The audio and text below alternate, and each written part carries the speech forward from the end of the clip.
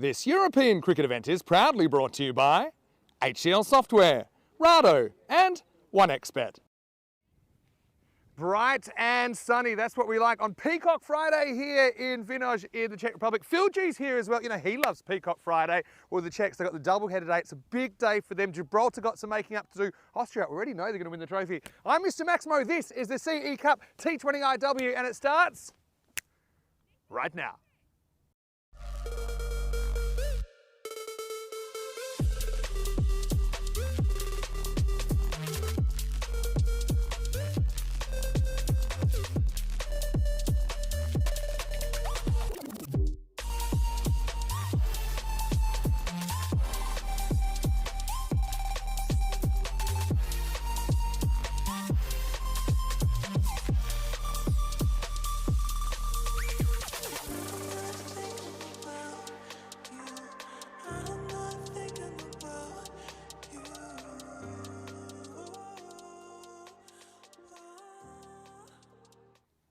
Dobrano, good morning to you wherever you're watching from around the world, and welcome to another huge day in European cricket, day 3 and the final day of T20 action here in Czechia, but still so much to come with the T10s over the weekend, the ECIW, and of course not one but 2 European cricket series next week involving the Czech domestic teams. But we will start with match number 5, and the Czechs, they do have some making up to do. They're taking on Gibraltar here.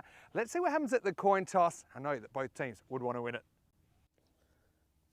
So, good morning everyone, welcome to the match 5 of the CE Cup. Today we have Czechia versus Gibraltar. So Czechia is the home team and Gibraltar is the away team. Czechia will flip the coin and Gibraltar will call it. So here we have heads and the tails, and please go ahead and good luck. Ready? Yep. Tails. And so we have the heads. So we would like to bowling.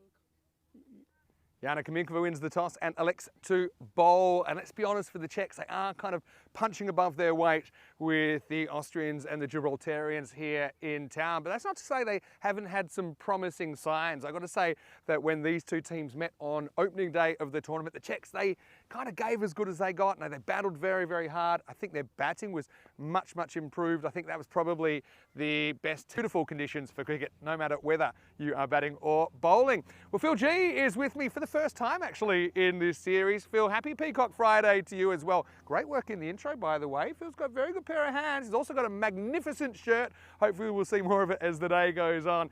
With Gibraltar being sent in by the home side here, let's see what happens in match 5. Phil G, it's over to you. Thank you very much for that introduction there, Vinny. Mr. Maximo, Vinny Sander there with a wonderful introduction to today, which is the 3rd day of the Central Europe Cup. Phil G here in the central composition position for you to take you through the action. Happy Peacock Friday to you too, Vinny, and to everybody else watching from around the world. It's wonderful to have your company, and I hope you've all donned on your best Peacock shirts, as Vinny and I have both done that, as we love to do here on the European Cricket Network. And yes, day 3. It's an interesting first match coming up. That's Gibraltar taking on the Czech women. And let's have a little chat about what happened yesterday, though, because it was the double header for Austria yesterday. The Austrian women came out and they put together a couple of really good wins against Gibraltar, and then the good, very one-sided win against the Czech team. But take nothing away from the Czech team. They're loving their cricket at the moment, and as the hosts of this competition, it's wonderful to see them with a smile on their face and a little bit of a spring in their step as well. Saw especially Jana Kaminkova hit a lovely boundary in her innings, and a little bit of a dance and a jive with Mimi, Josephine Sochekova, and they were really loving their work there. Let's have a look there at what happened yesterday. Match number 3, Austria took on Gibraltar in the morning match, and well, have a look at that. It was pretty close into the last couple of overs. I was really impressed with both teams. Austria, however, they stood tall there. Sriya Reddy getting a 47 not out to go with her 47 that she picked up on day number 1. So she's found a bit of form with the bat at the right time. Priya Sabu chipping in there with a good 23. She looked really good until she got herself run out. Gibraltar women, they just couldn't chase that down, and it really only fell apart around about sort of 16th, 17th over. They were looking good until then. In the match that came along in the afternoon, Czech women won the toss, had a bat first, put on 65 runs on the board. Jana Kaminkova, who I just mentioned just then, top scoring with 11 from 33. A lot of extras in that game as well. I think it was pushing into the 20s, but it was a clinical display from the Austrian women. Really good bowling, exceptionally good fielding, and very well led by Joan Stiglitz. I'm so impressed with her competition, and the Austrian women came out and made mincemeat of that total within 6 overs, did a very good chase there. Let's have a look at the standings. Austria is sitting very happy on top there with 6 points clear in top position there with 3 out of 3. Can't ask much better than that. The Gibraltar women with that 1 loss against Austria, and the Czech women yet to open their account in the W column, but they're playing with a lot of fun, and it's a lot of positivity coming from that team. I'm going to see them heading out there right now. And there's the teams. A couple of ins for the Czechs. Let's have a look at that. So Soania Talamara comes into the side. That's good. That's a strength in the bowling and the fielding. She's a gun fielder. And Olga Hadmukova, she's also into the side for her first game in this competition. And a couple of changes there on the Gibraltar side as well.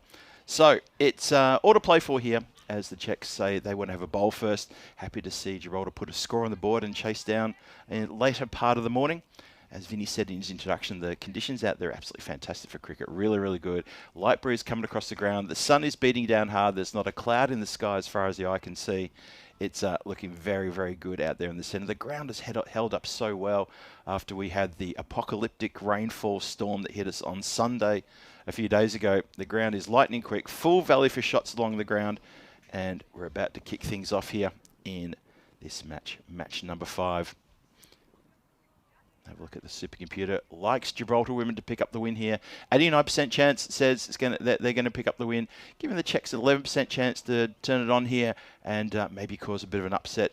I think it's fair to say Gibraltar women are always going to be the favourites, but the Czech women, they want to get some wickets. They want to get amongst it, and that's going to be important for them. They're learning. It's the cricket development in before your eyes here on the European Cricket Network as you watch the women battle it out for this Central Europe Cup.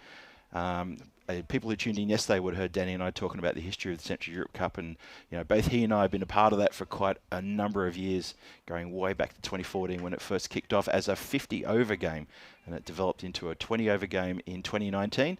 And last year we did our first women-only Central Europe Cup, and hopefully going forward there'll be a men's and women's Central Europe Cup as a bit of a showcase tournament here for Czech cricket. We're almost set to go. And it's going to be Talamara, who's into the side, starting proceedings from the top end.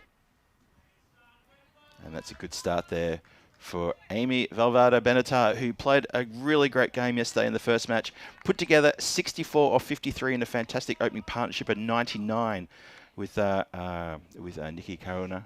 Did really, really well. So those two are a set opening batting pair for Gibraltar, and they've already got runs on the board. They've got doing a great partnership, doing a great job here in this tournament. Unfortunately for Gibraltar, it wasn't enough that the middle order couldn't continue and pick up the win against Austria, and it was a bit of a vital loss, that one. That one's left, called wide by the umpire. Good work from the umpires throughout this tournament as well, by the way. Umpire Wahidu Rahman and Raghava Reddy out there taking care of business, and third umpire Shobit Bacha as well, doing a fantastic job. Really enjoyed their work. The planes are zooming overhead.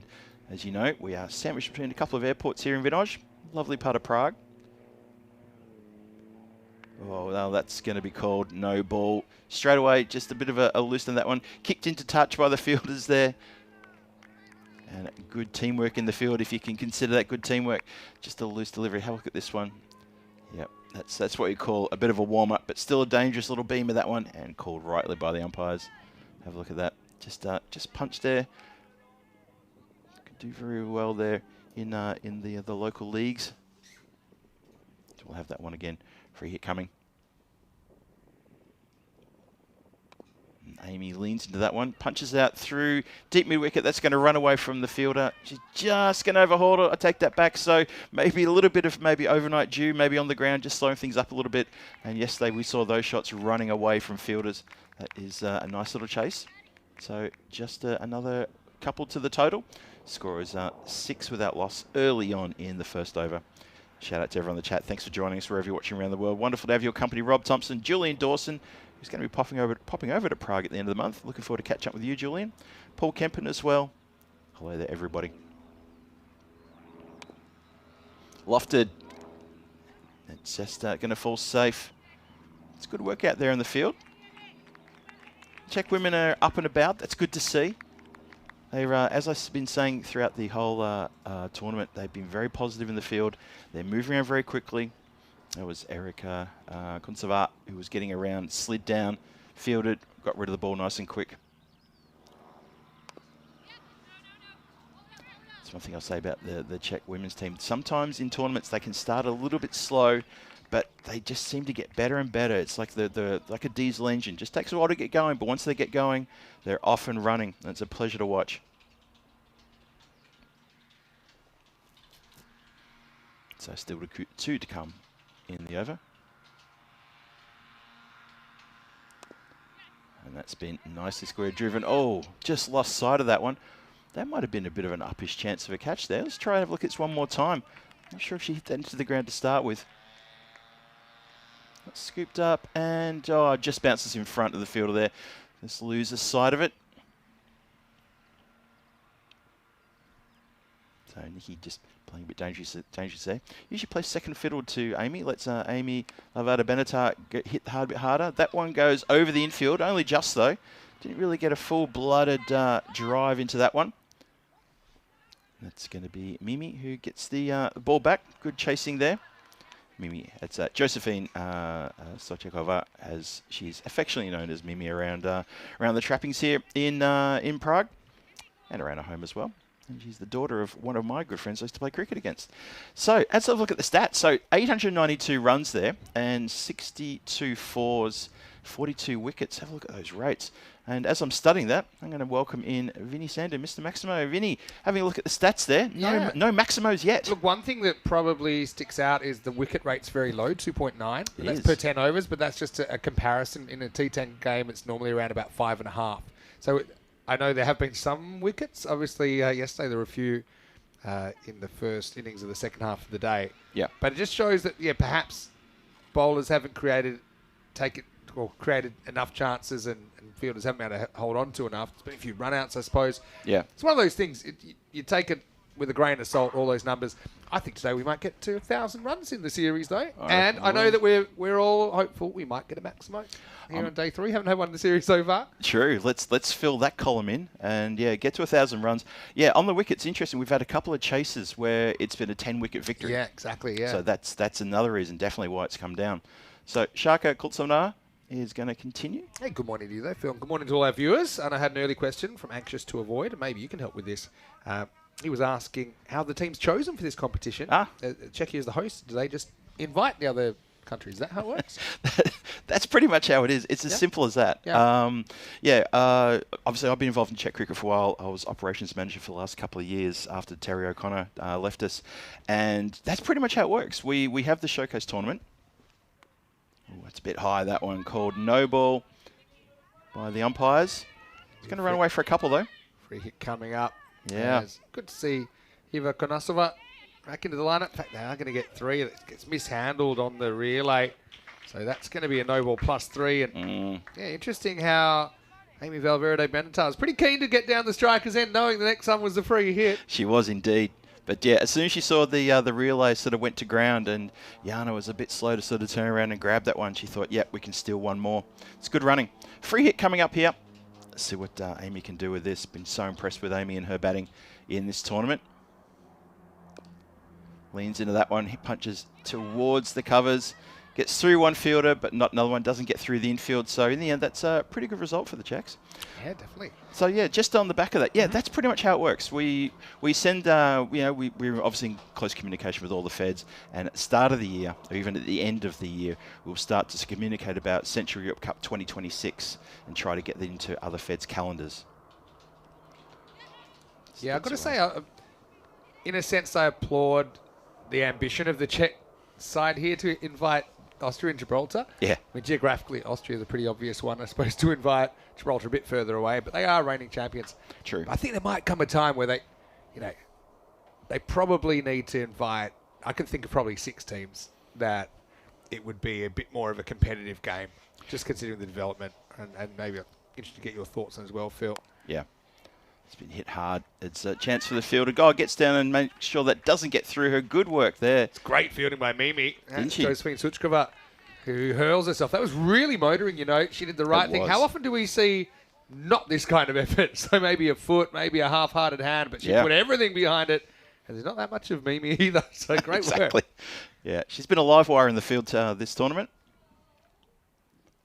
Short and just hit down to the ground. Not as much power as the previous ball. So top of my head, Yeah. I'll give you plenty we've seen on the network recently. I would love to see any two next year, and it's nothing against Gibraltar and Austria, but Sure. obviously they've come, they've seen. And In they've a sense, conquered. they've conquered. They both have conquered. 'Cause They Gibraltar have. won last year. Yes. Austria won this year. Yes. But yeah, I'll give you my thoughts in a moment. Is Sharka always great to see her on the network? Lofted down the ground. Straight to the player, though. Just a couple of bounces, shite stumps. So I would like to What do you see, here's my random request for next year. Again, depending on schedules and everything else. Yep. And that is true as well. Logistics are a big thing at this time of year. Yeah. But Estonia, Bulgaria, Switzerland, Belgium, Luxembourg, Serbia. There's, 6 teams that haven't been before that I think would be a pretty good mix. Any others you'd throw in there? No, well, actually, the funny you say that because the first two I was thinking, because we've had Greece here before, we've but had for T10. Greece, for T10 exactly for ECI. But Bulgaria and Belgium were the first two that I was thinking of.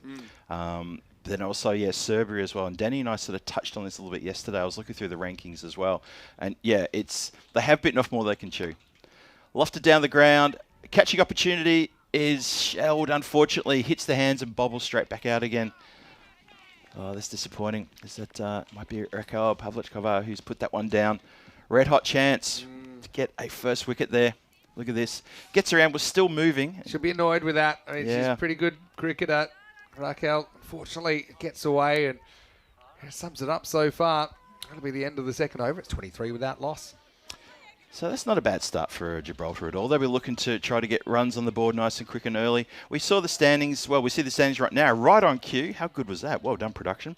What this means is that if Gibraltar get a big win here, they get up to 4 points. They're not going to chase the Austria women, who pretty much after yesterday's big wins, they have locked away the Central Europe Cup for women this year. So that's been a wonderful effort from them. But the Gibraltar women, take nothing away from them. They've been very competitive. It's been a joy to watch them play. And look, every little thing they do, every little thing they do is magic, but every little thing they do is something that the Czech women will also watch closely. And, it helps them adapt their game as well. And there's all positives coming out of that. So Talamara is going to come in to bowl her second. She went for 10 off her first. And it's going to be Amy Valverde Benatar, who's on 10 from 8 facing. Good to see Sojourner back in the lineup as well. Yeah, it is. Hit hard. Fielder's going to get around for that one. Gives that extra bowl. It's a little bit of outswing. Not as windy today as some of the other days, or most of the other days at the moment. It'll come and go, the breeze. Yeah. Hey, had this as an early one from Julian. You mentioned that he's coming to Prague, and Yes. he wanted some tips to get from the airport into the city. Ah. I love this one because Yeah. I've been here plenty of times now. And Take it away. I won't say it's a secret, but it's not that well publicised. It's true. Costs you about £1 or €1 to get in the city, more or less. Yeah, yeah. And meanwhile, you'll have everyone saying, grab a taxi or grab a ride share or whatever. And, okay, sometimes when I've got a million suitcases, I'll do that. Yeah. But, it's very, very easy. But you do need to just know how to do it. So I've kind of laid it out in the chat. Okay, But I'll nice try and give an explanation as well as Talamala comes in. Oh, that's really good of you to do that. Okay. So all you got to do is catch the 59 trolley bus. It goes straight. This goes for anyone that's coming to Prague. Start recording now, okay? I'm going to give you Mr. Go for it. Maximo's Go travel for tip. it. You're probably better qualified than me, but it's so easy that even I can explain it. Exactly. Right? I want you to. So I you want just you to. jump on the 59. It'll take you to a station called Nadrasi Veloslavin. Veloslavin, yes. Tried to pronounce that right. No, you did it. You got it right. And it'll kind of shuttle you there. It takes about 15 minutes. And then you jump on the green line and you're into the city. Oh, bowled by Talamara. Just misses the off stump. And that's it. And it costs you about €1. That's right. Yep. Honestly, it's that easy. And within half an hour or probably maybe slightly less, Yep. you're in the middle of the city. And That's it costs you €1. Now, the only one thing that's a bit tricky is you buy a ticket and you have to validate it. So, but even then, you can actually buy it, I think, on the I think they got the machines right there. Yeah, they've got the machines you can hit with the cards. This is a lovely strike down the ground. That's going to go all the way for the first boundary of the morning. Nice strike, that one. Amy Valverde Benatar punches one straight and gets good value for money with that shot. 4 runs. Yeah, very good strike. Technical as well. Have a look at that. The backlift, it's a fairly straight backlift coming straight through. I know some of the other backlifts, maybe the less experienced players you see coming across the ball a bit more. But Amy keeps piling up the runs, doesn't she? She's at doing the well. moment, also being very good with the ball. Just one thing I'll say to Julian. Yeah, Julian, I believe you're flying to Terminal 1. So I need to find out where the trolley car is for that because it's different to T2. It's still, I've done that It's many still times. just in front, yeah? Yeah, whenever I've come back from Australia. Of course, yeah. Okay. Or now England. Yeah, yes, that's exactly what I was driving at. Yeah, Because yeah. it's the non-EU arrival. It's just as easy. Like you can't miss it. Otherwise, just ask anyone where it is. Yeah. I will even find you a YouTube video where one of my favorite YouTubers, No. I forget his name actually, but I know it's from The Honest Guide. Oh, to Honza. Prague. Honza. Honza. Should have Yes. known. Of course it is. Honza basically is Yes. check for John. And Yeah. he'll talk you through it as well. Yeah. I ran into Honza once when he was doing a video You've on. met him? Yeah, I Oh. literally ran into him. Me and the missus were walking across one of the bridges. Just struck away to. Oh no, gets through the fielder. Oh, fielder was all over that one, nice and slow to them, and unfortunately missed that one. And they get through for single. Good running here between these two. They're very good runners between the wicket. 33 for no loss after 3. Yeah, he was doing a video. He was on one of the many bridges in Prague, just videoing, and he had his, I can't remember the name of his cameraman, who sometimes he gets on shots as well, and he was doing an introduction with the castle in the background, all that sort of lovely stuff, and myself and Rennie were walking past, and we stopped just to make sure they finished filming, and he said, no, you can go past, it's fine, you can go past. And then, of course, we sort of did the old fan thing, like, oh, we're big fans, we watch your videos all the time, yeah, we live here, just that sort of stars in your eyes moment sort of thing. But he's a wonderful guy. Honest Guide on YouTube is one of my favorite channels. They've got so much good stuff there for tourists and locals alike. They do videos both in English and in Czech, so they're definitely worth checking out. Yeah, I'm going to put a link. Not a paid endorsement, but just very, very good. It's a good idea. If you come to a city, it's so nice to have those tips. It's not a biased view of anything. It's not pushing anything. It just wants people to enjoy Prague, and that's right. It speaks very good English as well. Thumbs up. It's excellent English. I love the video, and it even has authentic spots to eat. Yeah. Non-tourist trap places to eat. Yep. Things to watch out for in the city, which there's not too many things. I mean, Prague is such a safe city. It's not that kind of watch out for. It's more sort of like the tourist traps to avoid, and where to go. As you say, Vinny, where to go and find yourself a good quality meal or a good cheap beer, but good fresh beer and things like that. That's short and it's hit just over the fingertips of the fielder there in the covers. Good support behind there, and they're going to get back for a second. They're going to hustle, get the skates on, no problem at all. Well run, very well run indeed. That scoreboard's ticking along very nicely. Gibraltar looking to push a big score on the board in this T20I. It's a second. It's their last T20I in this competition for Gibraltar. How long is Julian going to be here? Do you know? Maybe I'll ask you, Julian. Julian, tell us. I don't. I think he might have told us. I think for the long weekend. So. Maybe he'll disappear on the Monday or Tuesday afterwards. Cut uppishly, and that's going to run. The chase is on. It's going to tease. It's going to pull up, actually. And there we go. And a couple of runs there. Gustav got one of the better arms of the Czech fielders, so probably not someone you want to take on. Yeah. It's just one of these little things, but you can steal a few extra runs on some of the arms in this tournament. Helps if you know who's fielding the ball. It's kind of a next level tactic. Yeah. Hello to Jules as well. Good to see you in the chat. Hello to Rob Thompson from New Zealand. And we've got Sim in there. Got Kroom. Kroom's, we haven't had a chance to chat. We realised we caught up last night after I had a day off. But caught up with you guys near the hotel. And we just hadn't seen you for a while. It's been since Portugal when we worked together? Is it since the Port and Pizza part? It is. It's since the double P, the quadruple P. It is. It's been since Santa M. It's been forever. Well, it gets confusing because I should never have been around there. And luckily there isn't. Wow. Even the batters weren't prepared for that misfield. No, because I see you all the time and we communicate all the time. Sometimes you forget how long since we've physically seen each other. Yeah. But we've got plenty to catch up on. This is Sharka, one of my favourite players on the network, Sharka. She absolutely loves her cricket. And I've had her in the commentary box a couple of times as well. This is played away for the back foot. Amy in very, very good form. I'll almost get there again. Looking probably three there if you just look on the... You look at the approach of the throw, they will get three. We even had all run 4 at one point. All run 4, no overthrows. Saw that, yes. Earlier in the series. So that'd be another 3. I think that was it. Wasn't that the Gibraltar women again who did the all run 4? I've got a funny feeling it might have been. Yeah, it was. Yeah. These two run really well together. Yeah, really, really good indeed. So Sharka has gone for 21 so far, but she loves her bowling. And she's quite competitive. That's a bit too short, and that's been punched quite hard. Bit of work here. Good fielding there. Gets down, does the basics. And stops that again, getting through. Nicely done. Still a couple, though. That scoreboard constantly ticking. You've got to get your best fielders in the hot spots. I think they have done that with Suchkova out there, sweeping on the leg side boundary. But yeah, Sharka she knows that's a bit too short. Yep. And gets pulled away easily. Yep. Caruana gets the strike. So Julian's saying he's arriving early Thursday, leaving on Monday. Awesome. And we've already got him booked in for the Down Under quiz on Thursday night.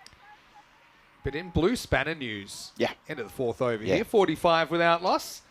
Did you catch Kroom's debut? I haven't had a chance to watch it yet. Well, today in the break, I'll show you. Okay. He's a classic highs and lows of ECN cricket kind of week. Is it really? Spoiler alert. But Okay, Kroom, he had everyone behind him. And why wouldn't he? Of course. Kroom's a very, very popular member of the community. Exactly. Got his opportunity with the Havering 11, short notice. And honestly, I loved it. He took a wicket pretty early. Took a catch as well. Took a wicket in another game. Yep. Some other games didn't go to plan. He had an almost hypersonic over at one point. Okay. But I want to know how you doing, Kroom, now that the experience is over. I know you had, potentially, can't remember how many games you played exactly, but they had 6 games, Havering 11. But they had some quite amazing stats. They had one game where they had 10 changes. Seriously, 10 changes? Wow, okay. Only the captain retained his spot. But that's because, again, they weren't expecting to play. They were drafted in, and so certain people could play certain games. They organised it in advance. Here's Raquel Pavlichkova, who's coming on to bowl over number 5. She's a pretty accurate bowler, starts right on the money. But yeah, and let's not get into the unfortunate thing that happened to...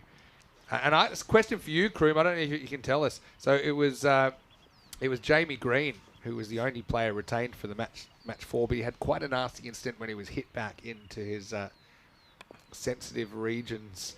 Oh, was it?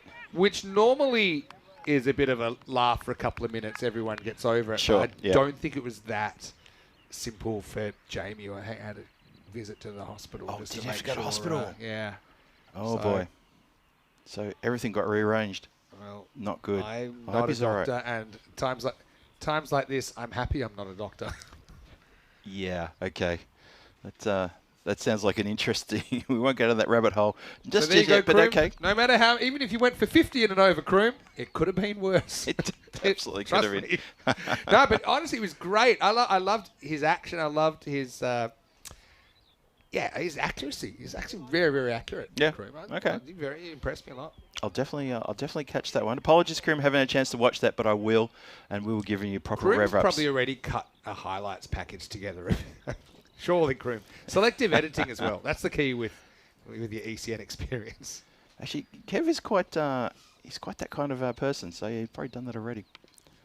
Lofted, and that's going to be 1-2 bounce, just one bounce to the fielder getting around.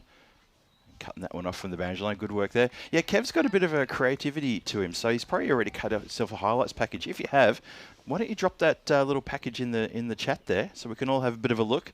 So I know you love being a little bit creative and doing interesting things. Just want to shout out to my good friend Sarab Kakara, who's in the chat too. Sarab, good to see you in there. Former national team manager of the men's national team here in Czech. You had a question about why is Hornchurch delayed? I think we've got a 15 minutes late at the start of the day, but I am not sure why. Okay. I'll remind everyone that we're in Prague, and I am a reasonable multitasker, but If I do hear anything, I'll let you know.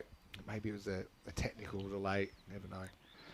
Yeah, it's the finals day as well in Hornchurch today. It is, With yes. The top 4 teams. Bit of a boil over yesterday in the first game of the day.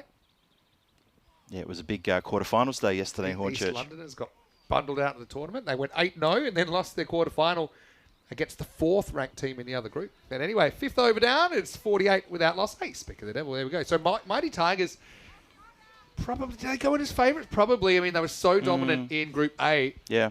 Hornchurch go in as the high-ranked team there because the Sharks pulled off a big upset in their quarterfinal yesterday. Old Brentwoods are there as well. Yep. It is starting in about 20 minutes, I've heard, because there's a 15-minute delay. But you can multi-screen there. Of course, the other half of G-Force is over there. Tina Goff with Nish. Cheers. And the Tish combination. I tried to get a bit of traction with that. Yep, saw that. Yeah, I'll be keeping an eye on that as well. Our first ever European Cricket Series in Hornchurch. And yeah, the pitch, which was only literally put in a couple of days before the start of the tournament, played really, really well. Yeah. Good crowds there. Hornchurch had to chase 150 in the 4th quarterfinal last night to qualify for finals day. They did that. Big innings from Hankins there. And Jill Malik with a couple of big Maximos towards the end. Paul Murray, the plucky keeper bat. Sometimes I call him Hannibal because he wears the face mask behind the stumps. Ah, does he? Yeah, he wasn't a huge fan of the helmet. Before that, he was wearing a helmet with no grill just to get around the regulations. Like a jockey's helmet. Yeah, I can picture that. Yeah. It was interesting. But, yeah, hoping for a start pretty soon there. But obviously we're here with a couple of T20 internationals before we head back to T10 tomorrow. It's a while since they've done a T10. I think I covered one of the Hornchurch games remotely last Friday because Tina was by herself. But apart from that, I mean, I did the Nina Cup, which was, I forgot how many. It was 11 T20 internationals there. And, of course, we've had 12 T20 internationals here this week. That's right. We've got the last 2 today. This one you're watching now is number 11 of the 2 tournaments. And then the last one later on this afternoon. Mancy Palmer comes on to bowl. Some good news here from Kroom. Yeah, what you got? He sent a clip in case you've missed it. But then he's also said, if anyone hasn't seen it, then he says, now he's out of hospital and no surgery. So I'm not sure if I want to watch that. That's positive news that still makes your eyes water. Yeah, I'm still cringing. I am still got a cringe expression on my face. I'm not sure if I'm prepared to click on that just yet. I'll see how I go. Oh, dear. I'll look at the clip again, All even right. though I have saved it on my phone. Oh, dear. Okay. So, Nancy here, just starting with a couple loose deliveries. I tell you what, because you haven't seen it, I'll give you you can All have a live reaction. All right. You can. I'll know when to look away. If I also have one picture that sums it up. Oh, Wow. Is this Where's that one I gone? think it's hit on the follow through. I think this is back of the bat on the follow through. There's no other way that ball could get to that part of the ground. Absolutely. I'm going to see this one more time. I think that's exactly what's happened there, Vinny. Yeah, goes through with a shot, misses, and then bang, hits it there. Keeper had no Good luck chance. describing that. Yeah. I have one frame that sums up the situation, and that's it. Enough said. Okay. No, yeah. Kroom, I'm going to send you a picture that you can put up. Oh, dear. But you know, normally people get hit, and then it's a kind of a couple of minutes. This was 10 minutes down. Yeah. Down Okay. for the count. Wow. Okay. Yeah. I mean, I know what you're saying. We I guess in cricket, it happens, and most of the batters and the close-in fielders, the keepers will have protections and things like that, and And nobody was going up going, who's going to bowl the next over, Skip? Yeah, I bet. Lofted down the ground. That is going to get past the fielders. That could run away. That's going to be a tease. Big chase on here and unsuccessful. That's a lovely strike down the ground despite close attention there from Raquel Pavlichkova. Cannot he reel that one in? I think these two have the confidence. If they hit the ball hard, they're probably going to get away with it, even if it does go to hand. I mean, they've got the confidence of 10 wickets in hand as well. That's a good shot, isn't it? And just couldn't quite cut off the angle there, Pavlichkova. In the end, it has the legs to get all the way to the boundary. And 50 up 50 up with the previous boundary that went sort of backwards.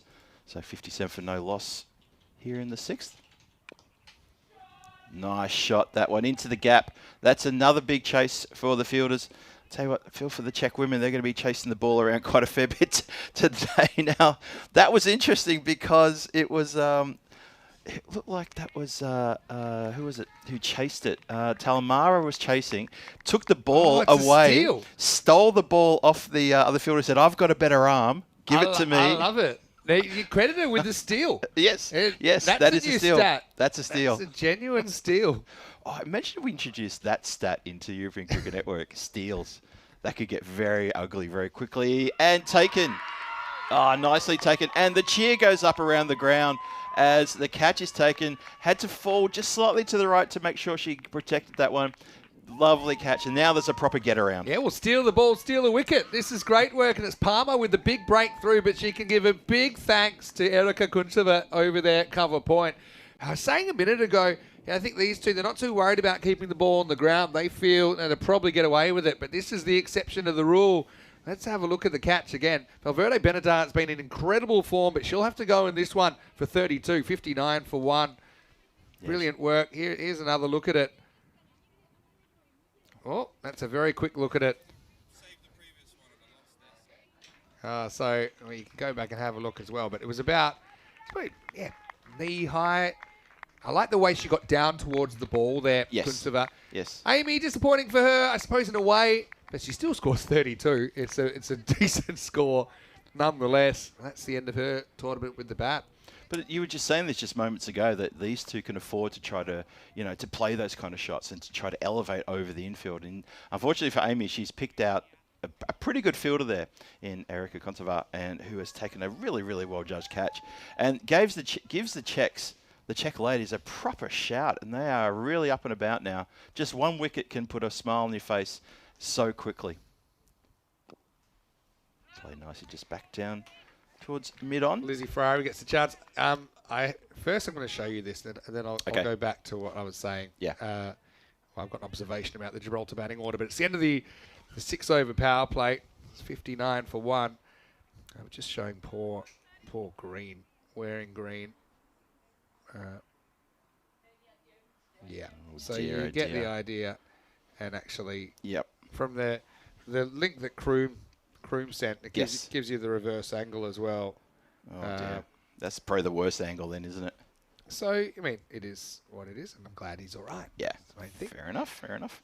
Mark Garrett asking, is Amy the top run scorer for the series? Yeah, I do believe so. And I think she'd have to be. Yeah, I will say that Mark, she did play in the Meltle Shield in the previous edition for British and Irish Roses. And so, I'm not so sure when the squad's being announced for this year.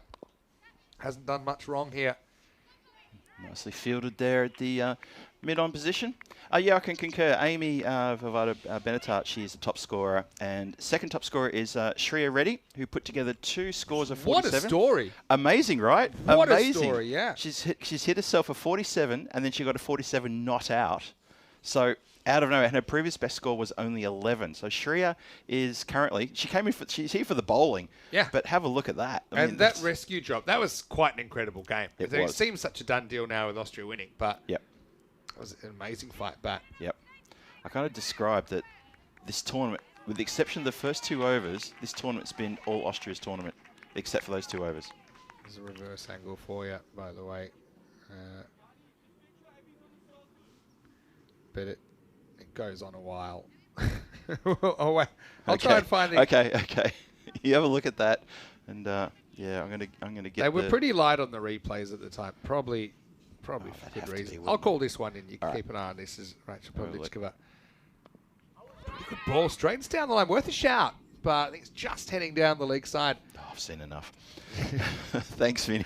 So, you just mentioned some of the top batters. Yeah. Can I just talk about who I think might be the unluckiest batter in any series I've ever seen? And that's Noelle Legea, the Gibraltarian number 3. Yes. Because the first game, she had her pads on the whole 20 overs. They never lost a wicket. Yes. Okay, that was on opening day. That's right. Genuine edge again. Good areas from Pavlichkova. It'll be Sharka that's on the chase. They will come back for a couple of runs. Ferrari is off the mark. So Ferrari promoted to 3 from 4 today. So the Noelle Legea story. Yep. Pad rash the whole first game. That's right. 20 overs, doesn't get it back. Second game, comes out middle of the innings, tough situation, gets run out without facing the ball. Yesterday, kind of the same thing. Exactly. Yep. And exactly the same thing. Exactly the same Tough thing. situation, comes out, run out without facing a ball. Yeah. Today, dropped. That is so harsh. I'm surprised she was dropped. I mean, she's here for her batting. Maybe just they think she's so unlucky. It's not something Maybe they want in the 11. Maybe she probably originated that conversation and said, guys, Noelle, you know what? I'm hearing you. Noelle's probably, she can probably hear me. Noelle Legaya, I'm with you. Solidarity. He couldn't have done anything else. When you get run out at the non-striker's end, but you haven't faced the ball, it's probably not going to necessarily be your fault. It happened to me once in my whole life. Right. The idea that would happen in consecutive innings. This was in first grade cricket as well. It was a 50-over game, and it came out. It was probably over 35, 40, something. And I was run out. Still don't think I was out, but that's just my opinion. But I still remember the sledge I copped as I was walking off. Really? And this is a good 15 years later, right? Yeah. Here's Pavlichka, last ball the over. And solid push from Nikki Caruana to move to 16. End of the 7th over at 65 for 1. So as I walked out there, I think first ball that happened, I was run out. I wasn't facing it. I had to walk off. And I just remember the fielding side, someone's like, that's a lot of walking. Ouch. It's a good sledge, What do you though. mean? I mean, it's not even sledge. It's like It's fact. It's a kicking a man when he's down. You're absolutely right. Yep. You know, there's the old, you spent more time walking to the crease than you were there, and that sort of business. But that's a better one. I mean, first grade cricket in Australia is brutal. I still think it's one of the most brutal forms of cricket because it's the real, what do you call it, like the bottleneck to professional cricket, because the next step up is professional cricket. Yeah, that's true. And you've got 16 teams all, so it is uber competitive. And if you think Australian testing a step over the line, we'll wait till they don't have TV and checks and balances to sort out the situation. Here's Palmer, who does have the wicket. Hit nicely down the ground, looking to split the field. Playing against another top bowler when I was batting. I wasn't really known for my batting, and this was the time that the whole team had collapsed, and I was kind of there. It was a very seam-friendly pitch, and I was facing guys basically bowling about 90 miles an hour, 140, and I was just like, well, I don't really have any sort of plan here. Just survival, pretty much, isn't it? Well, it's the hit down the ground, just slightly misread there by the fielder. I remember this innings really well because I scored 2, and I remember being really surprised that I scored 2. Right. Because it was 90 miles an hour. It was seaming around a lot. Big green top, newish ball. Yeah. And one seamed back, and it hit me in the helmet. It seamed back, and I barely moved. Dunk. Yeah.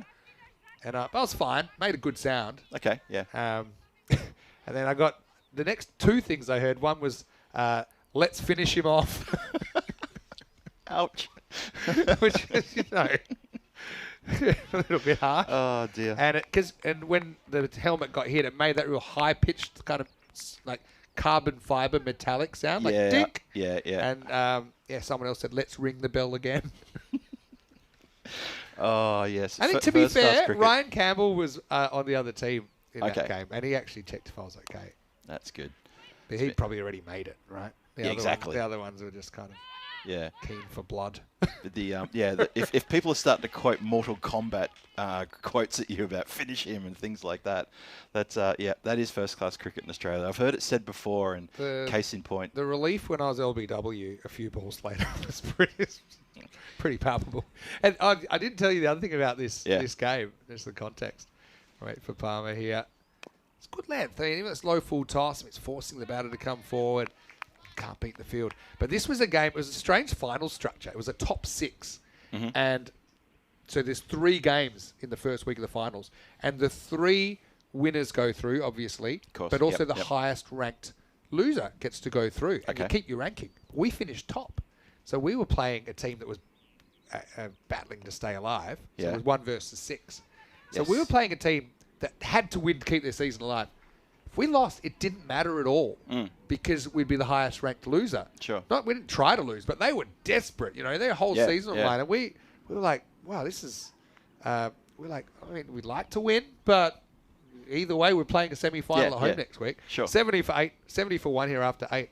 So then that I think also fed into my mindset for this for that game where the guy's bowling 140. I'm like, what am I even doing this for? I'm watching all the batters getting out. Why are we doing this? Exactly. Yeah. We're booked. That's a bit of a formation with the planes in the background. Yeah. What's going on there? They weren't birds, were they? They were definitely planes. They were helicopters, weren't they? I think they're helicopters. Sure, yeah, there was definitely formation in the background. Exactly. Yeah. There we go. Are they planes or helicopters? No, there are planes. Sorry, my mistake. That's interesting. Suspicious aircraft. Anyone know anything that we don't know? Please inform us. Sharka has been switched to the bottom end, the golf course end. It's got a few different names. Sharka's best bowling in her T20I career, 4 for 17 against Austria. And that was in that series last year when Austria pretty much took the very big stick to the Czech team and demolished them in the best of 3. But Sharka herself had picked up a 4 for 17 against a very formidable batting team. What have you seen? Something. Okay. I was looking at the chat before a bit of chat. Bit of chat. So the best bit is that Jamie tried to come to the chat and Nish and Charlie started talking about his injury. This is Jamie Green that got hit a moment ago. Yeah. We were talking about it a moment ago. He started talking about his injury and the mods basically put him in timeout for using the term nuts. Oh, dear. Oh, sorry to bring that Jamie. in, but I mean... But surely... has he not suffered enough? But surely context comes into it, you know. Jamie, what are you doing? I'm home on the couch just enjoying some nuts while I'm watching the replay or something like that. Oh, dear. I saw Terry jump in. Saw Ufus. Hello there to you, Terry. Yeah, great catch by Erica. I saw he commented on that, and it was good. Very, very good catch. It was indeed.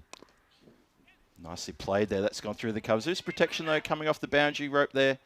Looks like that's Mimi again with the job out there as boundary rider. She's gotten away with it a bit here, Sharka, but she'll know she's dragged a few too many down. I think the quicker it bounces, the more the batter has a look at how it bounces. So that's why if she can get it up, that 1-2 metre length from the batter, and be a bit better. A bit like this one. Yeah. And it's a very good shot. Don't get me wrong. I mean, Ferrari's very, very talented bat as well. We saw her make her maiden half century here in the CE Cup last year. It's, this is a better question to ask. Yes. Because especially if you can get it maybe a bit more middle and off. Yeah. You're a good chance of a bolder LBW or even a little pop-up catch if the batter doesn't quite get to the pitch. That's true. Just misses that one. It's a wide ball though. Again, maybe a harsh call, but a good length. You see, gets the miss. And who knows, maybe on another day, there's a little nick on that. You might get a caught behind. You're right about the length, though. That's a good length to bowl. That's a nice, tricky one. She'll drag one down now because it's done 2 in a row. We'll show the contrast. Ah, that's good. It's Fuller again. This time that is square driven. Bit of a chase on here for the fielder. Going to turn for 2. Maybe go for a third on the arm. No, they're not going to try that.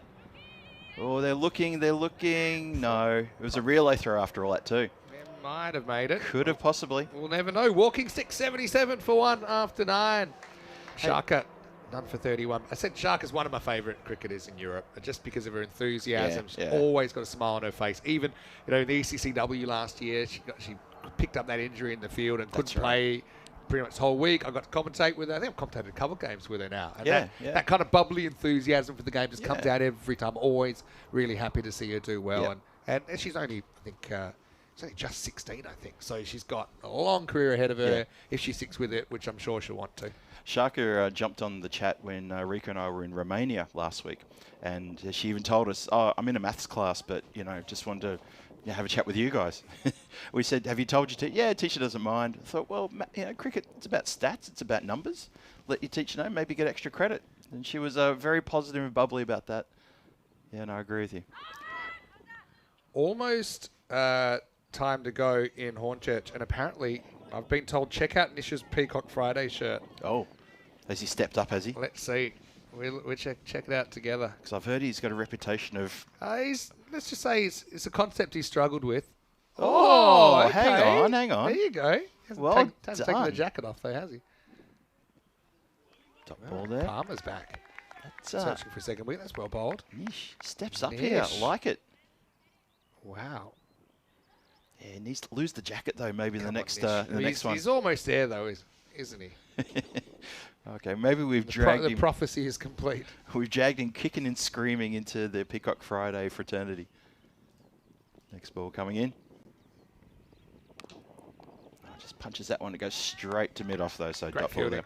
Hey, I just saw in the chat there a familiar face, a familiar name. Lorraine Blagg is there in the chat, who is, of course, Yanira's mum. Hi, Joined Lorraine. us. Hello there.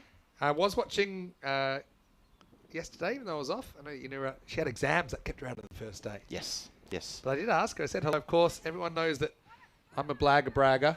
I'm a big fan. You are a fan. I was a fan before she'd really become the blag she is today. Really? I was an entry level. I was an early adopter of Yanira, and she's improved so much over the last couple of years.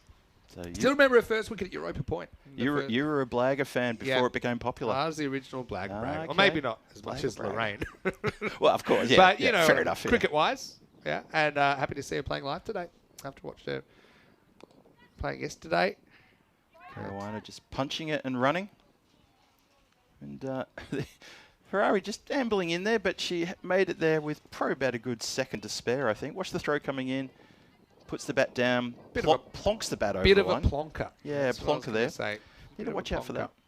Noticed a lot of the players in Belgium love to plonk the bat over the line. It's not a lot of sliders. One day I'll give you my 10 commandments of running between the wickets. Oh, yeah. One of them is thou shalt not plonk. It's the best advice to give to a batter. Why are you plonking, you plonker? I'll give you one that Stiglitz missed yesterday. I did mention it to her when I ran into her last night. Thou shalt not impale yourself on your bat after you've made your ground. Well, not just that, Okay. but it kind of, you're on the right track. It's on those lines, yeah, okay. Thou shalt run on the pitch. Right. Shalt. Because the worst spot to run on an artificial is just off. Because that's your plonk zone. That's your bat plug zone. Mm. I still don't contend that she ran into her bat. I think she just dropped it. I think it was on the hitting the ground impact that she might have copped a little bit on the shoulder. But that'll take us to the end of the 10th over right here. Palmer's doing a good job with the ball. She's got 1 for 20. And Gibraltar, after 10 overs, are 82 for 1 as Drinks come onto the field. Yeah. There we go. So we turn the corner now after 10. In all seriousness, I did write a paper for my team on running between the wickets in indoor cricket where it's kind of on steroids. The decisions you have to make quickly. Yeah. And so I wrote my golden rules of running, I think it was called. Quick look at the ECS. Now, I am here only for the first day. Then, of course, I've got this wedding in Venice. What a tough life I've got. But I'm leaving here, obviously, with Danny and Rico. Rico will be here tomorrow. I think he arrives tonight. He's flying today, yes. Talk us through, let's say, the Challenger Division, because that's the one that we'll have first. Obviously got a real mix between the 5 teams there of experience and kind of history. It's a really good point, because you've got the Prague Spartans who've been around forever, Vinerati who've been around for longer than that. Vinerati, part of the original 4 teams that started the domestic competition here in Prague back in 05, 06. That's how far back they go. Split off originally from Prague Cricket Club. I think everybody could probably trace their origins back to almost Prague Cricket Club, with the exception of the Barbarians, who started very independently there in the rigour of Risardi Beer Garden. Ostrava, who are doing very well in the competition, the domestic competition here, they'll be in that as well. Moravian Cricket Club, who are based down in close to Brno, who are an offshoot from the Brno Cricket Club from several years ago. And, of course, the Praha Dominators, who are an offshoot from the Prague Tigers from about 2 years ago. Praha Dominators had their first year in the domestic competition. They had an amazing year. Absolutely stunning debut in the 3rd division. Stunning. So you're right. It is a real mix of real experienced clubs against clubs who are fairly new and still maybe still finding a little bit of their rhythm and mojo. Yeah, definitely. It'll be super interesting. It's going to be great. Erica getting a bowl first one. She loses upstairs. That'll be a no ball. So free hit coming up for Nikki Caruana. I love the system of the 2 divisions. I think in some places it works. Yep. Somewhere like Belgium is probably a place where you probably have 12 clubs that are all comfortable beating each other. So maybe you wouldn't do it there, for example, even if you had the whole week. But definitely here, a couple of things. Oh, what a bit of fielding. Oh, it's terrific that. And it could create a run out. Oh, very close. That was an incredible stop. Is that Shaka at point? Just stuck out the right hand. And that is her injured hand from last year. And it almost creates a second wicket. What a piece of work. Yeah, she's put a hand straight to her forearm. She's looking like grimacing a little bit there. She may need some of the old magic spray. That has definitely hit her injured hand there. Good dive as well to get back. Carolina was in jeopardy, but that is an unbelievable stop. That saves 4 runs. Yeah, that was pretty much off the bat 4 runs. The deep fielder was not going to get around in time because that was hit with a bit of oomph. So well done. Hope she's just going to have to wear that one for now. Maybe it's a bruise she can show the family when she gets home tonight. I saw her sister just out in front of the cabin here a few minutes ago. So Turka's here just to cheer on the team. Good to see. That's it nicely around the corner. It does go straight to the fielder just in front of square. So keeping that scoreboard ticking over at Gibraltar. They're going along nicely. The run rate's just over 8. And this has been a bit of a testament to the top order here for Gibraltar. Just making sure the scoreboard doesn't get bogged down and there are not too many dot balls. No, they're doing the really good job on that. Uppishly, or it goes through between 2 fielders. Shaka Kultsanova has to get around to get that one. That's a good throw. Well done. They were searching for another run there. One thing I noticed about Shaka, she's really improved her throwing arm. Okay, she needs a couple of steps to get into it, but it was worth it here. And it kind of gets spooked off this run in the end. But have a look at hopefully we've got time for this, but she takes a couple of steps and puts everything into it. Excellent throw. Fantastic stuff, that. It's another bit of a full delivery. It was going down leg side. Good fielding again, though. That's Olga Hamzhikova, who's back in the lineup that we mentioned. That's right. I think we found out that the Czechs have used 23 players in their T20I journey so far, which is about a year old since they first played in Austria. That's interesting. Okay. Just before the CE Cup last year. Yeah. Okay. Well, it's good that they're sharing it around. It's good that they're giving players chances. This goes through the infield. They're going to turn, look for 2. They should get this more comfortably than the previous one, though. One spot I would have, and I was going to say this, I promise, before this over, is I'd have a kind of a short gully in, or like a slip, or someone that maybe not a genuine first slip, but there's a lot of uncontrolled balls going in that area, and it's the way that you might get a wicket. Kucheva's doing her part. She's putting it in dangerous areas, pitching up outside the off stump, but there's no one really there to take the catch. I can't see it carrying to the short third. Kaminkova's there. And right on cue, she gets it wrong. It's a Gundy ball down the leg side, and it gets whacked away for 4. Nice shot by Lizzie Ferrari. That was a good shot indeed. Yeah, you're right. Too short. Saw it, had plenty of time to figure out where to put this one, and went fine. That's gone down towards halfway between the shed and the Scott Page bench. Down there in that leg side, deep there on the 45. Yeah, I agree. Someone short a gully, maybe a gully that's like just a 4th slip or something like that. Yeah, or maybe not more than 1, but 92 for 1 here after 11 overs. But because I think you got to say, okay, what's a way we can get a wicket? Is it going to be easy? No. I mean, these two are not going to hand you their wicket. There's no way. But one way you might be able to get a wicket is an uncontrolled shot. Often I'd say in the T10 game, I'd say, put your third back on the boundary very fine, and that might be a way to get a good player out at a high level when that's a shot that they're not controlling and it goes in the air. There's a lot of balls, even along the ground like that you might actually save a run as well. True.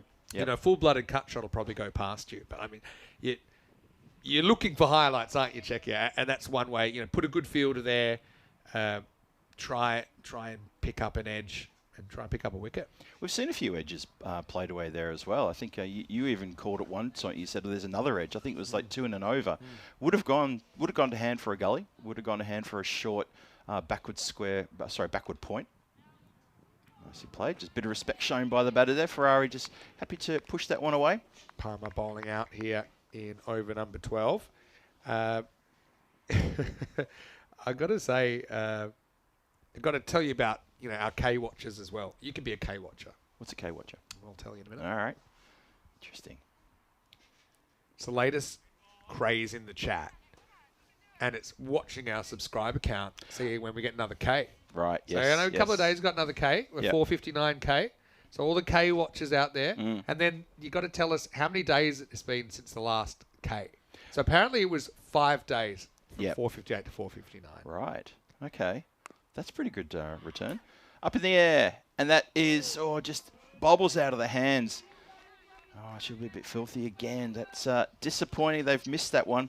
Yeah. And that is going to be Raquel again, who's put down, I think, the second time in this innings. She had to be on the move there. You can see Yeah. she's not really stable. Understandable because the ball's in front of her. But, I mean, she's a pretty good fielder. She'll be disappointed that she's put that one down. And they haven't created too many chances. Czechia will be disappointed when they don't stick. Goes to drive that one out into the covers. Takes off straight away. Does go straight to the fielder. But in the end, it's actually pretty straightforward. So single. I worked Nice. out at the current, if it's 5 days per K, we'll reach 500,000 on the 1st of January 2026.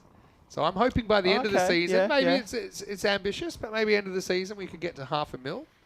That when would I be good. started, before I started full time, so the end of 2020, start 2021, we're about 90K. So Right, quite okay. a rate of growth. We've got to admit, when we have our big events, ECC, ECCW, Metal Shield, Western Shield as well, we should see a better spike of better than the 1K in 5 days. You know, we should get a bit of, we should get a bit more There's traction. ebbs and flows, but yeah, definitely. Yeah. I know that when I was in the Netherlands doing some big games, got a bit of a boost as well. Yeah. Netherlands, Ireland, Scotland, USA, Canada. Because, again, a lot of our European cricket fans, they're not in Europe. And That's right. You can be you can be anywhere and be a European cricket fan. So true. Very true indeed, yeah. Okay, well, let's keep an eye on that one. And maybe, during the Be a K ECCW, I'll be a K watcher, and, good one. Through the gap, going to be a single there. Dave Banjarada B's comes the in. one with the dates. He's always seems to know how many days it's been. I start losing days. Yeah. I'll be honest. But hey, it's all part of the job here. End of 12 overs, 98 for 1. Yeah, Dave B is a bit of a barometer on things like that. He loves to keep us updated, and he's always keeping us informed of those sorts of stats and numbers. We're missing him today. Maybe he's had a bit of a lie-in from a big night, doing a bit of music, or else he's actually programmed for watching Hornchurch. But I'm sure we'll see Dave B shortly. Say his name 3 times and he might appear. That's kind of how it works. I tend to work on that presumption as well. Hello to Wayne in the chat. I haven't had a chance to say hello to everyone. Hello, Wayne, Jules, and Rob Thompson tuning in from New Zealand as well. And everyone else doesn't matter if you've got a blue spanner or not, love to have your company. Do you know that Wayne was even talking about sending Peacock Friday shirts to Nish's hotel? Yeah, I was watching that conversation. I had no issues with that whatsoever. How we love Nish. It's so nice to have Nish back for a couple of weeks. Yeah. How would Nish have handled that to get Peacock delivery, a delivery of Peacock Friday shirts? He would have been fine. Probably would have put it on backwards. So look, it's a weird one. Morning to Nish. It's another one that kind of gets caught up and almost hits the back of the bat or gets caught up in the gloves. Probably just a little bit off with her timing so far. She's got another level that she hasn't achieved just yet this innings. Yeah, nice hit down the ground. Just going to be just the one.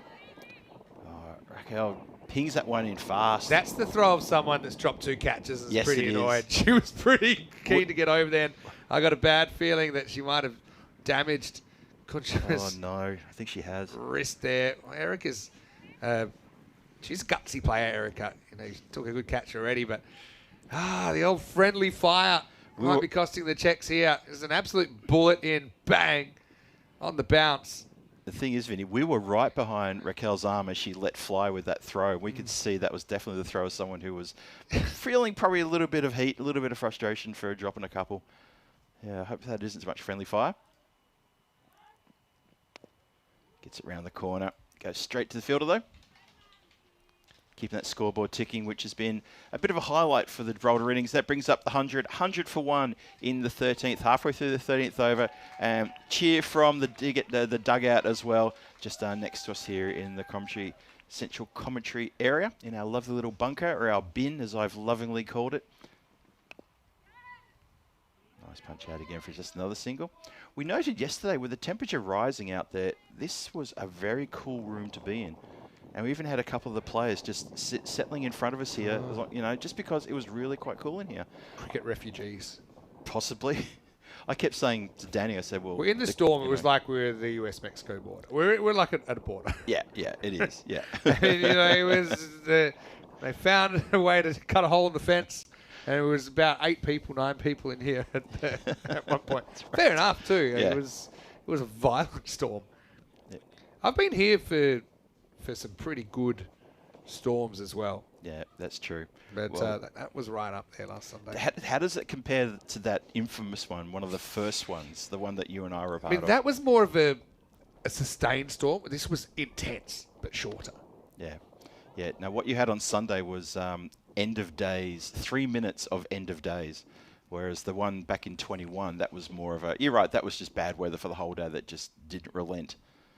And chewed up and spat out so many tents it wasn't funny. Actually, Terry in the chat will know all about that because I think he was Terry at the time would have been league admin / operations manager here, or even / CEO, so he knew exactly what it meant to Jet Cricket to keep replacing the tents. 13 overs gone, 102 for 1 on the board, and he and Miss Ferrari doing a very good job out there at the moment, 30 and 20 respectively. And it's going to be, see who's coming to bowl now. So that's going to be Kunstanova, who's just finished her over. Just remember that the Czechs, they won the toss and like to have a bowl first. And they've managed to get 1 wicket, the big wicket of Amy Valverde Benatar, with a very good catch by, well, that lady I was just talking about, which is Erika Kunstanova. Yeah. So Elizabeth and Nikki kicking on here, doing very well. And the current run rate is, 7.8. And they keep going like that. They'll be posting score in the 160s. It's going to get away from keeper. Batter doesn't get away from the backstop, though. The fielder very fine. I think you call that a very fine third. And I don't want to mess up then when I'm thinking, hang on, is it fine or is it third? What is it? It's a fine third. Yeah, that's what it is. Like I said, maybe you could be a little bit creative with your fielding positions just to try and get that first wicket. Yeah, I like that idea. Someone on the offside.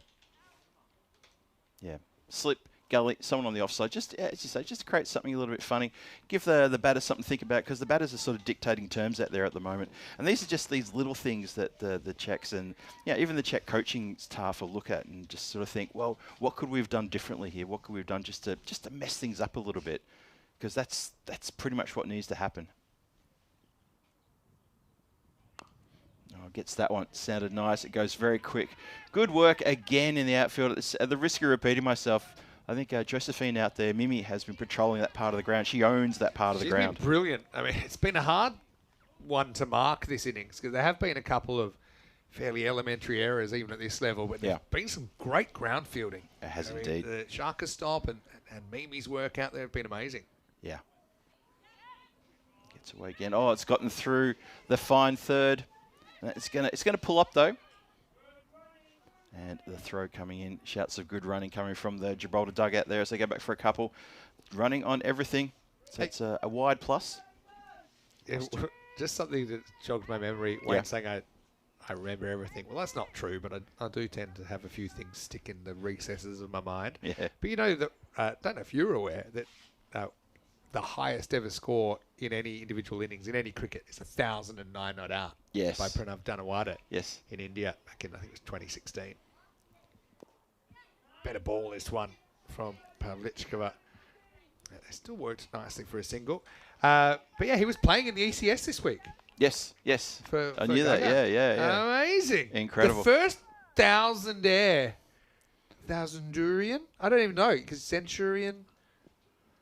Wouldn't it be like Millennian? Millennian? We'll come back to it. We'll work that one out. Has anyone else scored over 1,000? Never. Oh, this is going to be 1,000, but it will be 4 for Lizzie Ferrari. Jumps on that slightly short ball from Pavlichkova. Finds the hole in the outfield. Nice shot. 4 runs. Yeah, Terry in the chat just saying. Have a look. Terry in the chat just getting on the back of that comment before about the weather, saying it was an absolute nightmare and so expensive. This is what I meant by Terry would look at two sides of the coin. One, how it was to be out there amongst it all, and the other one being responsible for, GMKS having to foot the bill and try to find replacements. So Terry, I think I felt for you more than anyone in that moment, as much as it was me hanging on to the thing for dear life as well. And, All right. What you got? If you're going to use the same etymology, Yeah. then you would use the term Milurian. Milurian. Like Milurian, like centurion, like Yeah. century. Okay. That's what it's not an actual word, but you may consider it a playful extension of centurion. Isn't it funny? There's not been a word invented. That's almost a run out there. Would have been out if it had hit. Yep. Would have completely cooked there. I think Gibraltar know now's the time they can push the envelope a little bit, especially with the running. It's amazing how often people want to get down the strikers then when they know there's a free hit coming next. Interesting note, the Gibraltars have fallen afoul of runouts in this tournament. I think they had four runouts against Austria in one match, then 4 in the following match. It's been hit nicely, just a bit fine there, bit of work there for the fine third to get across to fine. Does that make sense? I'm with you. You know what I mean? Yeah. That will be the end of the over as well. So it'll be 117 for 1 after 14. Yeah, well, Terry's using a term which I actually thought of as well. Call him a millennial, but that has a different meaning these days when you're a millennial. Are we millennials? No, we are. Don't think so. We're Gen X. I think I'm the end of. Aren't we? I'm the spirit of a. I'm not going to lie. I have no idea what the kids are doing these days. I know that I'm on the. You're probably definitely Gen X. I'm Gen on X. the border. Yeah. I'm on the kind of border of Gen X, Gen Y, born in 81. Yeah, so millennial could be, or No, 81 makes you a millennial. really? Yeah. Because Gen Y is millennial. Yeah. You see, I get so confused. Yes. But yes. but Gen Y and millennials are synonymous. So maybe I am a millennial. But can someone explain me the TikTok? Well, in that case, you're not a millennial. Straight away, you know what I'm saying. Your millennial badge has been revoked. I'm I am sorry. what I am. Anyway. Yeah. No, the baby boomers were up until 60s, weren't they? And millennials too old for TikTok. Are And they? then what's next? I look this up from time to time, and I still get confused. So who's the TikTok brand? Who are they? If it's not millennials, Gen Z. Ah, that's it. So yes. it goes Gen X, Gen Y / millennials, Gen Z. Gen Z. And then the new one is Beta, isn't it? Beta? Yeah, Alpha then Beta. Alpha then Beta. Because they just started with the Greek alphabet now because they ran out of letters. Oh, okay. But it's easier to run out of letters when you start at X. Exactly. Go back to the top and do it If again. it was called No Ball, it's probably a harsh one. Let's try one more I time. think it's stuck as a wide. I think that's the right call. Talamara, who's back into the side. Good to see. Gun fielder and picked up a couple of awards in the GMKS awards last year. Was nominated for a best T10 fielder, T10 bowler. I think she got the award for best T10 fielder. Fantastic. So she's proven here in T20 though this time. So it's good to see her though back in the side. There you go. That's well bowled. Nice one. This is where, okay, little tiny fine edge will probably be caught behind, but you love, even at this stage, to see somebody in that region just to the top left of the screen that might be able to take an uncontrolled edge. Yeah, because that backward point a bit too square. There we go again, just settling in.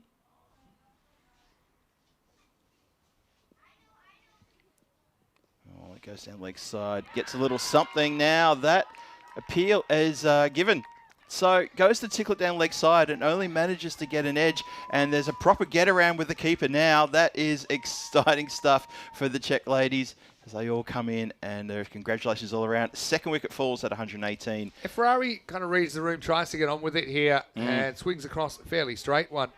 I thought for a second it might have come off the pad. Let's have a look on the replay. It's hard to tell. I mean, it's a good shout for LBW if it wasn't hit. Straight off the bat, it's edged up, hit onto the shoulder. So that's why it looked a little bit strange. But anyway, Lizzie, we'll see you with the ball momentarily. Hits 2 fours in her 25, but she's the second to go. And it's Talamala with her first wicket of the series. It's 118 for 2. Great catch as well. Good awareness. Very the good catch. Druska I was behind the stumps. thinking that exactly too. Yeah, Susie's done really well there. Just to follow it all the way, make sure she gloves that. And bowler and keeper have a bit of a hug there and say, well done, look what we've done. Puts a bit of spring in the step of the Czech ladies. They'll be very happy to pick up that wicket there. Brings in Rosie Riley, doesn't it? Yeah, Rosie Riley. There we go. She's coming out at number 4. So she goes up a slot as well. Hey, hello to Kenneth Burridge. Nice to see you in the chat as well. Also, hello to Scotty from the ECN Supporters Club Australia. Doing some great content again. I love all the stuff that he does. Puts a lot of effort into it. I've come back and I've got the info of all the generations. And I always thought baby boomers is the first one they really named. But apparently, before that was the silent generation. The silent? Maybe why I hadn't heard of them. Well, case in point. So I'm going to give you my quick summary based on my research. But first, here's Rosie Riley. Okay. Wide first up. I was about to say Rachel Riley for all you. Countdown. Yeah, countdown. What are they called over there? 8 out of 10 cats. 8 out of 10 cats. Yes. Yes. Rachel Riley is listening. Please feel free to come down to an ECN event sometime. Yes, please. If you're lurking, please make yourself aware. Or, pop down to the ground. Even better. Get you to do something. Maybe she could work the scoreboard. Definitely. Surely she'd appreciate that. But I'd be going, 2 big, 4 small, please. Silent generation. Yes. Born 1928 to 1945. They lived through the post-Great Depression and World War II. Known for discipline, loyalty, and respect for authority. They are known as traditionalists. Okay. So like my grandfather, he was born 1932. Silent generation. He's pretty loud though, even though he's 92. Still. It's interesting, that one, because I can't see that as being an Australian thing. Silent generation, that sort of thing. Because I knew a lot of loud people. That's just what it says. Interesting. Okay. Yep. And then hits the baby boomers. Yep. Born post World War II, 1946 to 1964. Yep. Population boom. Yeah. Post World War II, everything gets settled down. Great bowling. Good keeping as well. Just kind of quiet achiever front of her behind the stumps. She's improved a lot with her keeping. She really has. Keeping right up as well. So what she deals is good foot movement, good outside foot covering that, gets her head in line. She's keeping very, very well. End of the over, 119 for 2 after 15. A quick peek, and of course, last day of the men's in Hornchurch today, but the women will finish tomorrow. In fact, they've got 5 games now to finish off that ECSW. Okay. And then I suppose we'll have everyone's undivided attention from Sunday, where I know you'll be doing Sunday, and Rico and myself. That's right. We'll be splitting Sunday with you. That's right. Before we head into the European Cricket Series next week. I'll be off to Finland for the first time ever. I've only ever been to the airport there. Have you been to Finland before? I've not been to Finland before. No. Well, maybe I'll try and get you on that one next year. I'll scout for you. But thank then you. there's Bulgaria, Belgium, and Krefeld. I think you're on Belgium, right? I'm on Belgium. Next one you're on? Yes. I'm looking forward to getting back there to Belgium. Pretty familiar with that place by now. Yeah. All right, down the leg side, Kunsova comes back. I think was this one hit? Or was it not hit? Apparently it was hit, so maybe not. It's called a wide there at the last moment. Umpire answers your question with extended arms. He doesn't have to wait for me to ask him. No, he can just signal it. He can do it when earlier. he likes. Didn't know if she caught up with this or not, but yeah, it was hard to tell from that angle, but yeah. So yeah, baby boomers are known for their optimism, consumerism, and a strong work ethic. Grew up with radio and TV and adapted to digital later in life. So the average silent generation is probably 85 to 90 now. Average baby boomer is probably about 70. Okay. Okay. Yeah. I'll just take the kind of midpoint of the years. Then Generation X, which is Phil G. It's the Phil G. The Phil G generation. Yeah. That name never caught on. Should call it Gen G. Bit of the pad in this for me, or maybe a bit of bat. Let's have a look. I think it was a bit of something there. Hello, is that a leg by? It is indeed. Oh, thank you. Timing. Well, the new system's We are working. clearly mic'd up. Exactly. Clearly. Gen X, born 1965 to 1980. Independent, skeptical, pragmatic, known as the latchkey generation, due to high rates of dual income or divorced households. Latchkey generation. Latchkey? I've not heard that expression Never before. heard of that. Okay. Taking these little quick extras here and there. That's good work from the Gibraltar ladies to keep the scoreboard ticking. Latchkey generation. Latchkey generation. Okay, I'll have to look up that one. Uh, Was that was Gen X or Gen Y? Was it's that? the term latchkey is used because many of these individuals grew up in homes where both parents worked, so they would have to have their own key to the house. Actually, that's exactly what it was for yeah, me. so okay. I was the first home from school. Had to get dinners ready. Had to feed the animals, all that sort of business. Grew up with early computers, video games, and MTV. So you would have been on the Pong when you were young. No, my parents were kind of strict on that. No Pong. I had no computer games. No nothing. Pong is a great game. I had nothing. No, I had Tetris. No, I had nothing electronic until I could afford to buy it myself. Wow. My parents were a bit tight on that sort of stuff. The old double income, giving you none of it. I saved up money to buy my own TV set. My mother was filthy. It's been hit away nicely. Chase is on here for Mimi. She's going to get to it. Just does terrific work on the field. Flicks it back. Keeps feet off the rope as well and saves a couple of runs. She's been outstanding in the field. Brilliant. Never gave up on that one. No. The ball was rocketing away. Watch that. She's got this strange technique where she kind of can lead with her foot and her hand at the same time. Twice she's done that. Yeah. Rather than kind of jump and hurl herself at the ball, she's kind of almost sliding in feet first. Let's hit the pad. Just stifled appeal there. No run. So then, now I know I'm a millennial. Okay. Which I thought is young, but it's actually not even young anymore. It's not anymore, no. It's like millennials, 1981 to 1996. I'm 81, so okay. On average, they're probably about, let's say, 35 to 40. 126 for 2 here, with 4 overs remaining. They're socially conscious, guilty, entrepreneurial, digital first, definitely. If you watch how I operate compared to Rico, I totally agree. Stuff, yes, probably yes. Mental health, climate change, and inclusivity are big themes. Well, I think we're a very inclusive network. I certainly live those values here on ECN. Yes. Grew up with smartphones. Sorry, no, I'm looking one. That's Gen Z I'm reading, sorry. Oh. Let me go back to Gen Y. Tech savvy, values driven, diverse. Associated with student debt in America. Probably. Maybe. Yeah, delayed milestones. So marrying later, owning homes later, and a strong online presence. Grew up with the internet. Smartphones came of age during adulthood. That's probably true. I wouldn't say I grew up with the internet, but remember, I'm the oldest of the millennials. Yeah, true. Digital natives. Okay. Yeah. You're only just inside that grouping. Only just. This is Yana Kaminkova getting a bowl here in over 17. Most she'll be able to bowl would be 2 overs. Nice strike down the ground.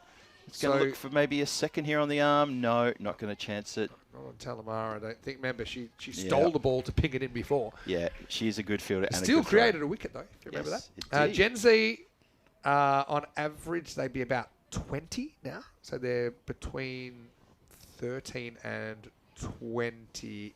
So, yeah, I suppose at the moment then it's a big range. Yeah. It's still a 15-year range, but it's obviously because some of them are so young. Socially conscious, entrepreneurial, digital first, mental health, climate change, and inclusivity are big themes. Grew up with smartphones, social media, and instant access to information. That's huge. The instant access to information. Yes. Remember when they thought the biggest problem is that people didn't have enough access to information? Now we knew that not all. Now we know not all information is created equal. Mimi's going to throw this in, and it'll be a bit of a race. Oh, now this creates an overthrow. Almost creates a run out there in the first place. I think they were a bit tired after running those couple of runs hard. Didn't want to go for another one. Could have almost done that, though. Throw was a bit more on target. Even at that pace, might have created the run out. Possibly could have. So, yeah, Generation Alpha, 2013 and still going for a few more years. So these are basically today's kids. A Generation Alpha, 12 and under, and probably the kids from the next few years. Yeah. They're expected to be the most tech-integrated generation ever. Raised by millennials, growing up with AI, tablets, and voice assistants from birth. My goodness. Screens everywhere. Yep. Like the early adopters of augmented reality, virtual reality, wearable tech. So I suppose the next one after this will be, starting end of the 20s, will be Generation Beta. That's incredible, isn't it? So there you go. It's that what you read out just then about those, just that 17 overs gone, 132 for 2. Imagine telling a baby boomer back then that's what's going to be like of that generation in 80 years' time. They would just shake their head and say, well, you're talking science fiction. You know, you're talking crockery. I don't believe you. That's crazy. But that information overload that's coming in now, and you get it anywhere. The real skill now is determining what's good information and not. Yeah. That's a skill. There's information everywhere. So that filter, I suppose. But yeah, I suppose I only have younger brothers, and actually have twin brothers that are 8 years younger than me. So I suppose I've always felt part of that generation. Maybe it would be different if I was the youngest. Then I'd probably feel a bit more the Gen X. Yep. Goes down the ground here, lofted. Comes off the boundary line, does the long on. Just keeps that down to 1. I mean, to be honest, the Czechs have battled here. If they could keep Gibraltar below 160, you know, they're getting there with the ball. You know, I think the extras haven't been too bad. I know we had some huge issues back in May in the Cyprus series. And right on cue. There's one down the leg side. But sometimes I do an extra ball count, and I always just think if they can keep it below 2 extra balls and over, then for where they're at, that's a realistic target. So we've had 22 extra balls bowled in 17 overs. So it's not so bad. I mean, obviously, you're always trying to reduce that. It's not too bad. Rosie chases that one wide, and she's picked the gap beautifully. That should run away, unless it's going to just... I think that's 4. And, but again, they won't have the replay because she steps on the rope as she touches it. But the ball, I think, was going to stop anyway. I think this is a clear case of the replay will show it's 4, but they haven't called it 4. Have a look here. Look at this. When she touches, she already touched the rope. That's it. Yep. So you'd hate to have that deciding a game. You know, I just think when the technology is available, use it. Yeah. I mean, that's what's been, and the money's been invested in the technology. That's what it's there for. Write a strongly worded error, strongly worded letter. Has been called 4 now, so I think maybe there's a little bit of behind the scenes. Look, that's 4, and I actually don't mind that at all. There's no real argument against that in my mind. Because it is 4. Great effort there, but I suppose just that the technique there wasn't quite right to have the feet already kind of leading in front of the hands. Yeah. You kind of have to try and pull it back with your hands first. Anyway, nice shot by Riley. Deserved 4. She hit it really well. She did. Placed the gap beautifully. And this one, she just pushes back. A nice straight one. We haven't seen too much of Rosie with the bat so far. So this is a good chance for her, just in these latter overs. Try to, play yourself in for a bit of a cameo, possibly. Get herself a good 20 odd, possibly, if she can kick on. She's had some issues with her scoring rate, Rosie, in the series, so she'll appreciate it. She hits that boundary. Rachel just had maybe a bit of fatigue creeping in already. Remember, the Czechs still have 2 days of T10 matches as well, and so did Gibraltar for that matter. That's right. Austria, this is last we'll see of them before they head back tonight.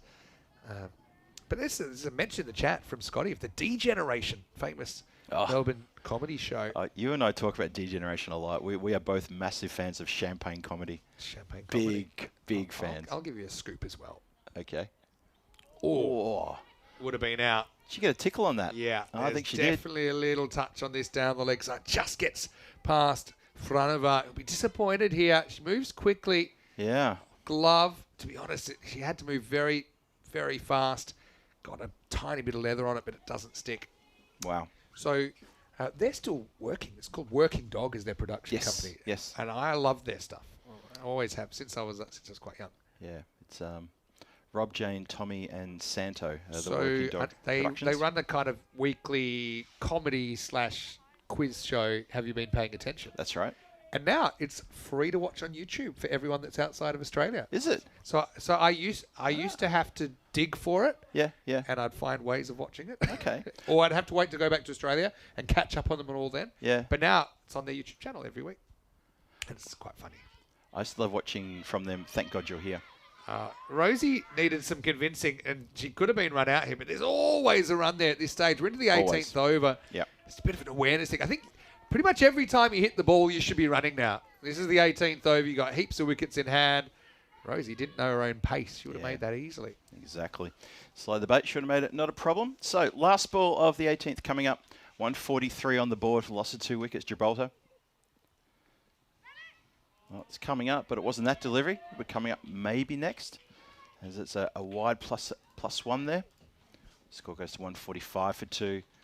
So if they can keep it under 160, I agree with you, that would be a small little win for them. I'm not sure they're going to be able to do it, though.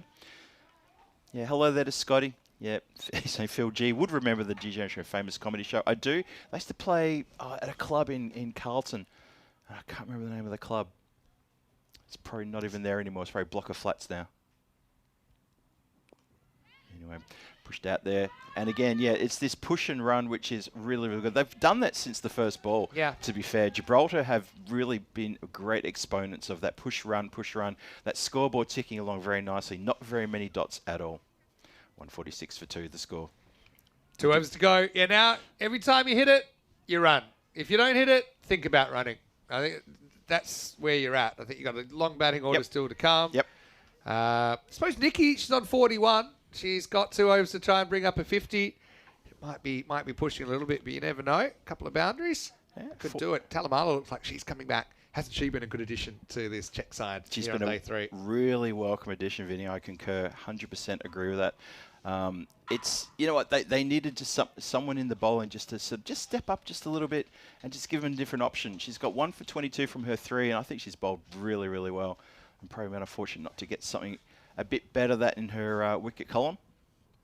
Well, she's got it now. So there you go. Well bowled. Middle stump, ping back. So reward for effort there.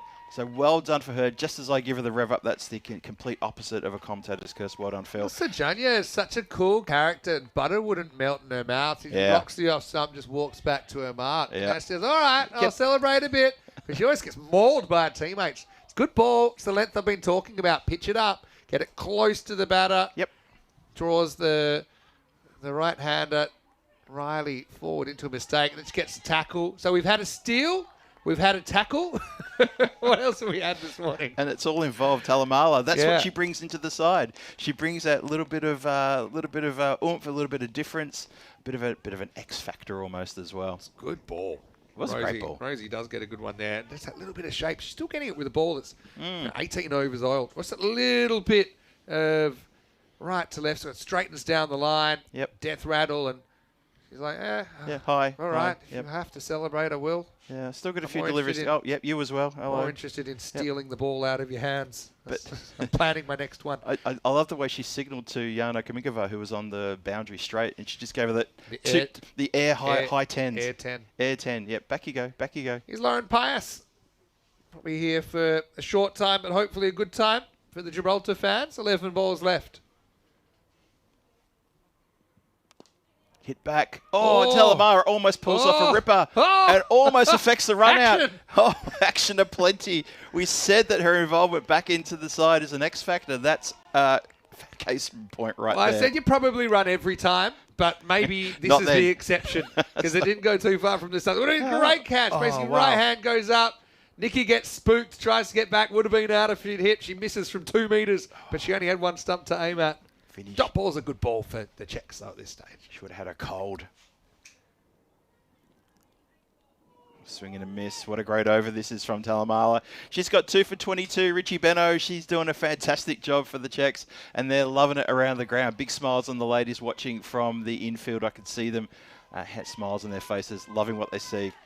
Yeah, his foot stays down. Good keeping again. I like her position. Yeah. In front of her, she's getting more comfortable, getting right up to the stumps and improving in that area. So halfway through this over now. 3 balls to come. Sit down the ground, shouts a yeses and nos and gets through 1 fielder, so it ends up being a pretty easy single in the end. It's good to see the fielder out there just getting that ball back nice and quickly. Didn't hang on to it too long. Just the single. 147 for 3 now. Good work here from the Czech women. Just trying to keep it nice and tight. Make sure they don't let Gibraltar get off to a bit of a heater in these last sort of 10 or so deliveries. Oh, that was a bit too full. Wasn't really capitalised though. Just hit straight to the fielder. Yes, you have better options full, even if it's low full toss. You know, we've seen so many wickets. LBW hitting across full toss in the series as well. Yeah. You can protect that side of the field. Again, nice fielding from Erica down there. So Pius to face the last ball from Talamala. Which isn't the last ball, of course. Of course because not. I've said it. Of course not. My She record is heard it. 7 of those. Really? You keeping Yeah. count of those? When I've gone last ball the over, wide. Last ball the over, wide. But 7. I'm so confident this won't be a wide that I Yeah. am going to give it Yeah? another one All right. of these. Are you ready? Go for it. Pause for effect. Yep. Last ball of the over coming up from Talamala. You shouldn't let me down. End of the Nicely 19th. It's 149 for 3. It was a good delivery too. Nice and full. It was in a really good line and length and gets draws the shot that doesn't connect.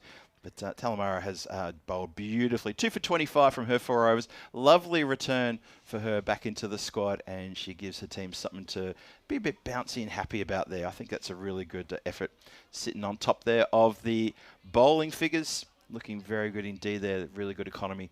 2 for 25. These two teams met in the opening match on day 1, which would have been, I'm going to say, Wednesday. You'd be Thank right. you. And yeah, Gibraltar 161 without loss off their 20. So I suppose what you would say here is the Czechs, they have managed 3 wickets. Can they keep it below what they conceded the other day? About to find out. A bit slow out of the blocks there. Oh, if it had a hit, I think that would have been finger raise time from the umpire. Again, it's a bit of an awareness thing. I think you got to run on contact here, yeah, and there was the barely even hesitation. shot. Yeah, if it would have been out by a mile, but Pius just hesitated, maybe thinking, you know, do you want to run or do you want to try and face again? But Nikki, I suppose, once again, the scoring rate's been a bit of an issue for her. She's run a ball, hasn't hit a boundary in her innings. 150's up, though, for Gibraltar. Give us a wide. But interesting note, it hasn't hit a boundary in her innings. So it's only been Amy who's hit the boundaries. Amy's hit 2 boundaries. Lizzie hit 2. And Lizzie got a Rosie couple. hit that one on the cut. Wow. So it's a funny thing. I suppose opening's the place for Nikki, but yeah, it's very hard to score on that run of ball if you don't hit a boundary. The best you're doing is basically 2, the odd 3 maybe. Down the ground. Oh, through the hands. It's is that Raquel who's Yeah, it dropped is. a I mean, third? this one won't cost too much because we're in the 20th over, but they say True. things come in 3s. That's 3 chances she's had. Look, they haven't all been easy. This is one that's up. Probably doesn't quite get their hands together. Yep. And so that's why it bursts through. Caruana on 43. Nicely hit, just in the covers, just the one. So she's been doing this in singles and maybe a couple of 2s here and there. No boundaries there, as you say. But I think Caruana is a classic case. When the boundaries come in to ECI distance, T10 distance tomorrow, she's a completely different player. Yeah, we'll see something because different. these shots can go for 4. Yeah. But she's got a great technique. It's been very hard to displace in the series. Yeah, I agree. It's full, it's leg side, it's indicated wide. Misses, keeper misses from 0 point blank range. Good running, though. So you Very never know if clever. you don't try. And I think, to be honest, it's a bit of a sneak attack on front of her who It wasn't is. expecting it. Fumbled it and then said, well, see what? Had to throw with the glove on. I think despite the dive, she would have been well out there if it had hit. Yeah, bit of pressure on front of her to try to throw the stumps down. Love the intent, though, from Gibraltar. Yeah. Just having little stumps there. Oh, yeah, did it. Did it? Just ever so maybe. Did that hit and not knock the bails off? That's the question. Ooh, okay. Well, now you're going to go for 3 here? Probably would. What's the worst that can happen? On the arm and getting back. Good running. Great running. Really good running. Yeah, so maybe that did. Have a look. Yeah, you're right. Alex, eagle eye, pushing the buttons. Wow. We think that ball hit the stumps. But just a slight little wobble there, yeah. Good eyes, Alex. Thank you. 2 to come in the innings. 158 for 3 is the score for Gibraltar. Hit nicely. Footwork is not successful from the skipper, Kaminkova. It's going to be Mimi to clean up on the bench. Only going to back for a couple. Regulation 2, so there's a 160. We could be on for exactly the same score. 161 they scored in game 1. So last ball coming up. You know they're going to run. And it's going to be on the bowler for Kuntseva to try to get this one right on the money. Aiming for the stumps. Nothing too wide. Having said the word wide, we'll see what happens. Here we go. Potentially last ball of the innings. Now, they're appealing. Someone's running. No one's picking up the ball. Well, everyone was suspended in time. That was weird. Everyone was waiting for the response from the umpire Yes. before they moved. That's exactly what- and that's, I think, what Zuska was doing. They'll get through, I think, for a leg by to finish. So, hey, what a coincidence. It's the exact same score that Gibraltar made in match 1 against the Czechs. And then even the batter, Pius, was kind of saying, well, am I out? Am I still here? No, you're fine. They get through, and at the end of the 20 overs, Gibraltar 161 for 3. Yeah, it was like a moment like everyone was playing freeze tag or something. It was everyone just stopped, waited for the umpire. The umpire looked back and just, the ball's still alive, folks, and we finished it off. Yeah, interesting. Another 161 from Gibraltar, albeit they lose 3 wickets. So the Czechs will say, well, we did better in this one because we got 3 wickets, but we have allowed Gibraltar to get to 161. And that's a very good score. They're coming off to a good round of applause from their dugout counterparts there, as we see the highlight reel here. And it starts with some pretty good hitting from Amy Valverde Benatar, who was happy to go over the infield at any opportunity. A couple of times the shots didn't quite go over the infield. And unfortunately for Raquel Pavlichkova, she put down a couple in the infield. She was a little bit filthy with herself about that one. This one gets away completely from Raquel, who comes onto the screen right on cue. It was really good start, though, from that was Gibraltar the steal. women. I love That the steal. steal was incredible. Palomar, she wanted that ball. I love that. She brings a bit of X factor, but it was good to it. Held on to a good catch here to get the inform Amy Valverde Benatar as the unidentified flying objects were there. This is a brilliant stop from Shaka as well. Almost creates the run out. Lizzie Ferrari got an opportunity at 3. The luckless Legea will go home without facing a single ball in the tournament. In the T20s anyway. I know we'll see her for the T10s tomorrow. Hopefully we see her get an extended run. Yeah. But I've got to say Mimi's fielding was brilliant as well. Look, despite it being the same score, the Gibraltar score, I did see some improvements there, particularly with the ground fielding of Czechia, and obviously Talamara coming in, making a bit of a difference as well, chipping in with a couple of wickets. She did really well. Came on and got amongst the wickets. Just as I said earlier, just really brought something into the side that maybe the Czech women were missing out on. She got 2 for 25 from her 4, and her, along with Mansi Palmer, who got 1 for 26 from her 4, shared the wickets and really put on a bit of a display here. I was very impressed with him. That was unfortunate. That was, I think, Kutsova who tripped the line, tripped the light, fantastic, and the 4 was right up against that. That was Talamara's second wicket. She got mobbed. After this little attack, she said, look, guys, enough of this tackling, go back.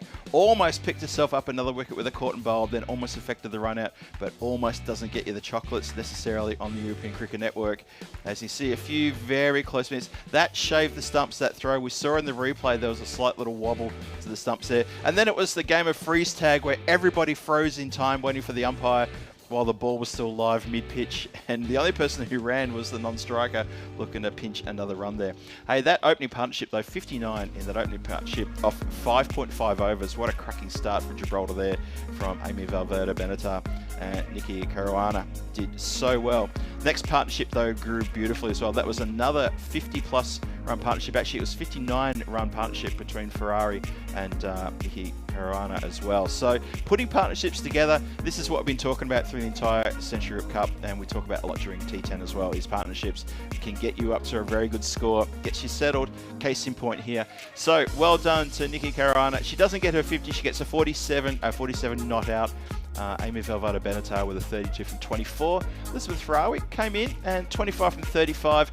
Rosie stuck around for a few deliveries, did a very lovely boundary, good square cut for 4, but that was it for her. And in the end, it was the extras of 44 who almost top scored in total there. But it's the bowling card. Well, look, good economies pretty much across the board. 2 wickets to Soljana, who I thought, well, obviously my pick of the bowlers, 2 for 25. But shout out to Mansi Palmer for her 1 for 26. I thought she bowled really well as well for her 4. So 161 for 3 is the total. The wides, obviously that's something that needs to be worked on as well in the no balls. So in total, an extra 6 overs, 6.1 overs was bowled. And that's going to be telling because that can add to the fatigue for the girls because they've got to come back in their match after this one in warm conditions, and that makes the day just a little bit longer. Yeah, definitely. But Czechia, they can go out there. Okay, the 162 seems a long way off. But let's see if we can see the kind of mojo that we saw from them on day 1 against Gibraltar, where they had that intent. They were prepared to take risks to Yep. score, and I think to me that's still their best team effort so far, given that there are a couple of batters down. We'll take a break. We're back in around about 10 minutes with the second innings. You can go across to Hornchurch in the break if you like. And Mighty Tigers undefeated in the series. I think they've been rock and rolled for 89 in the semi-final. So maybe a boil over there on the cards. But we'll be back here to take you through the second innings of match 5 when we return in a few minutes' time. Vinny Sander here, Mr. Maximo and Phil G in Prague. Back soon with more ECN Central Europe Cup T20IW.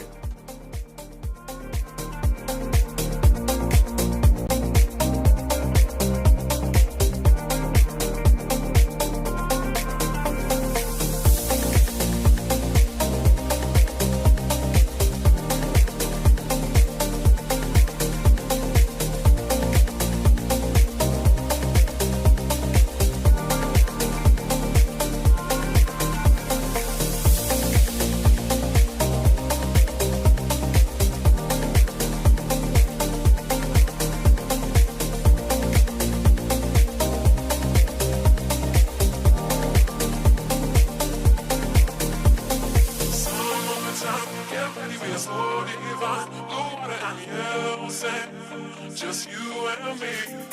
Summertime, get ready, we are so divine. Blue water and yellow sand. Let's live our dream. Summertime, get ready, we are so divine. Blue water and yellow sand. Just you and me. Summertime, get ready, we are so divine. Blue water and yellow sand. Let's live our dream. Summertime.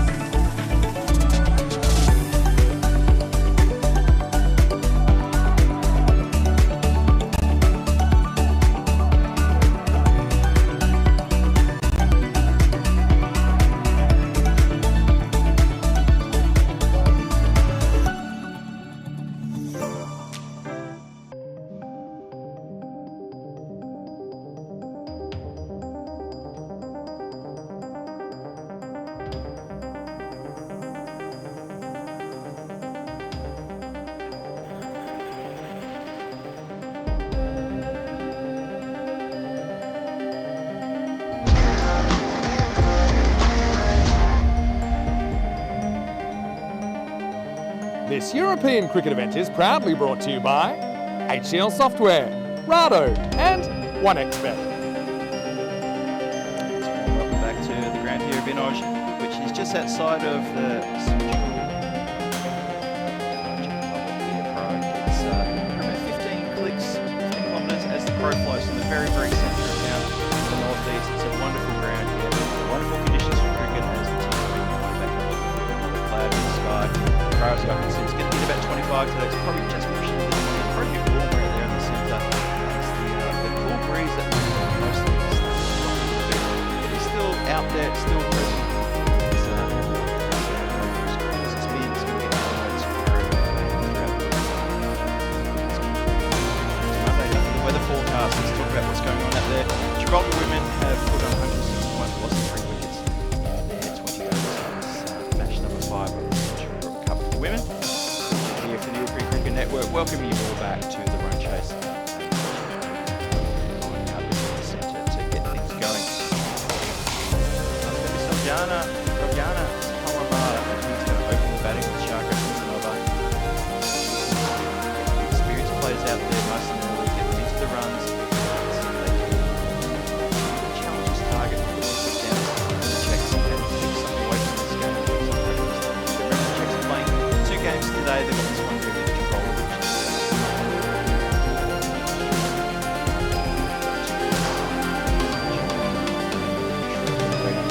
Start the run chase right now.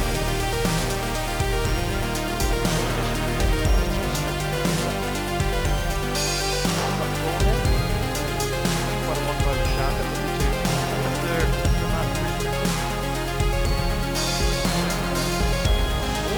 almost halfway down the track. Nope, I'm good.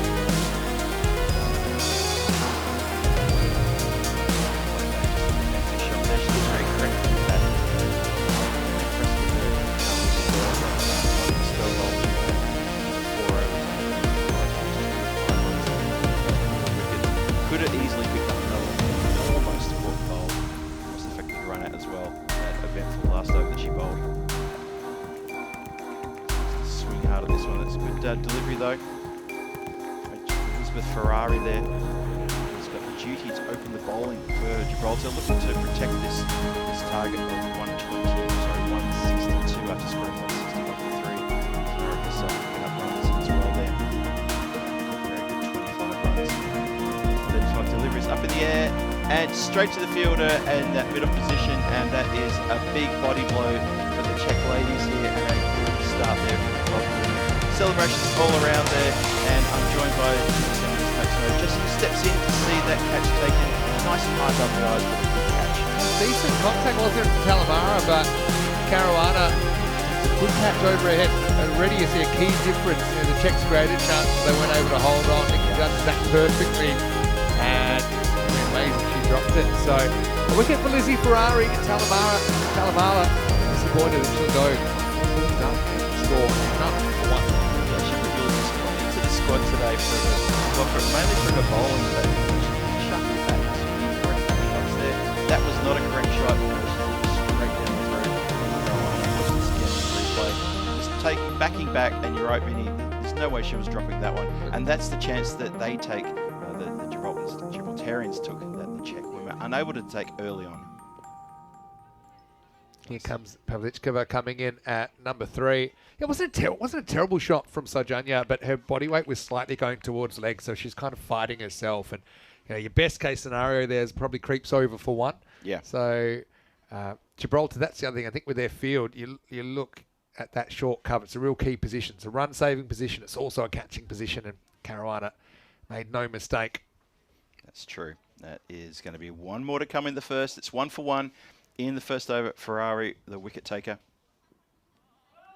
Very close to feathering an edge there to the keeper. Going to finish a very good over there. Good start there from Elizabeth Ferrari there. 1 for 1 in the first. And the Czechs already on the back foot, proverbially and physically. This breeze has been helping that outswinger from Ferrari. Yeah. Normally it's a little bit kind of left to right on your screen as you watch it. It's a beautiful day here in Prague. 22 degrees already. 22? Yeah, spring's really hit in the air, and actually I feel even a bit of summer. Yes. Early summer vibes for me. Well, stepping out there outside the cabin, I really feel that sun on your skin, and I've got to admit, I've got quite fair skin, and I feel it straight away. And I'm thinking out there in the centre, it must feel like about 5 degrees warmer, and especially when the breeze drops. Yeah, that true. breeze has been so good all week, keeping the players' comfort level, which I still remember back in the days, back in the early days of Australian ODI cricket, they'd have the players' comfort level board. The players' comfort. Tony Gregg No one would really talk about knew what that number meant. It was like, No. players' comfort's 34. Yep. Okay. Okay. Is that good? Give me a reference point, please. Yeah, there was no reference at all. It was just simply a number, and you just accepted it. The Dulux Weather Shield Weather Wall. The weather wall. That's what it was called. It was That's like what it it looked like a was? little, it looked like a little petrol pump out in the field with all these little numbers. Yeah, like a With little Tony Gregg. little yellow scoreboard. Tony Gregg would to have his little moment to talk about it. Here's Amy Valverde Benatar. He's had an outstanding series. Oh, good straight ball, that one. Smashed into the stumps. And that is typical of Amy to do that. Trying to bowl stump to stump. She gets the ball that straightens down the line, and it has the batters swinging in the wrong direction. And that is a classic example. Great delivery. I think this is also a key difference between the two teams. Just Gibraltar technically can keep some of these balls out. Whereas I think the bat probably comes down here as a bit of an angle, and Amy's right on target. Yeah, just not quite able to deal with it, and Amy's going to make him pay. She's probably leading the race for the MVP, potentially. Although maybe Sriya Kamati's got the right of reply this afternoon, but True. it'll be a tight one. Unfortunately for Rachel, she has a bit of a game to forget here, but she can come back tomorrow and hopefully make, or even this afternoon, because Czechs are doing the double. Let's not forget. But how's the length? How's the line? Perfect. Czechia out 1 for 2. I love her little celebration too. The old bow and arrow shot towards the scaffolding tower, looking to take it down. Yeah, Amy definitely got a hand in the air for MVP for sure, with bat and ball, and in the field as well. That's a bit full. Nice shot. It was a nice shot. Glanced away down leg side. That's going to probably run all the way for 4 runs. That is nicely done. So 4 runs there off the bat. And there's a good cheer from the dugout as well. Brilliant shot, actually. I mean, uses all the pace, little glance. This one doesn't really straighten too much. Kind of holds its line. Just a little touch away. Beautiful shot from Erica first up. The first boundary of the innings. Just helps it, guides it, allows Amy's pace to do all the work there. Doesn't have to just swing hard. Very good indeed. So well done. So 5 for 2 now. It's don't forget, it's Josephine Sochkova is out there as well at the non-striker's end. And Erica just keeps that one out, just a little dab down. I mean, for me, Mimi starts her innings. No, she's not facing right now, but probably about 15 runs to the good for her work in the field. Definitely. Honestly, she was absolutely magnificent. It was a highlight for the Czech ladies. They should take something from ground fielding was excellent. We'll say that. A couple totally. of catches went down. That's something to work on. Missed this one. Could have almost chopped on. Doesn't though, and Erica survives. Another good delivery from Amy Valverde Benatar, who's honing in on the stumps. She's a very straight bowler. Loves it. Does that just a little bit of movement to get it straightening down the line, looking to smash into the stumps. She's picked up a few wickets so far in this tournament. She's done very well with the bat and the ball. I'm so impressed with her. Also, one of only, I think, 2 players to score a half century in this tournament so far. It was her and her batting partner, Nikki Caruana, who also got a half century, match number 1. I think it was a 70 for Amy Valverde Benatar off 62. Nikki Caruana with a 54 from 63. The only half centurions in this this tournament thus far. It's been very impressive. End of the over, 5 for 2. Amy Valverde Benatar does get knocked to the boundary, but also comes up with a wicket with a cracking Yorker. It was a great delivery, that wasn't it? So we've had a wicket in the first and a wicket in the second. Have a quick look at the standings here. You can see Austria sitting pretty on top. We're going to see them in the following match after this game, the after lunch game. And Gibraltar women and Czech women there below them. 2 points for Gibraltar women, just the one win there, looking to notch up a second one here, as they've unfortunately got one. Unfortunately for them, have gone down twice to the Austrian team. And Elizabeth Ferrari continues. Chases this one wide, pushes it into the gap. Banji Ryder down there deep, one of the fielders out. Coming back for another run. If the throw had been a bit hotter, possibly, but it wasn't. Well run in the end from the Czechs. Yeah, it's good. It's good running. Good work. Suchkova is quick between the wickets. I think, again, you sometimes have the ability when the ball's thrown from the outfield. You actually, it's kind of, I call it secondary backup. Take 3 or 4 metres, and then when you see the throw, go if you can make it. Some of these throws are not even getting halfway back. Yeah. So that was good alertness. Pushes that one again. She pushes, and then you're right. She's always looking for the run. Good communication again. It's quick It no. was, Put, yes. You know, okay. But I also like that Erica's looking to run. She takes a step, says no, and actually, look, shocker, communication. It's great. So far, Mimi's been brilliant. It's in the air. It's going to land safe, though. You're going to get a single for that as well. You mentioned before you had a top 10 list of running between the wickets. That's got to be... I don't know if it's a list of 10, but maybe. Sorry, I might have built it as your top 10 No, list, but I you will. definitely had a list, though, I didn't will, you? though. But communication's got to be like one of the very top ones, Well, we right? were taught yes, no, wait. They're the 3 words you don't say any other words. Like Yes. all these cool things that people... No, run, and all that stuff Or these days. Or go. Goes a bad idea. I go's a know in bad Czech, ano means yes, which is just makes it even more confusing. Yep. If you're going to call in Czech, so Yeah. I'd probably once say English is probably the way to go. Well- Occasionally, when you were crossing, we were talking that you say two. Two. Yep. Look for 2. But typically, yes, no, wait. Keep it simple. And sounds simple, but people don't do it. They don't. Call loudly. Yes. Call loudly. So shout. Yeah, don't be shy. Also, for all the young cricketers out there, it's a good way to kind of, as a bat, to make you seem like you're not nervous, even if you are, and Yep. to project that you're in control of the I situation. completely agree with you. So Yes. you come out there, especially early in your innings, and you're big yes or no. Yep. You know, just kind of, I know what I'm doing here. You're not meek. Yeah. Yeah. I played a game as a teenager. I remember there was a playing against a batter who was very loud. Really, booming voice. But what he would say is he'd take a single. When he was turning for a second one, instead of saying yes or no, he would scream to his batting partner, "Can you?" And it just it threw the field. We were bursting into laughter. But every time he was turning for that second run, "Can you?" And we thought, is your batting partner... Does he have hesitation problems there? Is that the problem? Because it's like, can you do a second run? Like, what are you having a conversation if like you're that? talking 4 sentences, it's good communication. He was loud. Give him that. He was loud. End of the third over, hits 9 for 2 after 3. Yep. Yeah, golden rules are running. I'll give you. Yep. This is one of my nerd out topics in cricket Here because we used to do full sessions on running between the wickets. Yep. Bat in the correct hand. So when you're backing up, so for example, right now, right arm over, the bat should be in the left hand if you're the non-striker, so you can see. True. So I see a lot of batters getting that wrong. That's correct. This is good from Erica, non-striker's end. Yeah.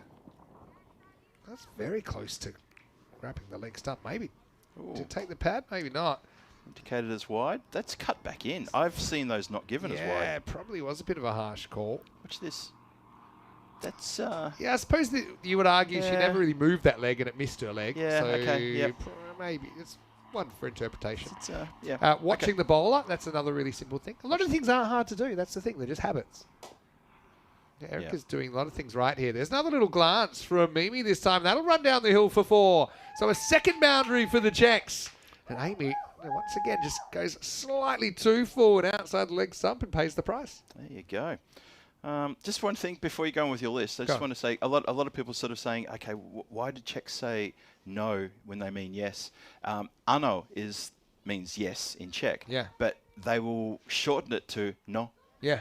And that's what catches me out all the time. I'm married to a Czech. Up is down, right is left. Exactly, yeah. It's all over the place. Consonants are vowels, vowels are consonants. So I ask a question in English and I get no. And I'm thinking, oh, that's a shame. Oh. And I meant yes. And they nod their head for yes? Because in some places that's opposite as well. Yeah, that's crazy. Just pushed uppishly there. Nice So shot. how's this list going? What else you got for us? What else? These are basic things every ball. Yeah, Bat okay. in the correct hand. Be watching the bowler. Watch the bowler. Sounds basic. People don't do it. Back up. I'd say, back up 3 or 4 steps and but be fairly stationary by the time the ball is getting hit. Because you don't want to commit. We saw one earlier in the week where Suchkova was just sprinting and that's just committing. So you want to keep your... It's all about keeping but stealing the ground ethically and legally, but without over-committing one way or another. I agree. So you should be shortening the pitch, I'd say 3 metres. It's Yes. probably a good, or three big steps, maybe 4 in the women's game. Nice little glance again, but they put the fine leg back now. Yeah. Just a single. Yeah. So, and then knowing whose call it is, and so, and calling loudly. So I won't go too far into it. Yeah, the but communication. Things like sliding back, running on the pitch, which I think is perfectly fine on an artificial pitch that isn't going to deteriorate. That's your bet. It's your most direct distance, and also you're not going to get back plugged. Yep. If you dive, you're less likely to have your back bounce or Yes. plug or anything Yes. like that. It's just your best bet. You also maybe you're getting in the way of the ball, which is Yep. too bad, or get in the way of, of whoever's trying to field the ball. Yep. So these little things, same good things. tips. And then when you are running, not turning blind, so having your bat in the correct hand and facing the ball. Yep. And then other little things like eye contact, not just calling, but eye contact. Watch your partner as well. So many times we see 2 batters at one end and they've been ball watching. Yeah. Get a sense of where the ball is, but then watch your partner. Make sure you're on the same page. Yep. That Yep. could be gone. Could be. Umpire's having a long, hard look at that one. You can see that one. Well, one to more be time. honest, if she hasn't hit this, it's hitting the middle of middle stump. Umpire gave it's a bit high movement, but I don't think it's so high it's going to go over. Am I crazy? Or that might have hit. Oh, I don't think they hit the bat. That's. Well, I guess the thing Well, to say is maybe- Kutsunova got away with that one, maybe. Ooh, I will say it probably wasn't the best Yeah, ball ever. yeah. But Mm. if there was a stump cam, it would have probably knocked it out I if think it it had would hit. Well, there would have been a repair bill at the end of this match for sure. I think so. Anyway, Okay. sometimes you get lucky in life, and this was one of those times. It's the end of the 4th over, 17 for 2. Yeah, I think indeed Valverde Benatar there with, a little bit of luck not going her way. Here's the thing that cracked me up. He gave a little. It was high, which I'm not going to say it wasn't high, but was it going over the stumps? I don't think so. Yep, there we go. So, as we said, sometimes luck goes your way, and just got to roll with it. Have a look one more time. Yeah, that's not sure. Just gonna have a look at this one more time. Get the Hawkeye on. I mean, South Africa wouldn't have reviewed it. Do you know what? One thing that might have thrown him, he might have thought, was there a bit of edge because it was it deflected onto the other leg. But Oh, I think it's okay. one leg to the other. I think it was. Don't think it was any edge. Didn't look like it. Anyway, I tell you who won't be happy is Amy, who's already had a couple of close, in her view, Yes. appeals turned down. She has. Anyway, Well, sometimes luck runs your way, sometimes it doesn't. Maybe it's just the swings and roundabouts. As we continue, Ferrari continues coming in from the Zamek end. She's got 1 for 6 with that last delivery. And 18 for 2 is the score on the board. So Czech women still need plenty of runs. They don't have too many deliveries to do it. Just on this lovely day here in look who's Vinoch. in the chat. It's Dan Casey. Dan Zilla's in the chat. Dan Zilla. How Hello are there, you? Dan. Dan? Dan joined us, me and Danny, yesterday for a couple of overs. Popped in to say hello. There's Megan Mumford. Good to see her in the side. She took 2 wickets in her over on day 1 on her T20I Did she? debut. Got the 20th. Good for her. And, Very good. Nice to see her back. See if she gets bowled a little bit later on. Monty Loose. I like this as well. Hello, Monty. By the Hey, way. Monty. I think I should go and poke a car key into the pitch. I do love an artificial pitch report. I don't get that's- to do them too often these days, but just the old knock the pitch. Donk, donk, donk. Yep. I see Riku doing that sometimes. Does the Yeah, gets down and yeah, sort of I don't feels the mind, pitch, yeah. feels the carpet. Become one with the carpet. Yep. It's hit nicely, but straight to the fielder again for the second time. It's not deja vu you're seeing. That is the second shot just placed directly towards the fielder. Yeah, we should try that. Maybe take out the old car key and just prove that it doesn't go in. Just as a bit of a throwback to If those the days. you would get complaints if the key did go into the artificial pitch. You just poked a hole in it. Yeah, the Fed would be upset. And that is taken, and nicely taken indeed. Well, that's another breakthrough. Lauren Pires holds on to a sharp chance there. And it's Mimi, that's Josephine Suchkova, has to go. And she's elevated one. She was pushing it into the covers throughout this entire over. And this time she elevates, but doesn't elevate over the infield. Nice easy catch there. Second wicket for Ferrari. A lot of people loving that Ferrari's wearing red. Thinks that's appropriate. But Suchkova didn't quite get to the pitch of that. And she's disappointed. But still, it's great to see her back in the team. Again, she's part of the new generation. I often think, when we're very old men, these players will still be playing and playing good international cricket.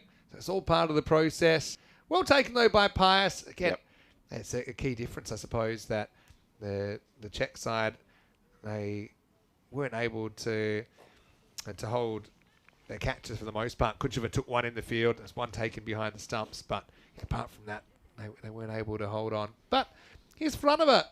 Not a bad player to come out at number 5. Seeing her opening and doing a good job. Of course, with Talamala in the side, they elected to give her the chance up front. Still, she comes in reasonably early at 19 for 3.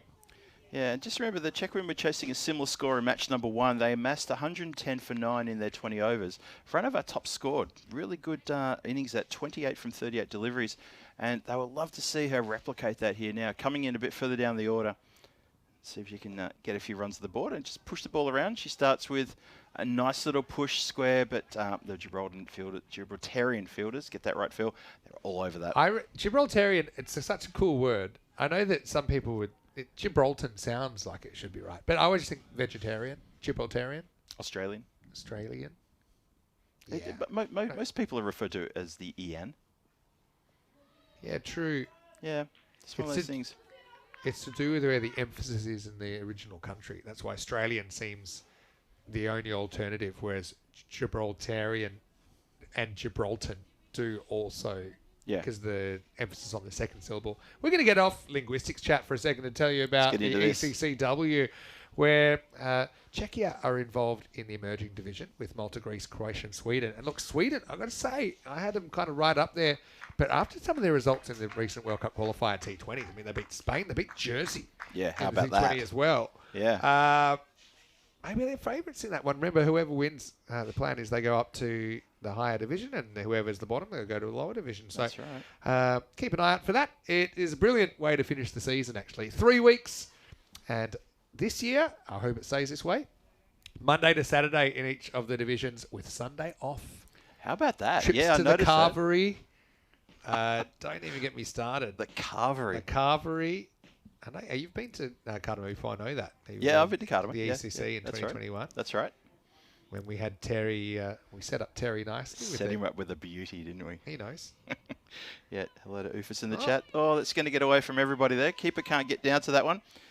Chooses to field with the pads. Probably just to be completely blunt, it's a handful, I think, for Sally with the opening bowlers. Anything below the knees, she kind of goes what I call the stomp method. Yep. I still maintain she's one of, if not the best, 67-year-old wicketkeeper in world cricket. That's a fair call. Well, in world cricket, the only one. Yep. This is Yanira Blagg, by the way, who's come on now. And above the waist, no problem. You see Sally? It's got a good pair of hands. She does. Not sure if you used them that time, but yeah, Yanira missed day 1, but she's here, of course. Played yesterday, and then, of course, we'll be around for the T10s tomorrow. Yep. As well. We spied her mum in the chat in the previous inning. So hopefully, Lorraine, if you're still in the chat, she's on to bowl, and she's making a good account of herself. And she's bowled pretty well so far since she's come to the squad. Not with too much success, but like her line and length, she's looking very good. And causing a few problems for the batters as well. Can only defend. So it's good over so far. No runs coming from it. In front of looking to get off her 0, trying to turn that into something a bit more positive, such as a 1 or a 2 possibly. 20 for 3, halfway through the 6th. Last over the power play, this one. Near it in again. It's straight in, shout, appeal, given. Umpire had no hesitation on that that one there. And Inira strikes. And the first one of the first players to get across is Amy saying, you know what, that probably could have been my wicket the previous over, but you've got this one, Yanira. It's all yours. That's really well bowled. We'll see that one more time. Actually does a bit off the seam. It's been an interesting replay. Watch it come in. You can see, look, I still think it's hitting. You know, hitting leg. That's hitting her on middle stump, and it's going to get a piece of leg stump. That's a good decision. But I was going to say, Amy Valverde would probably be saying, hey, what about me? That was mine. That was out, but it wasn't as out as the one that wasn't given last time. Yeah. But anyway, unfortunately for Frunova, she's had a good moments in the series, but she'll have to go without scoring here in match 5. Get another opportunity later on, as she's the 4th wicket to fall. Wicket for Yanira Blagg. I'm a Blagger bragger. You should be too. It is 20 for 4. Yeah, Unfortunately for Franova, she goes for a 5-ball duck. That's not great for her, but as you say, Vinny, she'll get a chance later on. The Czech women slump to 20 for 4 now in the 6th, losing pretty much, almost, well, I wouldn't say a wicket every over, but it's coming along like that. The captain comes out, Jana Kaminkova, is going to get a chance to try to get a few more runs. But she's been scoring runs pretty regularly in this tournament, which has been good to see for her. She's worked on her batting, and she's worked on all parts of her game, to be honest, and really, really proud of her. There we go. Cuts this one high in the air. It bounces and just take to the field. That backward point. Relayed throw to the keeper. So off the mark immediately is Jana. Brings Eric on to strike. She's got 5 from 12. Been there for a little while. Let's see what she can do here. Trying to keep this scoreboard ticking. But yeah, good delivery from Yanira. I'm impressed with Yanira. I might become a Blagger Bragger as well after this tournament. I'm impressed. She's got 1 more to come in this over. Now that one cuts in as well. Monty was talking a lot about the players' comfort that we were talking about earlier. Yeah. And the Dulux Weather Shield Weather Wall. Yeah. And Scotty's asking, does the ECN have a players' comfort meter? End of the 6-over power play by the end. By the way, 21-4. Can't see the field changing a lot, though, no. into this 7th over. No need.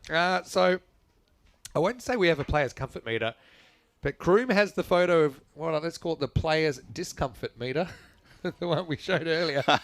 Jamie Yes, Green. that certainly is. Yep. Actually, yeah, it's one of those things. If you took like a series of photos from camera 4 of that delivery, and sort of as it gets more and more discomforting, you could sort of rate yourselves on there. Have a look at the tail block situation there. A couple of really good overs there in the Gibraltar innings there. There was a 15 to 14, a few shots, a few overs in the teens, and sadly lacking so far for the Czech women. But it's 6 overs gone, still got plenty of deliveries to be bowled here. And it's going to be Helen Munford coming on to bowl now from the Zarmak end. Oh, gets that one on the full, hammers that one square. Bit of work here for the outfielder. Does well, loses it just ever so slightly, just below her feet there. Going to come back for a quick second. Well run. Very well run indeed. Good start by Kaminkova. Well, Rosie Riley almost snaps herself like a chicken bone here. Watch this. Yeah, watch this one again. Rosie's done some amazing things in the outfield, but I was just worried about her footing here. Maybe about there, that right leg. But she gets up, comes up firing. Remember, she came up with that ridiculous hitting one stump from the outfield to run Aaron Vucic out last year in the CE Cup. That's right, yeah. The moments of the CE Cup. This is hit pretty hard as well by Kaminkova. Half was pretty fast in that section, but this one won't quite have what it takes. Yeah, She will get back for a comfortable 2. Yeah, that part of the ground is known for being very fast. It's you can see from the angle, it's downhill, and it's always the part of the ground that gets fastest quickest. It's just one of those places that, you usually get full value for shots there. Jana doesn't quite lean into that as much as maybe she has previously. So still though, scoring runs freely though, and this is good to see from Jana Kaminkova. Really good to see. And now Helen Mumford is having a chat with her skipper about moving the fielders around. So Jana's got them rattled. Got the Gibraltarian women a little bit sort of concerned about where the gaps in the field are. The thing is, she can hit the ball pretty hard in a number of areas. Jana, she can hit straight, she can hit through cover. She's established that. Obviously, if she gets short, she'll whack it to the leg side. Mumford's just got to concentrate on getting it right in the first place, I think. I agree. Yeah, Danny was saying yesterday that Jana has got a very strong offside game when it comes to swinging and getting runs. And I think she obliged yesterday with a lovely cover drive for 4 yesterday. And she's already hit 1 4 already. So she's looking pretty good. Oh, sorry, she hasn't did 4 yet. No, that was Kuntseva got the 4. Ooh, now keeper takes evasive action there as that one jumps up a little bit. Just looking to see if there was a little bit of something on that. Watching the umpire. Umpire, what do you say? Umpire's stuck on his feet there. No, he's okay. Yeah, must have taken a bit of a deflection. I thought I heard something. I thought I heard a little click. And yeah, you could actually see the deflection. Went past Barton, who wasn't quite up, wasn't quite back. Yeah. Yeah, she's in a couple of steps back from the stumps there. Straight to mid-wicket. Shot stumps. Would have been cooked. Great pick up and throw there. Wasn't it? Bowler didn't have time to get back to the stumps. So fires away, but if it doesn't hit, we have seen a lot of direct hits in this series. But again, is it a run worth taking? Well, the bowler did get back, but it was always going to be a tough to handle the throw. Kuncheva will take the single. Last ball of Mumford's over coming up. Just steadying herself. Swings at this one. It's all good. That is 6 off the over. A nice over there for the Czechs. They got some runs at the start there and just a couple of dots towards the end, but a good over anyway. 27 for 4 after 7. Yeah. Hello to Destiny Buttigieg as well, who saying, "Whoa, Yanira, well done, Gibraltar." Good support there. Good to see. I mentioned this the other day, but I'll be in Gibraltar because during the English series, which is in Wimbledon. Yep. So the thing is there, we can play Monday to Friday. And originally we wanted to have a women's series on the weekend. Unfortunately, it's just tough because they've got their club cricket and there's a lot going on. So in the end, the only women's series we've got is in Hornchurch this year. Yep. Still glad we have one. But Saturday and Sunday, obviously we can't use the ground because it's used for club cricket, the regular club cricket. So what could we do? That's another one. Blagg gets the chop on. See the bat coming through at a non-optimum angle. And Erica Kuncheva is the next to fall. Time to get up and brag about Blagg, who does it again. She's got 2 for 1. It's 27 for 5. Yeah, that's a great delivery. They're going to see this one more time. Even the wicketkeeper was getting a bit of a dance in there as well. That's a very happy group of ladies right there. Watch this one from the reverse angle. Just the chop, bang, stump's gone. And that's disappointing for Erica. She's been out there for a little while. She was putting together pretty good innings. Just struggling a bit there towards the end, maybe to get bat on ball. And, well, she got bat on ball there, but it didn't go anywhere where she wanted to go. 6 from 15, and that's her innings done. Yeah, Erica at least get 6 for her trouble. Yeah. But, again, putting it in dangerous areas. And she's gained a fair bit of pace. She's been working very, very hard in the bowling. I mean, I should show you a video of her bowling 2 years ago. There's potential there, but it's certainly nowhere near the dangerous bowler that she is in 2025. Great work by Yanira. Has 2 wickets now. So it's Mancy Palmer is the new batter coming in, taking her strike and getting ready to face Yanira Blagg, who has put together 2 wickets from just from 1.1 overs. Only been given away 1 run. Doing a very good job here. Yes, as I was saying. Yeah. Gibraltar. So we will have, in that middle weekend, rather than have no cricket, which, I mean... Come on. This is ECN, right? This is ECN. What's that about? We'll have some cricket. What have we got? What have you got? We're going to do first. Just hop on the plane. So I'll be doing Wimbledon. Then I'm going to hop on the plane on the Friday. I think Tina and Rico are both helping me with the England series anyway, or helping us with the England series commentary. Yes. So I'll be able to hop on a plane, go to Gibraltar for the weekend. We'll have a 2-day European cricket series there. Yeah. I'll come back on Monday to London. Oh, Yanira, this is the first one that really gets away, and it will go for 5 wide. So a rare error. The Czechs will take the runs, 5 of them. Ouch. Yep. That's going to sting a little bit because that's going to give the score a nice little bump there. But yeah, Yanira gets one wrong there. Glad for Sally that she didn't step on the ball then when she went with a stomp method that time. So I'm really looking forward to. And I've actually, looks like I might have a special guest commentator for those 2 days as well. That's been doing a bit of stuff around the world, but I won't say too much about it just yet. So I'm not sure what the format will be. It might be 3 teams or 4 teams, I imagine. Maybe 5 at a pinch. Not sure if they've settled on that yet. That's the 2nd and 3rd of August. Good comeback from Yanira. So that's the thing also, because it's actually quite an easy flight. Then there's plenty of flights. I won't say plenty. There are flights principally from England to Gibraltar direct. Yes. I know Manchester, London, which is where I'll be. So yeah, I'm looking forward to that. Great. Okay, that's Have really you, good. Have you been to Gibraltar before? I've never been to Gibraltar. No. It's such an interesting place. There's people more equipped in the chat probably than me to speak about it. It's But the Rock of Gibraltar is cool. The Barbary apes or the monkeys are great. Yeah. The monkeys, they're a bit cheeky sometimes. Okay. The monkeys. Yeah. Seen a few naughty ones. Been up the rock quite a few times. St. Michael's Cave up there, amazing. Just amazing. There's a whole light show they do in there. We've talked about maybe if we had the ECN version of the Oscars, which might be called the Westies, named after Dan Weston. Of course, yeah. It'd be a great place to host it. That'd be a brilliant place to host the it. Westies at the end of the year. Westies. Okay. It's edged away there. It would be kind of like, and the nominations for Best Celebration go to, The nomination for Best Commentator's Curse goes to... Oh, you've won that one. Surely I'm a shoo-in for that, surely. The way that you got Bilal the other day Got him cold. was unbelievable. I'll tell you, I was on the bus on the way back to Prague.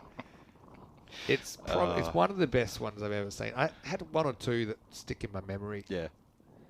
I can tell you now, I'm not going to get a Christmas card from him this year, that's for sure. Yanira probably just needs to pull it back about 20%. Maybe just trying to bowl too fast. Maybe she's struggling with this wind a little bit, which is kind of all over the place. Looks like it's going right to left, switched up for the moment. Yeah.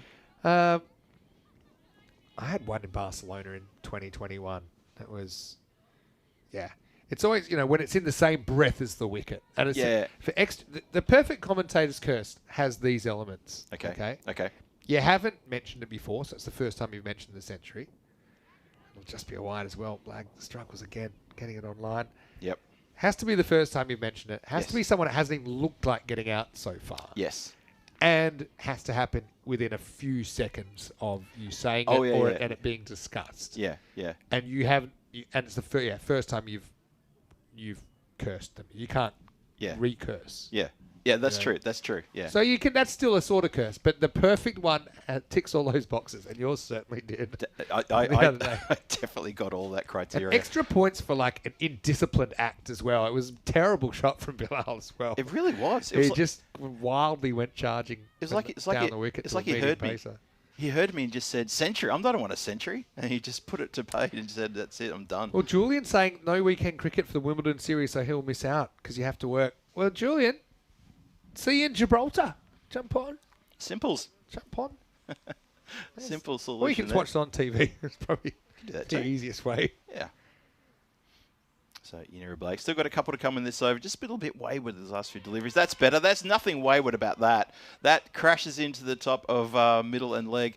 So, she's honing in on the stumps when she can. And you're right, just tone down the pace a little bit. She gets all the direction she needs, Vinny. She's obviously heard your advice. And she hits the wickets. And that's another one that falls. Yeah, it's funny old over, isn't it? I mean, we had 5 wide deliveries. Yeah. But when she gets it right, it's hard to see her not having success as Kaminkova tries to swing this away to leg. Yanira, well, she bowled a long over, but it's ultimately a successful over that has 2 wickets in it. There's still a ball to go with Czechia losing their captain for 6. It's 37 for 6. Yeah, 5 wides, and one of those was a minimo. So you're right. That's but bookended by wickets. Interesting looking at the numbers there. So yeah, one more to come. Skipper goes. And the Czech women could be on course for an early lunch here. I don't want to put the mockers on them, but they could be on course for an early break. Looking like it at the moment. Pradeep Yep. Chaudhary comes in. Not bad, number 8. Someone I've seen opening the batting at times for Czechia. Monty Luce has an interesting one as well. Yeah, what's he got? He wants to know, what do we think about potential rule change in cricket so the ball's still live after a catch and the fielding team have a chance to get a double play with a run out? Oh, the old double play. Come up a couple of times. Yeah. It's a cool idea. I think the execution is where you run into a few problems. Well handled by Chaudhary, and that'll be the end of the over. Long one, but a double wicket over nonetheless for Yanira Blagg. And after 8 overs, it's 37 for 6. The issue with double plays is in the execution. I know it's been trialled in a few things like LMS cricket and things like that. Yeah. But it comes down to the fact that once you're caught, essentially you're out. You don't exist anymore. So the other person is basically running with a ghost. Does that make sense? Yeah. So it's kind of like, yeah. let's say I'm batting with you and I get caught and I run, and then I turn around and I get run out. Like, am I out twice? Are you out? Yeah, how does Because that you're work? the only one left. Yes. Do you know? So like, Yeah, it's one of yeah. those things that it could be like say that the rule was that it's 2 wickets, and you haven't even done anything. You're out. That's exactly. a bit harsh. So Yeah. I like the idea in theory. I know they even tried it in indoor cricket in the Northern Territory. It's like that's the Wild Yeah, West yeah. of indoor cricket. They tried that, but it's in the devil's in the detail. It's okay. It's cool as an idea, and what does it apply to? So like, okay, maybe you can have 2 run outs. I run out you, then I run out you. But once you run one person out, then there's only one batter. So which end are they meant to be at? Exactly. So What do you break there's those a thumbs? few things that I think when you dig deeper, it's causing more problems than it's causing these kind of loopholes that people haven't thought out every scenario. Yeah. So I mean, I think wicket's a wicket. You're happy that you take a wicket. We almost had a classic double play which doesn't exist obviously in cricket. We almost had a classic example. I think it was Austria versus Norway, caught and bowled, and the I can't remember who the bowler was, but he was a little bit angry that he hadn't got a wicket. So out of anger, he threw the stumps down. Yeah. And the non-striker, he out of his ground. Yeah. So effectively tried to double play, but of course there's no double play in cricket. So, but that's case in point of if we had double play, there would have been bang bang. But you're right, it would be too constricted. But let me give you oh, well, this should be out. Not quite. This should be out and out. And out. Yes, that's the one. You know, we got there, Vinny. We got there. Classic double play in a way. I mean, I thought it was going to be a caught and bowled. Mumford picks it up and underarms bowls a strike. And that ball had a bit of everything. It's 39 for 7. Did indeed, yeah. Talking about double plays here, so this could have easily gone to hand for Helen Mumford here on the catch, and then would have tried to underarm it back to run out Pratibha Chowdhury. Anyway, she runs her out in the end by quite a fair way, almost runs into her keeper celebrating. But that is the end for Pratibha. She doesn't bother us too much. She comes and goes. I think she runs because she's worried about getting caught. Yep. And she wasn't caught, but it created the run-out opportunity, unfortunately, for her. Goes for a second ball, a 39 for 7. So I'll get your scenario just ends a perfect one where a loophole comes up. Yep. Strike hits the ball back, bowler takes the catch, gets annoyed, turns around, throws down the bowler stumps. As a non-striker, I could be like, well, I was trying to run to that end. Yeah. Do you know what I mean? I know exactly what you mean. I was Yes, trying to run to the you need to run me out at that end because that's the end I'm running to Yep. if you're trying to run me out. Do you see what I mean? Yeah. So run-outs are always based on there being two batters live at the crease.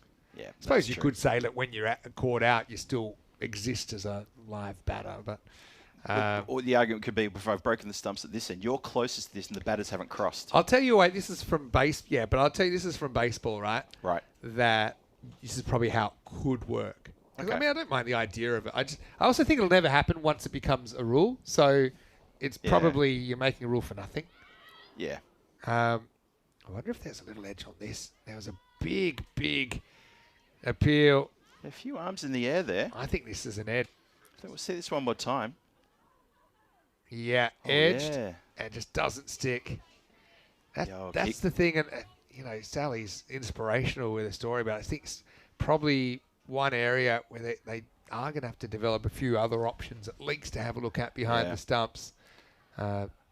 Sally was the one who was vocal. I think that's what it was. I mean, I love having Sally in the side, but I mean, also it's a big workload on her keeping every game in the whole week. But yes, no one obvious really comes to mind. There's a few players I think that do it, but they bowl a bit as well. So I'll come back to that in a second. This is how maybe it could work in theory if you're going to have a catch run out double play scenario. And it might have to be just for catches. Catch run out. We'll beat the fielder, but the fielder covers behind you near a blag, and that'll be the end of the ninth over. It's 40 for 7 after 9. So in baseball, you can't leave your base, or you have an obligation to return to your base that you started on if a catch is taken. Yes. So if you want to run, you need to not leave the base until the catch is taken, or if you have left, you have to go back and touch that base before you run if you want to. Right. So the only way it could work is that maybe if you have to return to the non-strikers end, or otherwise you get you're a risk of being run out. Okay. So what it would mean is on high balls where people are maybe going to get caught, you almost have got to be careful, because if you were just to run blindly like you normally would, well then actually you might have run all the way through, gets caught in the outfield. You need to get back to the non-strikers end where you belong, where you started. Yes, I see. So that's probably the only way I can see that you could have it without loopholes. Otherwise, like I said, you end up with this scenario where you can run out the same person that's just been caught. And that doesn't really make sense. It does make sense, because you can't get someone out twice. But I mean, that would work if you said, okay, well, if you catch out the striker, you can run out the non-striker, i.e. you need to, they need to get to the non-striker's end before the non-striker stumps a hit. That's the only way I think it would actually work in practice. They will often propose rules, and trust me, as like a rules expert, and someone that's worked hard on creating rules and playing conditions, not just in cricket, but in the gaming field and the gaming industry and all that.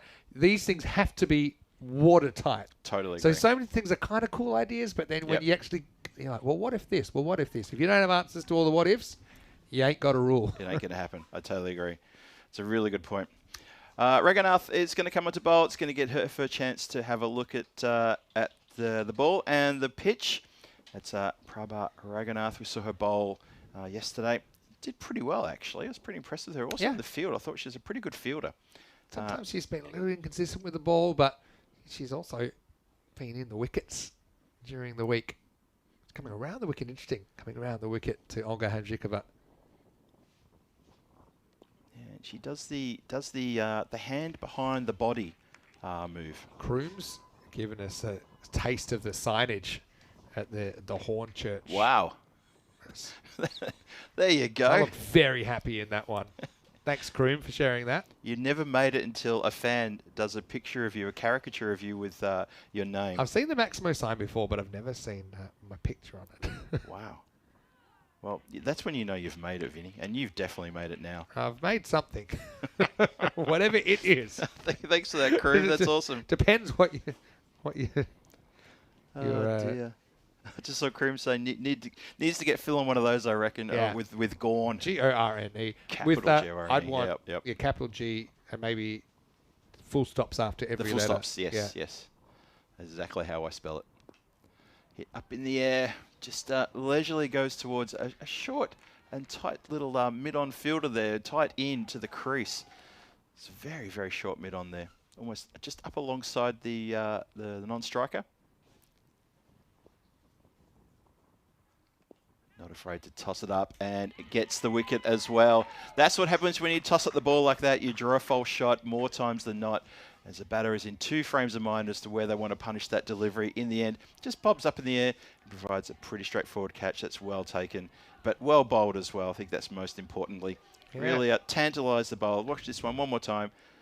Batter just doesn't get any of that. Capital Length is what I will say about that. It's all about the length. All about length. It's true in many facets of life, but what I will say is you draw the batter forward and not in control, not able to keep it along the ground, and creates a catching opportunity. Caruana doesn't miss out. Again, good fielders in good positions. So it's not the worst shot. I mean, it's not a bad shot at all, but with the length, the ball's on the way up when it's arriving with the bat, with the natural swing of the bat, stays in the air, and in the end, it'll be the 8th wicket, 40 for 8. They take a quick drink, as this will be Eva Konasova, who is coming out to bat at number 10. Good to see Turka here as well. I know she was here yesterday as well, and I hope that her injury is okay by the weekend. I know she's been named in the squad for the T10s. Start tomorrow. Did you see it's her pinky finger on her right hand? Yeah. Heavily strapped up. And apparently she went to the doctor yesterday afternoon after she visited the ground to get the clearance to play in the ECIs. And haven't heard from her yet whether she's got the clearance. Well, let's ask it out. Turka. I'm trying to get her attention. Tomorrow can play. All right. She's giving me, I think it's the thumb. I can't tell what finger's what. She's giving it the rock outside. She's giving us the the rock star. So she should be good to play. All right. Okay. Party on.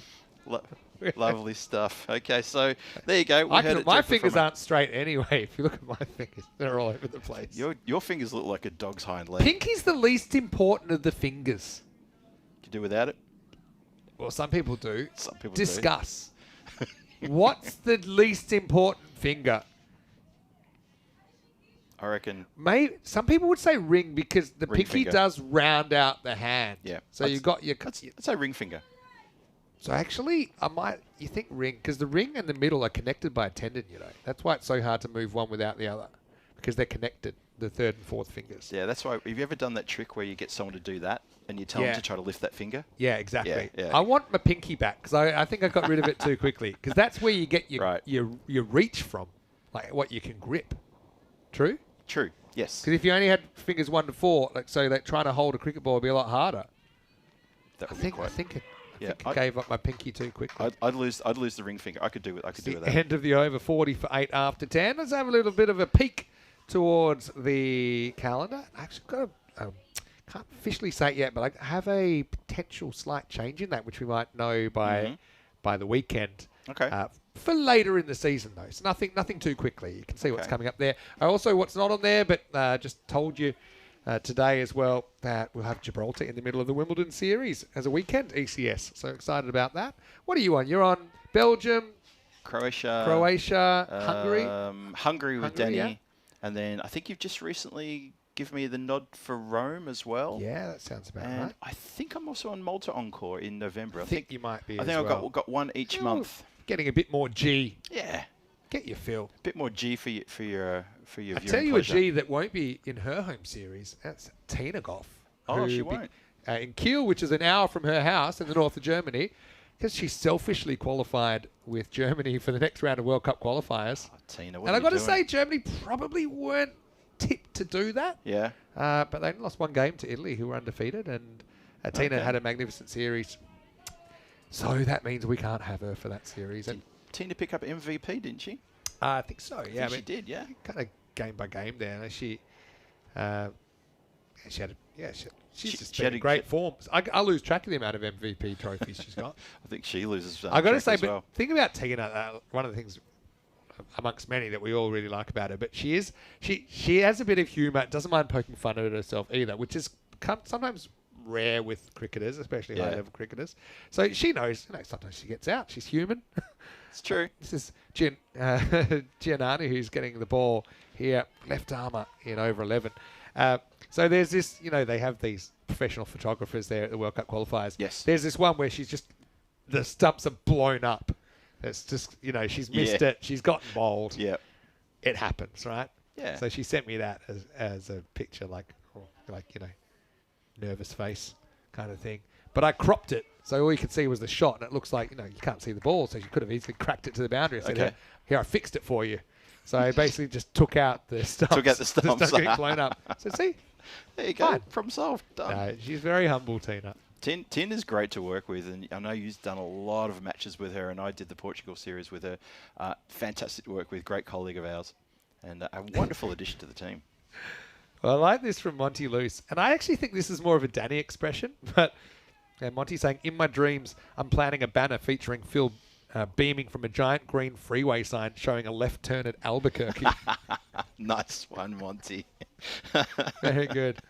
I'm more scared that I'm appearing in your dreams, but yeah, okay. Oh, that brings me to something else. Okay. Yes. Hold that thought. Giannani, though, gets this one through. Nice one. But I think we've talked about this before, but Tina commentates in her sleep. She Yes. sleep talks Yeah. commentary, and her partner's recorded it, and she sent this audio of quite good commentary. We're talking like a minute, 2 minutes. Yes. With And just generic. and it's clear. She's not mumbling. It's yeah, clear. She's saying, Yeah. it doesn't make a lot of sense, but then what does? This one, we'll just sneak back inside. A bit of a nervous look around from the bowler, Ariana. And I see her getting a go as well. I think given the situation, it makes sense that Gibraltar might try a couple of options. Yeah, so this shows the kind of person Tina is. She shared it, and we were all astonished that she was so clear, the clarity of her commentating for about 90 seconds in her sleep worth of commentary. Unbelievable. And this was early on in the piece too. Do you think I can try and play it? She was... This will be... I could try and do an impression, but I might try and pull it up I and think- see if it works on... She shared that with us at the start of the year, so she'd only recently joined the team. There's more of... It was it's not a astonishing. one-off thing. No. But the first time I heard it, I think maybe just after we had our get-together, all the commentators got together in January. I think it was just after that she shared this the file, and it was quite something. But for me, it was just the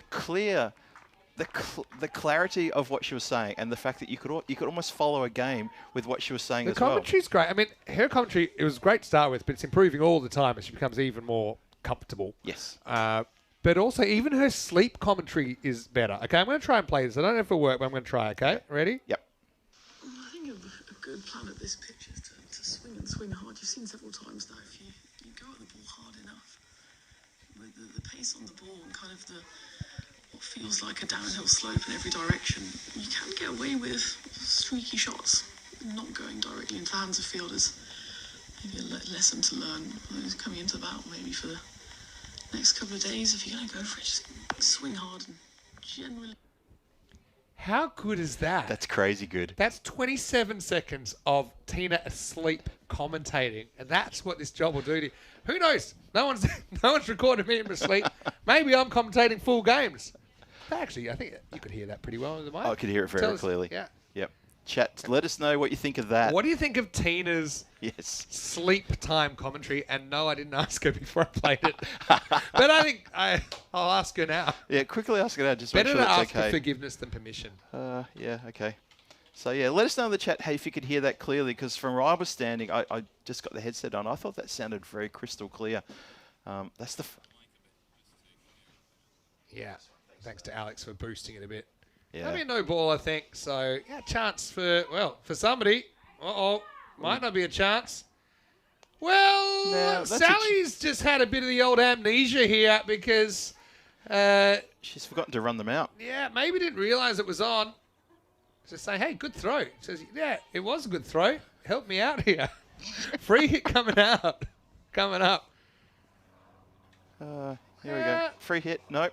And we'll try that one again. Jeez, I wish I could be run out by 5 meters and jog it in.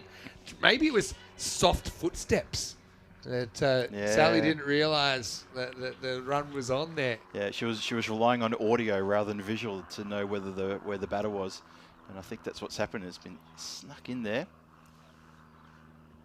Connor Savard Still on a free hit here. still on a free hit, and Not anymore. that's your free hit, and no swing of the blade Hey, look there. who it is. It's Megan Mumford who's on to bowl. 2 wickets the other day. Yep. Amazing performance. Okay, still finding her way. Not as experienced as some of the bowlers in the lineup, but Yep. yeah, does have 2 T20 international wickets. That's good to see. Next slide again. Obviously, the daughter of Helen Mumford. Yeah. Here you go. So we've got mother and daughter. And that was so combination there. nice because who was the first on the scene when she took her first international wicket? Mum. Definitely. Isn't it? Do you remember? It might have been a rugby game in South Africa where Yeah. I think it was like an international one as well. That player scored a try. Yeah. Dad was so overcome he runs onto the field to celebrate. Was he spectating? Yeah, gets taken down by the security. Oh, no. I think eventually they sorted it out. Okay, But you know, okay. like Yeah, imagine just being yeah. so overcome that you just dear. I can imagine that. My Father's Day's coming up. You just be Yeah. Just, come on. you know, yeah. what £5,000 fine or whatever it is. 6 to 8 security guards tactic. But no. Nice moments. Yeah, nice Family. moments. If a family moment, yeah, indeed. I'm sure the video of that's pretty good. That's gone all wrong. That's gone completely wrong there for Megan. I noticed Helix has popped in. If you get a chance, go back at the start of this over, at the end of the last over, we played Tina commentating in her sleep. And it's definitely worth a listen. I've told Tina now. She said, "Yeah, no problem." She Oh, said good. it's- Okay. Just didn't know how good of TV it would be, but it is good TV. Just another wide call here. So Konosova is hoping to get off the mark here. She played some okay shots as well. Again, finding her way in the cricket world. She's happy to leave a lot of these deliveries. She'll play that one, though. And caught behind. Can you believe I it? think that's it. Oh, We're no, on 'cause it's to a free hit. Yeah. Yep. Sally knows. Well, Well done, Sally. Sally, that's great awareness for someone that didn't run someone out that was 5 metres out earlier in the over despite holding the ball. That's it's a right. very good return to awareness for Sally. I tell you who's gutted. That's Megan. She thought that was her wicket. She was really, really happy. And then Sally gave the signal, and Megan just hands on the head, on her face, couldn't believe it. That's just a hit back there, or gets through. Oh, strategic misfield. Maybe the old foxing. Oh, I hoping see. for a run. Yep. Mancy Palmer at the non-strikers end was aware of that. She said, no, don't run. Hold your ground. 52 for 8, halfway through this 12th over. Swings at this one. Gets two straight to the player. Good shot for none, isn't it, really? It's nicely struck. But Caruana gets hovering in that short cover position, run-saving position, catching position as well. Nice shot, though, from Eva. Just wide there. Almost falls off the pitch. Just a wide indicated. So, let's have a look. How many balls have we bowled this over? Doesn't matter. I love that you saw it and then gave up. Well, I was going to see how long it's going to take me to count.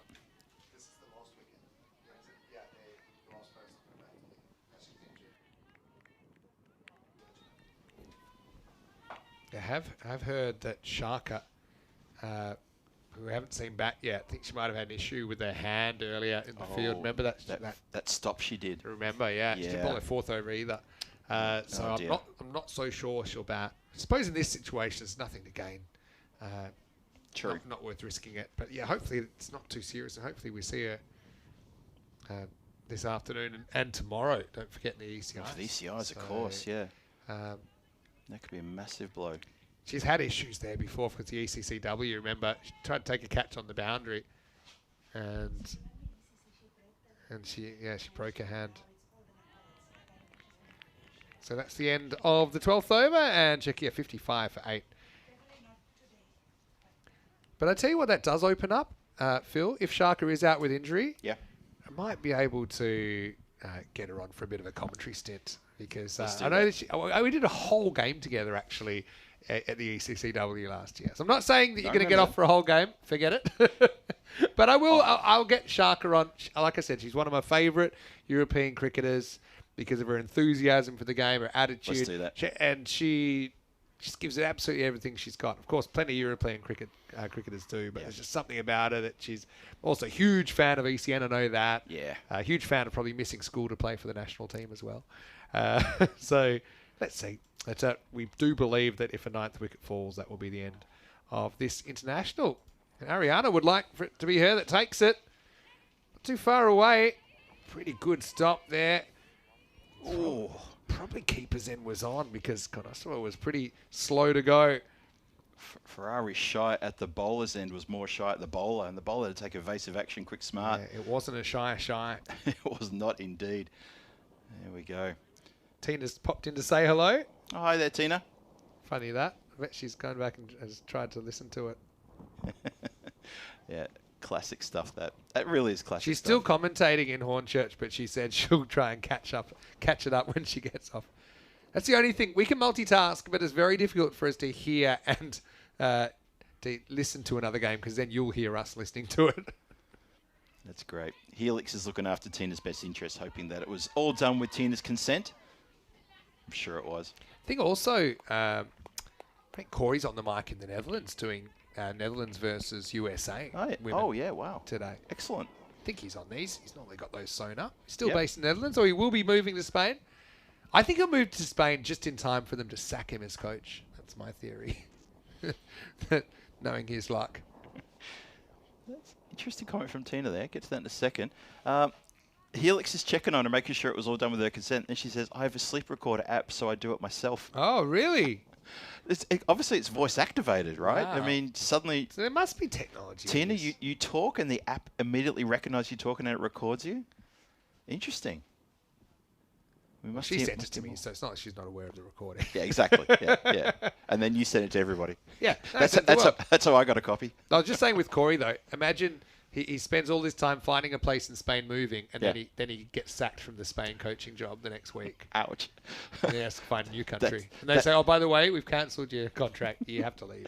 That's the worst commentator's curse I've ever heard, if that did happen. Oh, dear.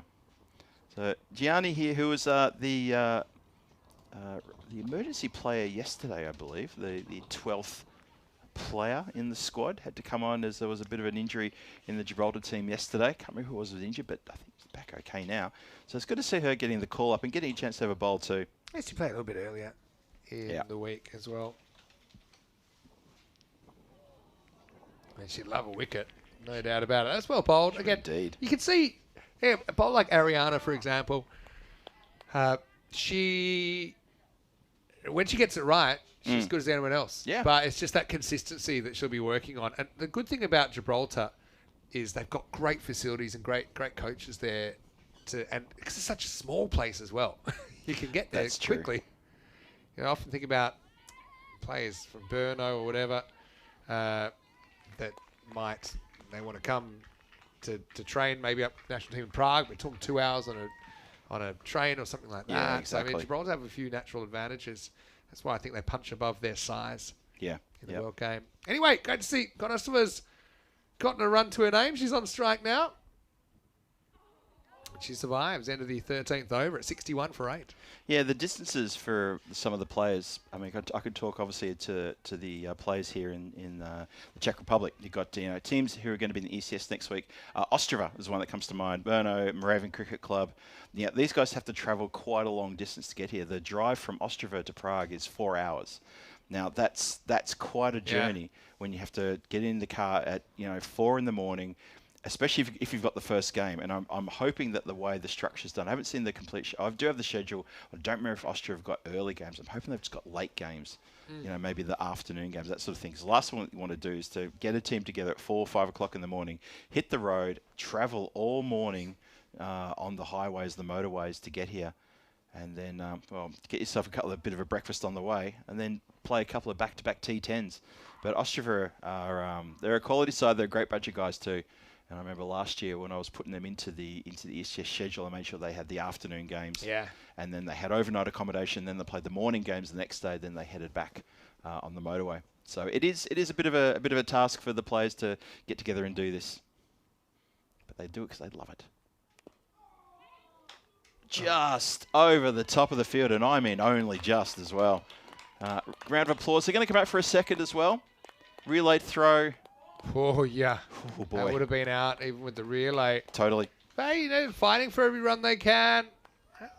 Nice contact there from Palmer. Just kind of ballooned over the field. I think it was Lizzie Ferrari at short mid wicket. They get back for a couple. So Palmer looking to just put a little bit of emphasis into this innings towards the end. Allows that wide to be connected there. These two have actually put on 24 now. They came together at 40 for 8. They've put on 24 runs. That's exceptional. It's the last wicket partnership. We know that because we hear that Sharka won't be able to bat. Yeah, which is a real blow there. We'll find Sharka during the break and have a chat with her. Hit nicely again. This time it goes out to the covers, straight to the fielder. No relayed throw, just the single. So yeah, just keeping that scoreboard ticking, and that's quite a good partnership, Vinny. That's encouraging, and the rest of the team should see that and say, well, if their last wicket stand or the 9th wicket stand can put on a partnership of 20-something, then we need to apply that so the rest of our partnerships can do likewise. Probably fair to say as well, they haven't had the opening bowlers to deal with. It's been a bit of a different caliber, let's say. So maybe a bit more of a fair fight. Yeah. And the reality of the situation is that extras have contributed to that partnership in an emphatic style. But it's still part of the partnership. Oh, just goes to push that one, misses again.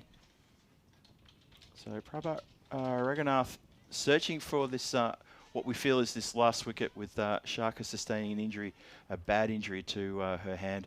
A hand where she sustained a break in it in the last year's ECI. Yeah. So whatever's happened out there in the field, she's aggravated it again, and I hope she's okay. Hopefully it's just maybe general soreness, but it was a bit of a nasty one last December. Yeah, cool conditions obviously that time of the year, even in Malaga. Well, it did lead to her getting a commentary stint. Maybe it will today as well. Well, hopefully she's still at the ground. She hasn't left for any medical attention. Well, it's either that or go back to school. Yeah, exactly. Back to the maths class. That's been hit uppishly. That's going to run away. They're going to get at least 2 here. If they turn quickly and go. Relay throw, possibly. Oh, an easy 2 in the end. That's good running. Well done. Cheer from the dugout as well. Yeah, nice shot. Really nice shot. Konasova has the 2. 2 is kind of like an entry-level boundary, I think, when you're finding your way as a lower order bat. So, yeah, 2 is more than a 1. Put it that way. Raghunath goes for 6 in her first 2 overs. Does have a wicket to her name, but not in that over. It's 67 for 8. You're not wrong, Vinny, and it's good to see your maths is working really well this morning, as it usually is, so well done. It's so true. Yeah, I talked about this with Danny yesterday, but Andrew Leonard, who I commentated with in the Netherlands actually last year on some T20Is, he alerted me about the Lou Bega. You know what Lou Bega is? Oh, this rings bells. It's when the score is 123 and there's 5 wickets 4 down. for 5. Because it's 1, 2, 3, 4, 5. Yes, yes. A little bit. Of course, yeah. Dave B loves that. I'll stop before the copyright comes up because it's so close to the original. Yeah, okay. That, it might trigger a few warnings. Yeah, we don't need those. Sit down the ground. Going to be a single. Nice stop there in the field. And the underarm to the bowl is pretty good as well. Lizzie's come back, and that means one thing only. Jibber hungry for an early lunch. They want their lunch. She thinks if she can get one on target, that might be enough. But, credit to Konosova. It's 5-21 balls. And has to deal with Ferrari. Doesn't quite get it right. She goes for a wide now. Our good friend Shaban has jumped in the chat. He's given a shout out to you and me, Vinny. Hello there, Shaban.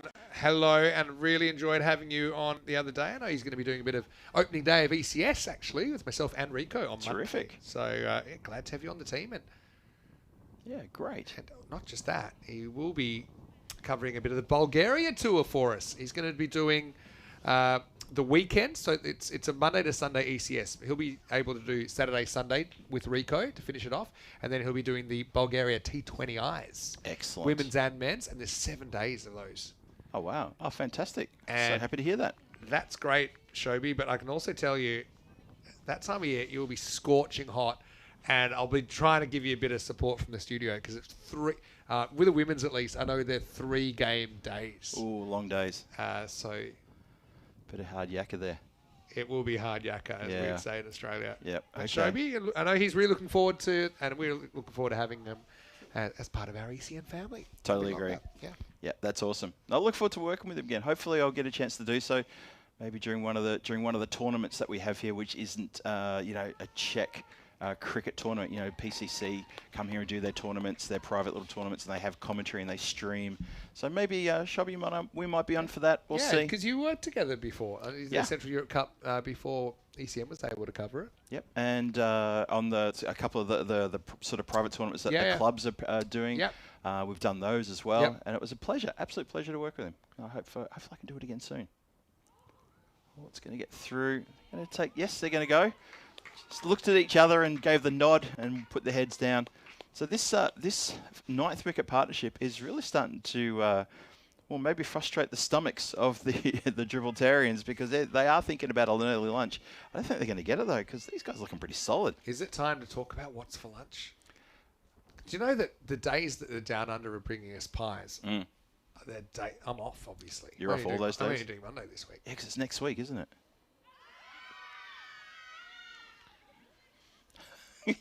Ferrari's pointing, saying, "Do you see that? That's the stumps. That's the pads." Did it lodge in the pad there as well? I think so. Let's have a look. The thing is, it does straighten, but we can't really tell from behind how much it straightens. We'll check it out in the replay, maybe from a couple of angles.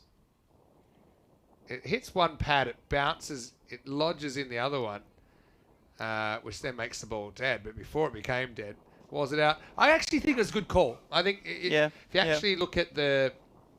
it's hard because we're guessing, but I don't think it was quite straightening enough to hit the stumps. I think it looks like it a bit more because it bounces from one leg onto the other and probably would have hit the stumps. Yes. Bouncing off the first leg, but then it lodges. It's the end of the 7th over, 80 for 1. And this one's coming up this afternoon. Austria to play their last game of their Czech tour. And that is match 6 against the hosts. And it should start in about an hour's time from now, which means we'll have the coin toss in 30 minutes. That's as long as this game is finished reasonably quickly and not going to cause any delays. So keep an eye on the chat as well and keep an eye on the screen for the coin toss result. Yanira Black's going to come back. She's got 3 wicket haul. She'd like to make it 4. And finish this game. Again, we've had word that Shaka Kolchunova will not be batting due to that hand injury. Yeah, it's disappointing for Shaka.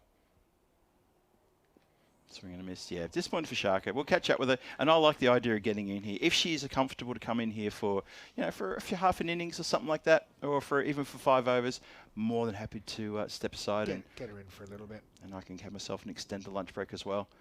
We'll see how she's feeling about that. Whether she needs to shuffle off and get a few painkillers or what is the story. Hopefully it's not so bad. It's a nice solid shot there from Palmer. Moves into double figures now. So nice work from her. She in fact becomes the high scorer in the innings with 10 not out. Yeah, she connects well with that one. And that punch down the ground. So yeah, definitely to double digits there. I'll give you a little win that Czechia have had. They have won the battle of the accuracy with the ball. Have they? As far as And Gibraltar have bowled more extra deliveries in this innings already than Czechia bowled in their entire first innings. I think Czechia bowled 29, which is maybe that's their new target. I think less than 1.5 per over. Okay. And I used to think 2 per over was kind of their par with the extras. Yeah. Sometimes we had issues where it was like 3.5 per over one game against Cyprus. They bowled I think 71. If they get it down to 2 every 3 overs, that would be a real accomplishment. And it all starts that way. Yanira has had her own issues with control at times in this innings, but when she's got it right, obviously she's looked very, very dangerous. Yeah, just little things bit by bit. It's not all going to happen immediately. It's a marathon. It's not a sprint for developing cricket. And, the girls are really good at illustrating that. Just these small little wins, lock it away in the memory bank and do better next time.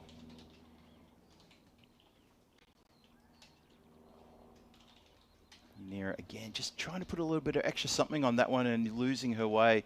Going down leg side for a wide. Easy work for the umpire there. Although the umpires are getting a bit of a workout with the wide calls.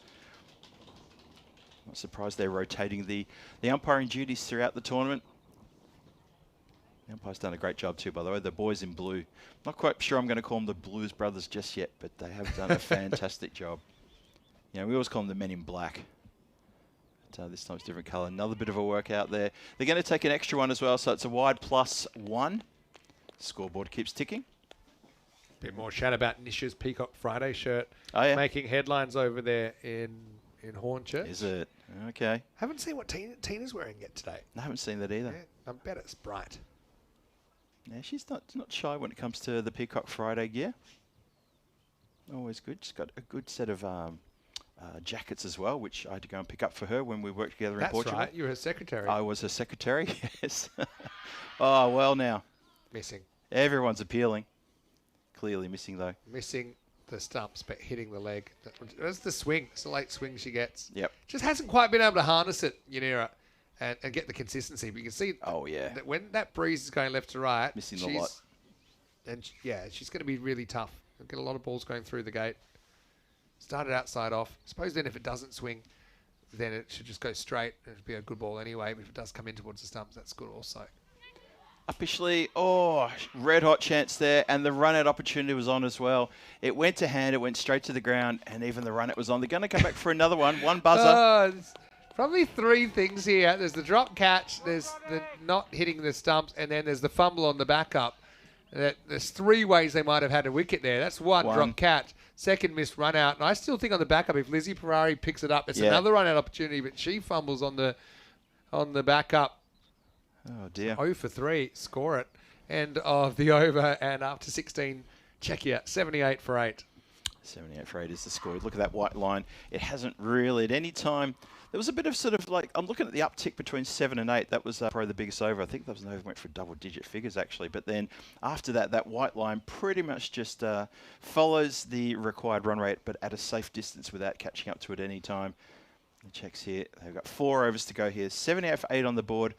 Be a good landmark for them if they can just have a bit of a rush of blood or just, maybe move things along a bit. But that's okay. They're going along nicely. This last, this 9th wicket partnership is now worth 38 runs. They came together when the score was 40 for 8. Amazing. Almost doubled the score, but that should be it. Oh, Lauren Pius. Lauren, you've put down a red-hot chance there. Maybe she doesn't want an early lunch. That was just genuine goober. I hope she's all right there, but didn't come back at a very challenging pace. No, I think it's just She's more... too eager. Yeah. Snatched at it. And she said, how have I missed that? I think she's more just surprised and just snatched at it. First ball she bowled. Could have been the last ball she bowled. Savar smacks that one back. Yeah, he was had enough. It's about time I created a bit of damage. Here we go. Yeah, that's what it's like to get bat on ball. Sometimes it's like that for a batter. They feel, especially a tail ender, they feel and they hear the sound of the leather on willow and they think, oh, I like that. Let me try that one more time. Let's see how we go here, Pearson again. No, she's happy to leave the deliveries out there. Just came back in enough. It did, didn't it? Avoid the wide call. Yeah, she hasn't quite judged that one. Yeah. What else are you feeling? I mean, they've already signed up the series, but maybe a bit of a banana peel game for them against Czechia. Yeah. They want to finish with a win. Of course, technically at the start of the day, Czechia could have taken second if they'd won both their games today. Technically, yes. in the air, and that's going to also land safe. It's going to land very safe, actually, over the infield. But the infield were very, very close, trying to hunt for that last wicket. Yeah, true. Nice shot. That was a good shot indeed. To 4 now. Yeah. Yeah, not often you see your lower order batters face so many. I can't remember it at number 10 facing 31 balls in an innings before. Yeah, in a point. T20, where there's basically yeah, it's very 120 in unusual. the whole innings, but 30 plus is quite a lot. Just faced, yeah, you faced a quarter of the innings. It's a good location there from Pius. She'll know they should already be walking off the park, probably tucking into their lunch. Gibraltar, though, I've got to say, I gave them a bit of a tip because I know they got the afternoon off, and there's a wine and food festival on one of the little islands in the middle of the city today. That's right. So I actually gave me a bit of a tip for the afternoon. I think that's where they're going to head off to then, maybe? Sort of They might. relax in the afternoon, put their feet up. Prague's great for those festivals around. It was beer, wine, food, ice cream, you name it, cheese, Oh, yeah. rosé, But Prosecco. burgers and spicy food are big as well, big time. And obviously, you know what I'm like when it comes to hot sauces. And you've also been on the other end of that. I have been. That particular thing. Swings. Oh, gets this one around the corner nicely. It's going to run close to the boundary line. Good work there. That looks like it's is that Rosie out there. Gets the ball back quick, smart. Can't stop a couple of runs though. Good so running. runs still coming. They've more than doubled the score now, 8 down. I don't think anyone saw this one coming. Check out 82 for 8 after 17. Vinny, they've taken it from 40 for 8 from 9.4 overs. So it's taken them 7 overs and 2 deliveries to double their score and then some. And I did say a couple of overs ago, okay, but they haven't really faced recognised bowlers. But then they did, and they've still handled themselves. So, They have. credit to these two. They couldn't have done more, really. Yep, Palmer's on 14. She's looking pretty solid, actually. And Konosova, she's picking the balls to not hit and leisurely watching those leg side wides and the offside wides, just saying, no, you're not going to tempt me. And that is a study in concentration to not be tempted by it to try to hoik a wide delivery. That's fantastic stuff. She'll be disappointed if she doesn't end up with a 4 for here. She's got an opportunity. Konosova's shown she can survive. 4 off 31. We had a couple of drop catches in this partnership that would have ended the innings. Here we go. Yanira starts us off with leg side wide and But then I even run. like the confidence to run and to take on the fielders. This is, again, a key difference I've seen from the Czechs now compared to maybe a year ago. That now we're getting down to the lower order. They're less scared of getting run out. They know there's a chance, but you don't score 100% of the runs you don't take, right? That's right. I got a question for you about running. I think I know what your answer might be after this ball. If there isn't after this ball. And there isn't.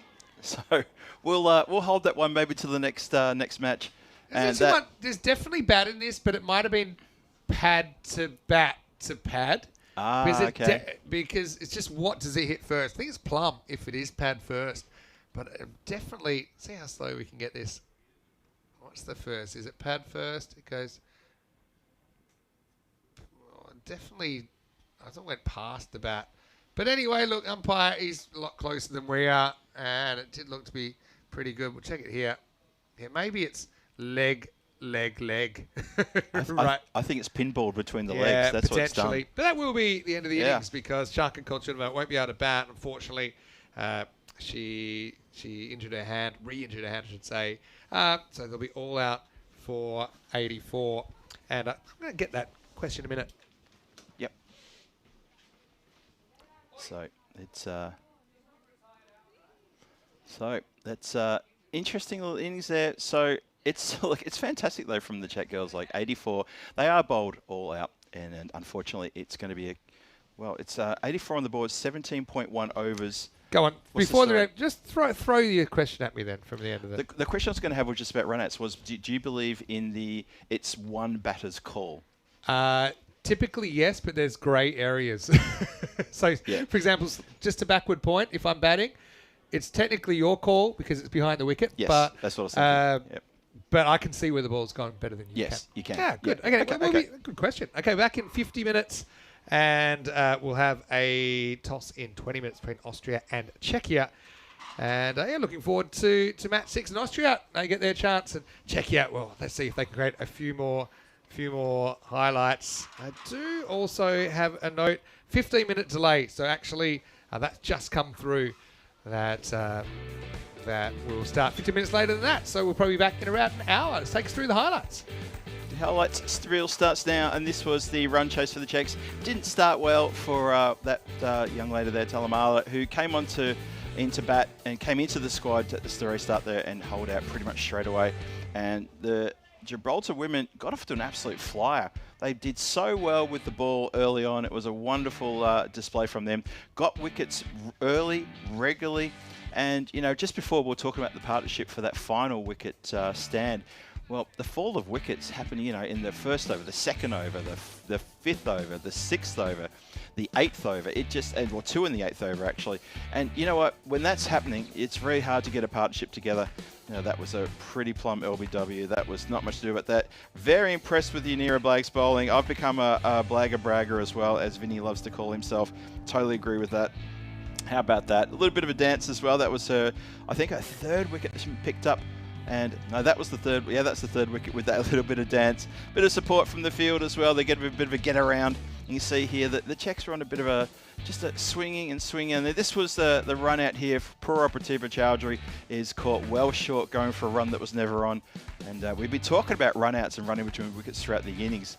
And that was a bit of a case in point of that's probably not how you execute it here. This is a funny one. Got a lodge in the pad. There was something happened in the test yesterday as well in the South African batter. It almost lodged in his pad, but he grabbed it before I thought it was settled. And it was a bit of a funny incident. Nothing funny about the catching though from Gibraltar towards the end. They just couldn't finish it off. Finally, Yanira Blagg came back and a 4-wicket haul. What a fantastic effort that is from Yanira. I know she missed the first day due to exams. Well, she gave a pretty stern examination of this Czech batting lineup. And even though she would be the first to admit it wasn't a perfect effort with the ball, the fact that she walks away the 4-wicket haul, I think she'll be very, very happy about that. Thoroughly deserved success. Yeah, 4 for 19, and she finished the innings at the start of her 4th over. And that was a great return from her. I really enjoyed her bowling. We'll say it's her 2nd 4-wicket haul in T20I cricket. Also took 4 for 9 back in April last year against Estonia, and now she's done it again. So there wouldn't be too many world bowlers that have taken 2 4-wicket hauls in the T20 Internationals. It's a great effort. Absolutely right, Vinny. That's quite impressive. So well done to her. Sorry, go, Vinny. Sorry, I was just going to say quickly, the scorecard with well done to Mansi Palmer and to Eva Konasova. Bring a bit of respectability to it. Put on 44 and they end up with 84. All out, unfortunately, for Shaka. She wasn't able to bat due to that recurrence of the hand injury in the first half. But Suchkova early with 8, including a boundary. Erica with a boundary as well in there. Look, they fought. That's all we can really ask for. And Gibraltar, you know, to be fair to them, they threw the ball around. I think that's the right thing to do to give people opportunities as well. But Blagg with 4 wickets, Ferrari 2 for 10, once again delivering. Amy Valverde Benatar didn't do much wrong at all, 1 for 11. And Raghunath, including a maiden in her 1 for 6. How about that, a maiden? Nice to see Giannani get a bowl. Nice to see Megan Mumford get another bowl. And Pius, I mean, she should have had a wicket first ball. That's right. The 44 extras. Again, some of those were by their maybe not recognised bowlers. So it's all learning curve when it comes down to it. Gibraltar, they do walk away with that 2-2 record in this Central Europe Cup. Yeah, and just want to give a shout out to the Gibraltar women too. Just thank them for the competition that they brought here to this series. It was wonderful that they came here to play in the Central Europe Cup. And as I've been saying, anytime I get a chance to, the Central Europe Cup, it's a bit of a showcase one for Czech cricket. It's an event we've had going since 2014. We absolutely love it. We put everything into it, and we hope that the teams who come along enjoy their time here. I'm sure they've done as well. But yeah, we just want to thank, on behalf of Czech cricket, thank them for the competition they brought to this tournament. Yeah, definitely. And good news about the Gibraltar fans, you don't have to wait too long. They'll be back tomorrow as part of our ECIW, along with Czechia and Croatia. For Czechia, though, no rest for them yet. They've got the Austrians coming up. We're an hour away from the first ball and half an hour away from the toss. Vinny Sander here, Mr. Maximo with Phil G, and we're back. The sun's out. We're ready to play match 6 on the way here as we'll return in an hour's time for more ECN CE Cup T20IW.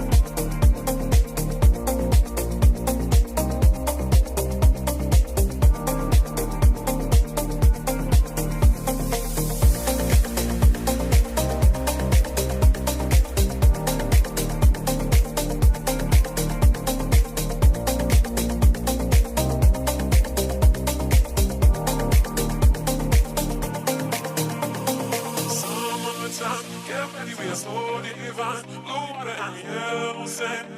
Just you and me. Summertime, get ready, we are so divine. Blue water and yellow sand. Let's live our dream. Summertime, get ready, we are so divine. Blue water and yellow sand. Just you and me. Summertime, get ready, we are so divine. Blue water and yellow sand. Let's live our dream. Summertime.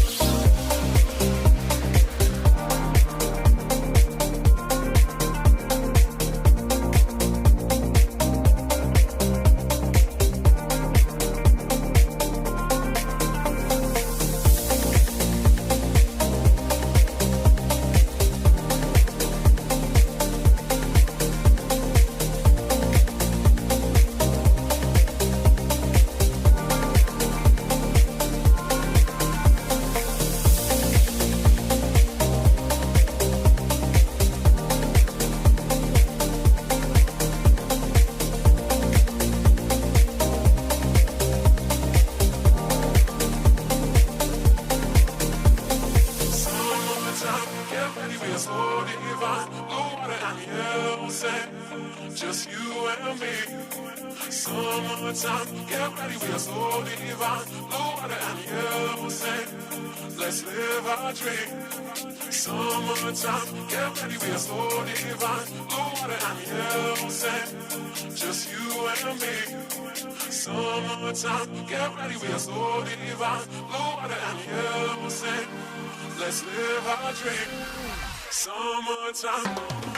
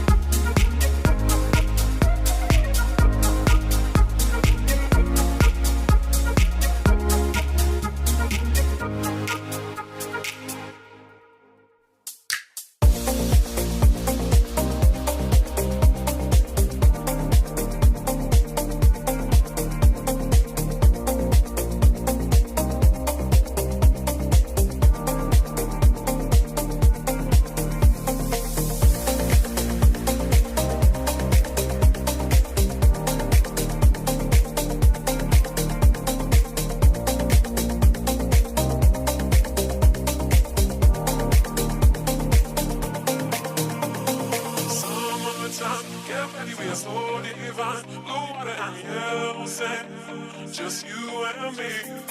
Summertime, get ready, we are so divine. Blue water and yellow sand, let's live our dream. Summertime, get ready, we are so divine. Blue water and yellow sand, just you and me. Summertime, get ready, we are so divine. Blue water and yellow sand, let's live our dream. Summertime.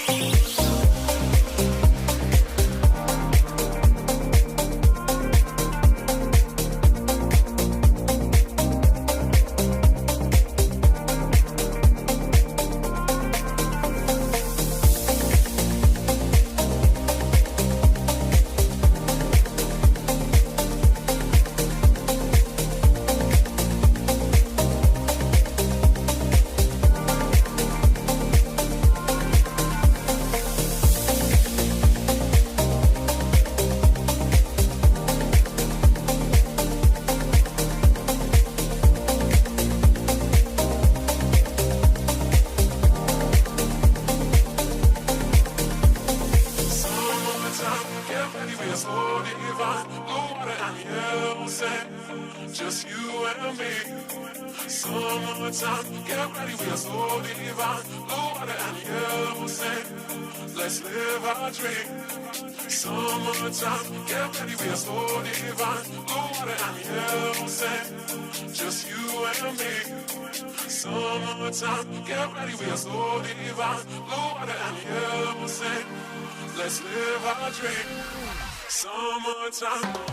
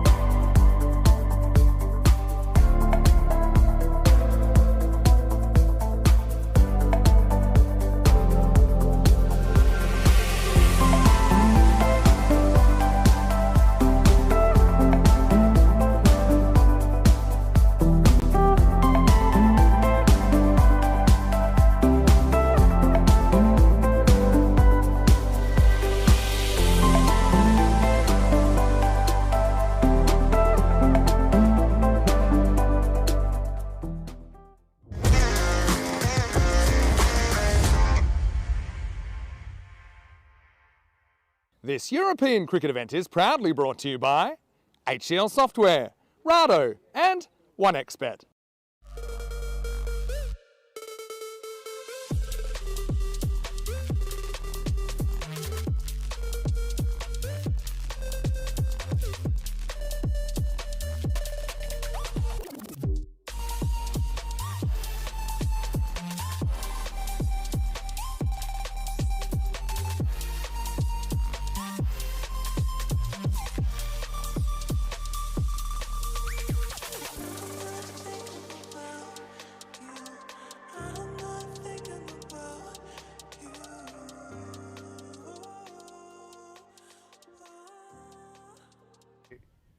Hello and welcome back. Great to have you with us as we get ready for match number 6, the final match of the T20 portion of our Czech tour. But don't forget, T10 action starts tomorrow with 2 days of internationals, then 7 days of ECS action and 2 divisions in the ECS for the first time this year in Czechia. But it's Austria versus Czechia to go head-to-head in this final T20IW. Shobit has the coin and this time around he's with 2 captains. Let's see who wins the coin toss. Welcome to game 6. It's Austria versus Czechia. Austria to flip the coin and Czechia to call. Tail. And it is a tail. So Czechs won the toss. Betting. Okay. Czech will bat first. Czechia win the toss then and want to have a bat. And they certainly finished strongly with the bat. A very good 44-run partnership for effectively what was the last wicket. Brought a little bit of respectability to the scoreline in that last game against Gibraltar. But Austria, they do come in as heavy favourites. In fact, it's 24 hours after the first meeting between these 2 teams in this tournament.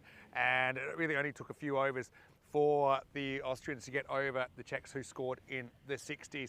But for Austria, I've got to say that Sriya Reddy, she has to be a chance for the MVP. She's been absolutely magnificent, and it's been with the bat that she's made the biggest impact, getting a team out of difficult situations. In fact, you go back to the first time that Austria met Gibraltar, it was that Joanne Stiglitz and Sriya Reddy partnership that got them out of a really, really tight spot. But let's just hope that both teams play some good cricket here. It's a beautiful afternoon for cricket, so let's see what kind of stories we can create here in match 6 with the news from the toss that the Czechs do want to bat first after winning it. Over to Phil G as we get ready for the first ball.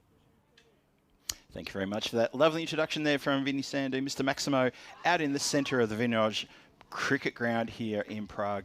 And he's absolutely right. It's really looking like a picture out there. Bright blue skies, nice warm conditions, a lovely breeze coming across the ground just to keep things, keep the temperatures down a little bit there. Let's have a look at the lineups on your screen there. So Austria have just got one change. Pravitha Ganashan comes into the side. And for Czechia, there's a couple of changes there. They've managed to switch things around a little bit. So it's got Divya Matani comes in, Adela Pavlichkova comes in as well, as does Michaela Trebelova. So that's a few little changes coming through. Obviously, they're going to miss and really miss Sharka Kutsanova. And as we said towards the end of that previous game, sustained an injury, and she will sit out this next match. But she's still at the ground, so just hold on to that thought, because you never know, she might make a surprise visit at some point during this game. We'll find out. Supercomputer likes Austria here to the tune of 99% over 1%. Still giving the Czechs a 1% chance of the win. However, I think our stats usually run with about a 1% chance of a variation difference there. So you never know. It's, look, it's the Czechs under hiding to nothing here. They haven't won a match. This is a great opportunity for them to get out there and bat all their way through 20 overs and see off a very strong Austrian bowling and a very strong Austrian fielding side. I've been so impressed with their fielding, it's ridiculous. They have affected, I think, about 10 runouts in this tournament already. They had 4 runouts against Gibraltar in the first time they met. They got 4 runouts against Gibraltar in the second time they met, and I think they affected, I think it was 2 runouts yesterday. So the fielding for Austria is on song. They're catching everything that goes in their direction, and the bowling's been very tight. They've put together a terrific tournament here, and there's little wonder why we're already sort of saying, well, they've got 2 hands on the trophy. And there's, yeah, well, as I just said, there's no doubt that that's going to happen. Sriya Reddy's got the ball, and she's going to start this match number 6. And straight away, hits the timber, crunch, bash, crash, wallop. Everyone who want to see it. And as Vinny said in his introduction, she's put a hand up for MVP for this series, and she's just put a bit of an exclamation mark on that as well by getting the first wicket on the first ball. Have a look at this one more time. Just coming in on her usual longer run-up. It's full. It straightens down the line just at the end. Then you see it just tapering away there. Looks like it's going in towards leg, and then it straightens and collects middle stump on the full. She gives herself a round of applause, and her teammates come in and give her a round of applause as well. She's definitely put her hand up and said, how about me? Fortunately for Raquel Pavlichkova, it's done for her. Goes for her first ball. Can't believe her luck. And the swinging delivery with that just late swing. Watch this one more time. There it is. It's just that late swing. It smashes straight at the base of middle stump. What a great start for Austria here in this last match of this Women's Central Europe Cup. I think maybe are they checking? I'm just watching what's going on here. The batter was taking a little bit too long to be ready there. I think everybody was a little bit unprepared and ready. Now there's a bit of a Bronx cheer. It's good to see. But the new batter is making her way out to the crease. And that is going to be Mancy Palmer who gets to come out. And Mancy Palmer, fresh off the previous game where she put together a very good rearguard action in that game. And she gets a chance to come out there and maybe try something at the top order now. So maybe switching it around a little bit. I think it's pretty good to see. I mean, she's probably earned her place to be able to do something like that. Her and Eva Konosova put together a 44-run partnership for the final wicket in the previous game. So it's little wonder that she's been elevated up the order. Mancy Palmer, just to add some stability here. Ooh, that's a bit high. Let's have a look and see what the umpires are saying. No ball already signalled there. That's a bit of a rash delivery. Shreya just not quite getting that one. Well, getting it on too full, I think is probably the best way to describe it. Have a look from side on at this. Oh yeah, good call there from the square leg umpire to immediately call that no ball. And they do. Palmer does get off the mark though. Brings Erika Kuntsova on to strike. Tries to swing at that one, doesn't connect. So Shreya with a wicket in her first over. She's just walking back to mark, just practicing that delivery she's trying to bowl. She has put together a terrific tournament. And funny enough, we do expect to say that she could be MVP for her bowling, but as Vinny said in his introduction, she could end up getting it for her batting. She has really batted out of her skin, and that partnership that she put on with Joan Stiglitz in the first match that Austria played against Gibraltar was match-saving, match-winning in the end as well. And I've sort of said it. I said it yesterday when I was commentating with Dan Hildechek. I sort of feel that this has been Austria's tournament, all but the first 2 overs of that very first game they played. Where Gibraltar had them 4 down for 6, I believe it was. 4 down for 6. Never since then, well, it's been pretty much all Austria. They've been dominant. They've been captained very well from Joan Stiglitz. Need to take a hat off to that young lady and say well done for her captaincy. And she's kept the team motivated, moving, and the fielding has been sensational as well. A bit edge on that one. A little bit unsure of the run. It's a sharp chance with the keeper. I think that is, yep. There was a bit of a stutter there as the batter gets to the other end, and the stutter is what's done her.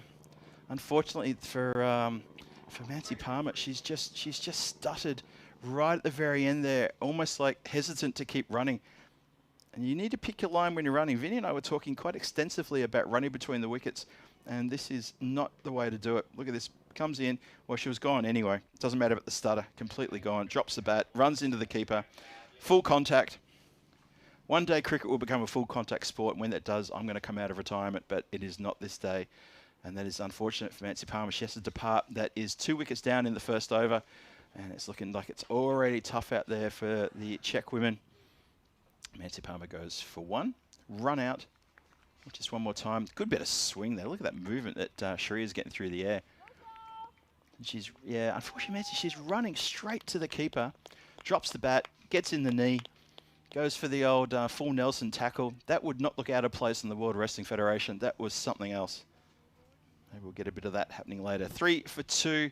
Still haven't finished the first over. Talamala is now facing Shreya. Just chasing one outside off. Nice delivery, that one again. Shreya's bowling exceptionally well. Always working on her game. Even if she's walking back to a mark, she's still making sure, have I got my arm in the right place? Am I bringing it down straight? Real professional. Joy to watch her play. Coming in again. Oh no, did not know too much about that. The batter just skews off. Well, the fielder can't even pick it up either. Finally got it though.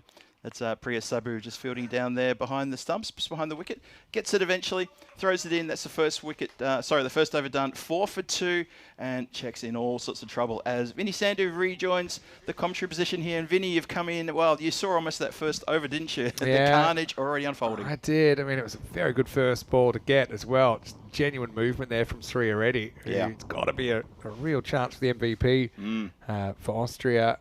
And then, yeah, the running, just a slight hesitation, obviously. Yeah, I don't think the slide would have saved her in the end, but it was just a bit of a bit of a tough one for the Czechs. Yeah, slight hesitation that cost her a wicket. I think there probably is a run there if she goes straight away. But they do need to be ambitious with the running between the wickets as well, so I don't mind that either. But didn't work out too well. 4 for 2 after the first over. Malika Mahadiwa is going to bowl the second. Austria hoping to be perfect. 4 for 4 in the series. That's nicely worked away by Talamala, who went for a duck earlier. But it's nice to see her out there. I had a nice little chat with her in the lunch break. And she said, yeah, you know, she's got a certain, let's just say, persona on the field. We saw when she took her wickets. She said, no, I don't act surprised because I want my opposition to... She's a real gamer, you know. She's kind of saying, that's what I think is what I expect. She's bowled really well today. And it obviously adds a fair bit to the batting as well. That's a nice cagey little response from the bowler to say that. You know, I want them. I want the opposition to know this is expected. Yeah, I like it. I'm of this level. Join me. That's played away. It actually gets through the field. They might even get 2 here. Probably should. They will, as that is picked up and hurled back in. Hey, I was just thinking as well. Yeah. About this contest and about what Czechia could gain out of it. I'm just trying to think: is there a way they can find a way to maybe get the 100 on the board? Maybe Austria maybe take it for granted a bit. I mean, we haven't really seen the middle to lower order against Czechia. But look, it's just one of those things. I think both teams just go out there trying to give it their best shot and obviously gain experience along the way. Yeah, it is those things, isn't it? Just to give it their best shot and try to get something from the Austrians as well. It's a good shot again. I mean, Erica's got a lot of talent. She's a triple threat, actually. She's excellent in the field. Took a good catch earlier today. She's quite an accurate bowler and testing bowler. And this is a nice shot. It's a nice little punch off the back foot. Another thing I was going to say is I'd love to see a kind of floating slip in place a bit more. Something I talked about in the previous game. But just there's a lot of balls that are going around here. That's on the ground, so it wouldn't have been out anyway. But in the last over, the last ball I think it was that Sriya Reddy bowled, came off the edge, uncontrolled, popped up. So I just love to see it be a bit more attacking and for all sides really against the pace bowls. If they're getting it right outside the off stump, there's a lot of balls that fly in that direction. At the moment, there's nobody there to take it. I think the fielders that are in that line are too far back. They're just there to save the one. That'll be gone. It's Mahadiwa that comes up with the full delivery, knocks over the castle, and so she gets in on the action. It'll be the end of the road for Sojanya Talamala, who's bowled for 2, and after 2, it's 11 for 3. And to Vinny's point too, Mahadiwa, she even after the ball was bowled and the stumps were rattled, she pretty much said, okay, skipper, where do you want me to field for the start of the next over? Just all business, absolutely all business, and that's a cracking good delivery. It's full, it hit the stumps. And as she's walking back, she takes her cap and then she turns to her skipper, Joanne, who was at mid-off, and just said, where do you want me to skip? No problem at all. Let's get on with it. So 3 down in inside 2 overs. So Jana Talamara has to go. Yeah, again, that's the kind of ball that you want to be able to deliver as many times as quickly as possible if you're Austria here.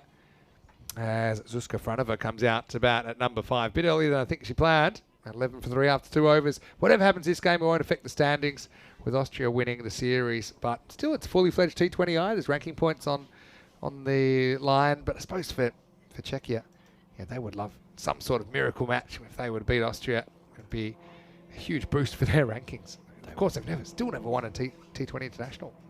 That's a good point. You sort of think, well, they've probably got a bit of work to do until they will win that first T20I. But, you know, when they get it, I tell you what, it's going to be a loud night in Prague when that does happen.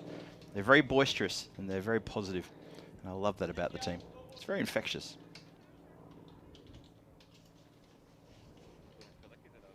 Shreya lining up now. Yeah, that's well kept down as well by Erika Guntsova. Yeah, Shreya works very hard at her game. I think I'm seeing players get rewards that have gone over and above, given the facilities available as well. I mean, Shreya's in a country where I wouldn't say great facilities compared to a country like Gibraltar, but just every chance she gets, she's bowling. Doesn't even need to be in the nets. That's so true. You know, she's bowling at whoever or wherever she can. I'll scramble through for a single here. But, and even with the batting, you know, she's worked on that very hard. Previous high score of 11, but she's been outstanding. And it's not even the runs she scored, but it's how she scored the runs. I think for me, that's why she's probably MVP, slightly ahead of Amy Valverde Benatar, who scored big runs against the Czechs in the first game. And also, you know, she scored big runs against Austria yesterday, so make no bones about it. But it wasn't enough. Oh, geez, this could be out as well. Throw was offline.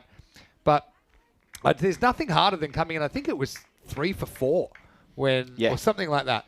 When Sriya Kamati Reddy came to the crease the other day and was part of that partnership that dug them out, set up the win for Austria that essentially sets them up winning the series. Yeah. So I think for me, plus you throw in the bowling, but even without the bowling, I probably have a fraction ahead just because when and how she scored those runs under pressure. Yeah, in the context of the tournament, that those 2 innings of those 2 47s, that first 47, absolutely huge, massive. I said it before, it wasn't just match saving, it was match winning. It just gave them that push and that confidence, gave the bowlers something to work with as well. So yeah, I agree. And you know, hats off to Amy as well for a fantastic tournament. Stumps akimbo. And Shreya's hit the woodwork yet again.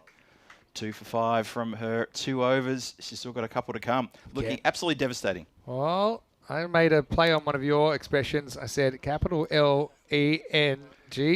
Don't forget the G. But all about the length. Pitching it up. Yeah. Batters don't get a good look at how the ball's going to bounce. You can see there a slight technical thing still for Zuzka, who tries to keep it out but wasn't able to.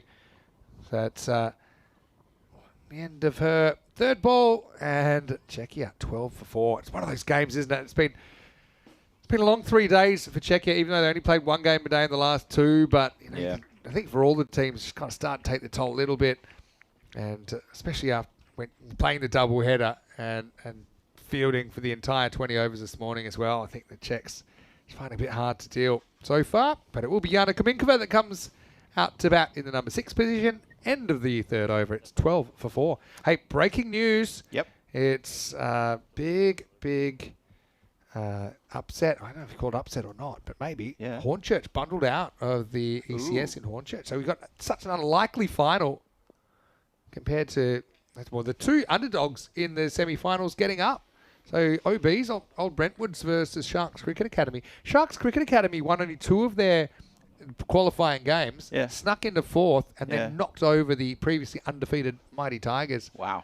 They tamed the Tigers in the first semi-final, and then, I don't think the Sharks were given too much hope, and that was, that's what's going on right now. So we've got Mighty Tigers, Hornchurch. A lot of people thought that'd be the final. That's the bronze final, which will be starting in about an hour's time. Nicked and past Kirkman. This is one of those ones, maybe just catches her slightly unawares, but if she maybe keeps her weight a little bit lower, maybe can jump and dive at this ball, take a hanger. No, she's still working on her keeping. She's fairly new to the position, but I think she's got good instincts. She's done some good things in the series. Check it out here.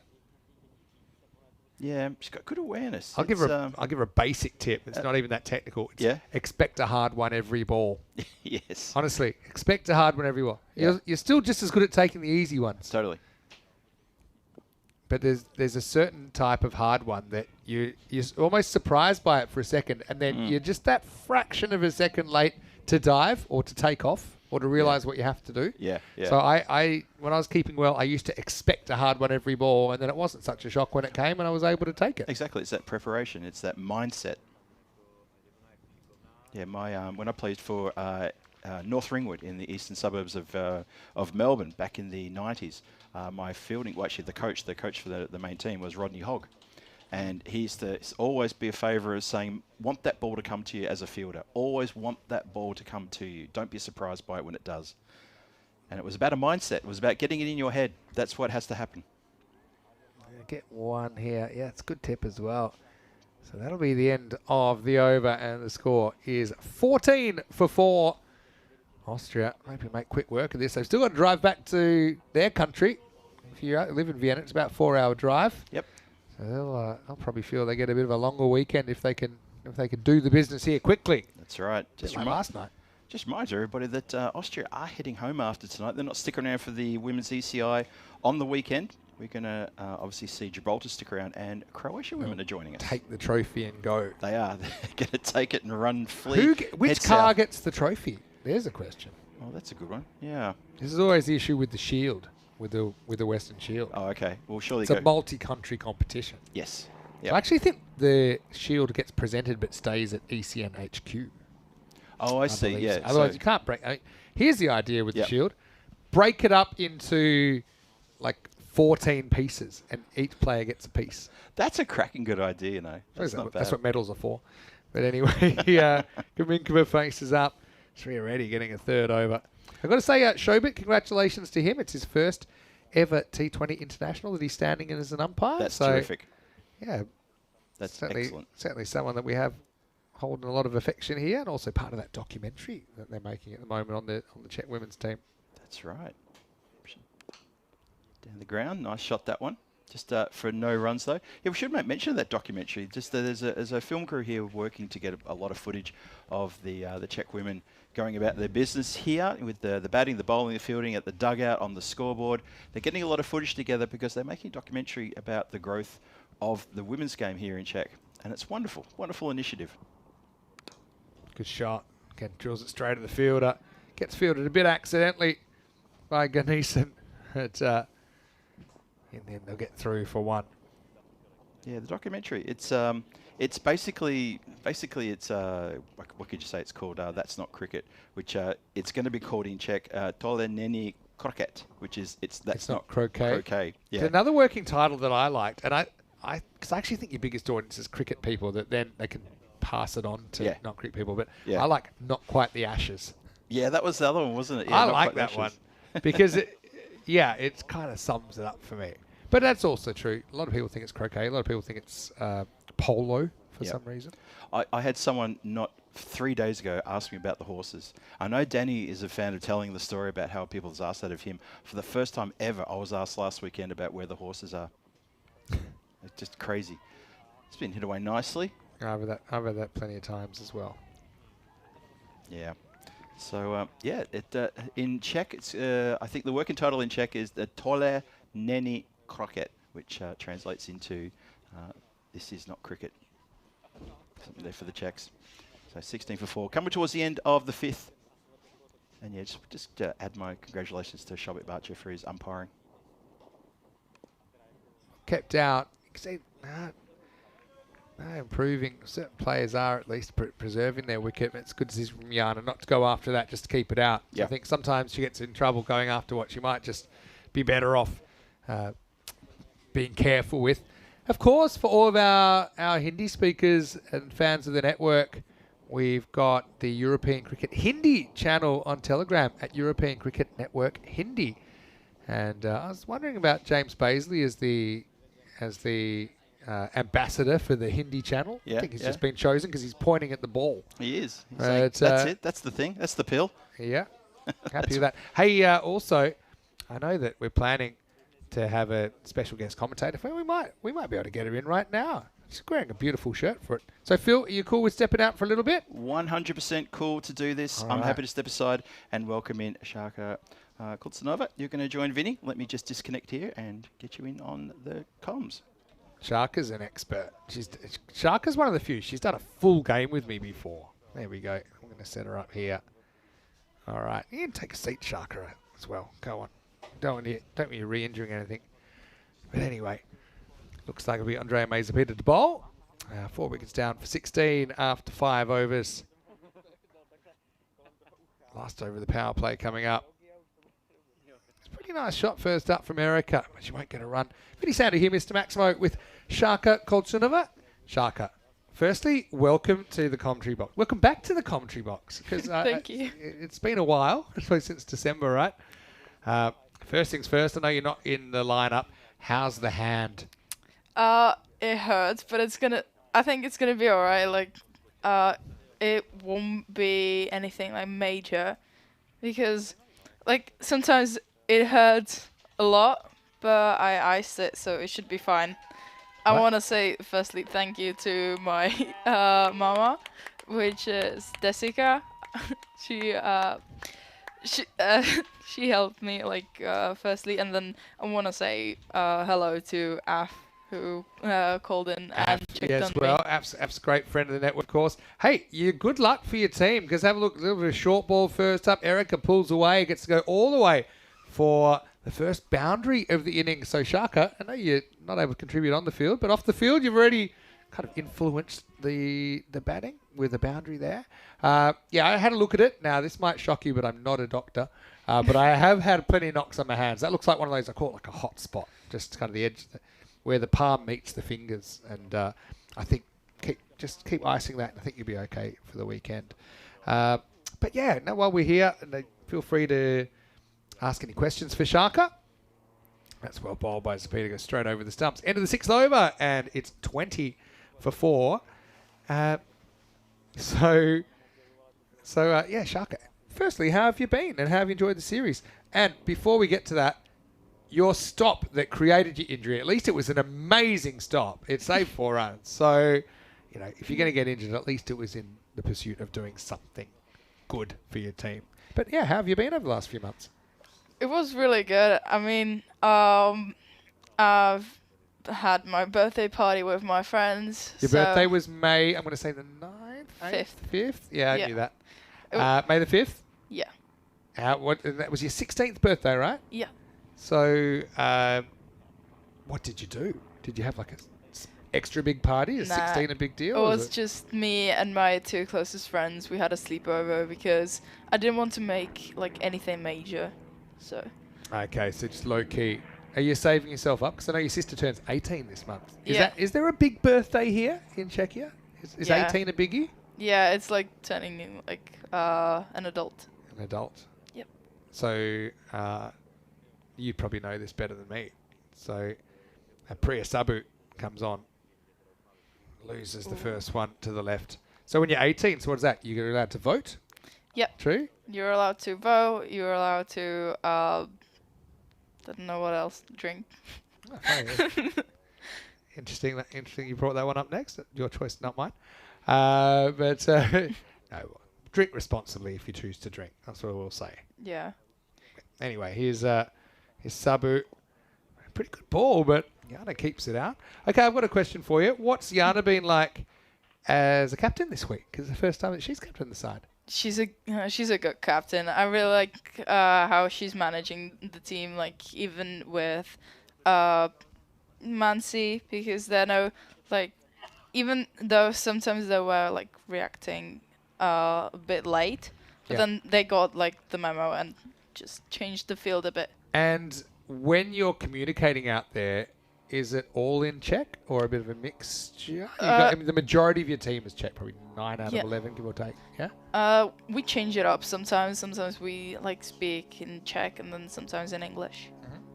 I always love to hear native languages spoken on the field, and for sure the Czech team's one. You speak a lot of Czech. The Spanish team, I think they speak Spanish. The German teams, the Austrian team, they'll speak a lot of German as well. Swedish. It's cool to hear all these different languages rather just English. Yeah. And I got a question in chat. What got you into cricket?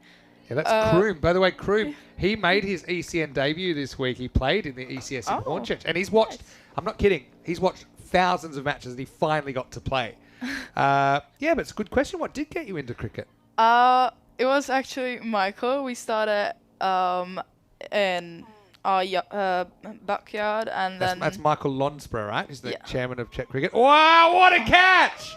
What a magnificent catch! That is Andrea Mazepita has hurled herself to the left.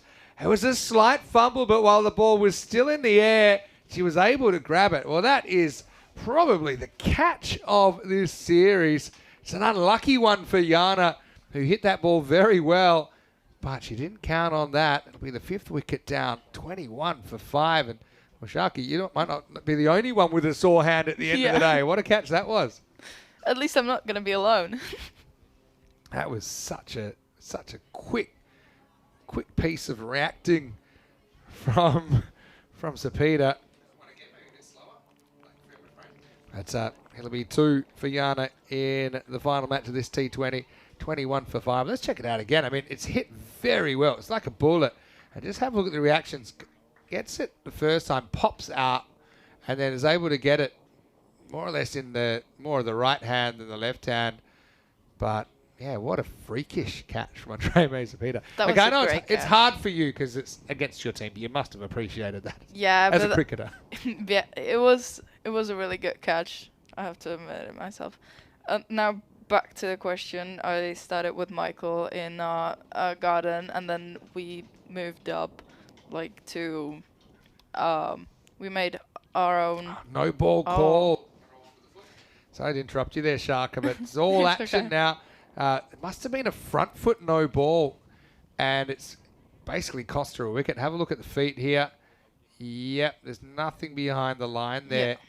So even though this is, well, that actually shows you another angle.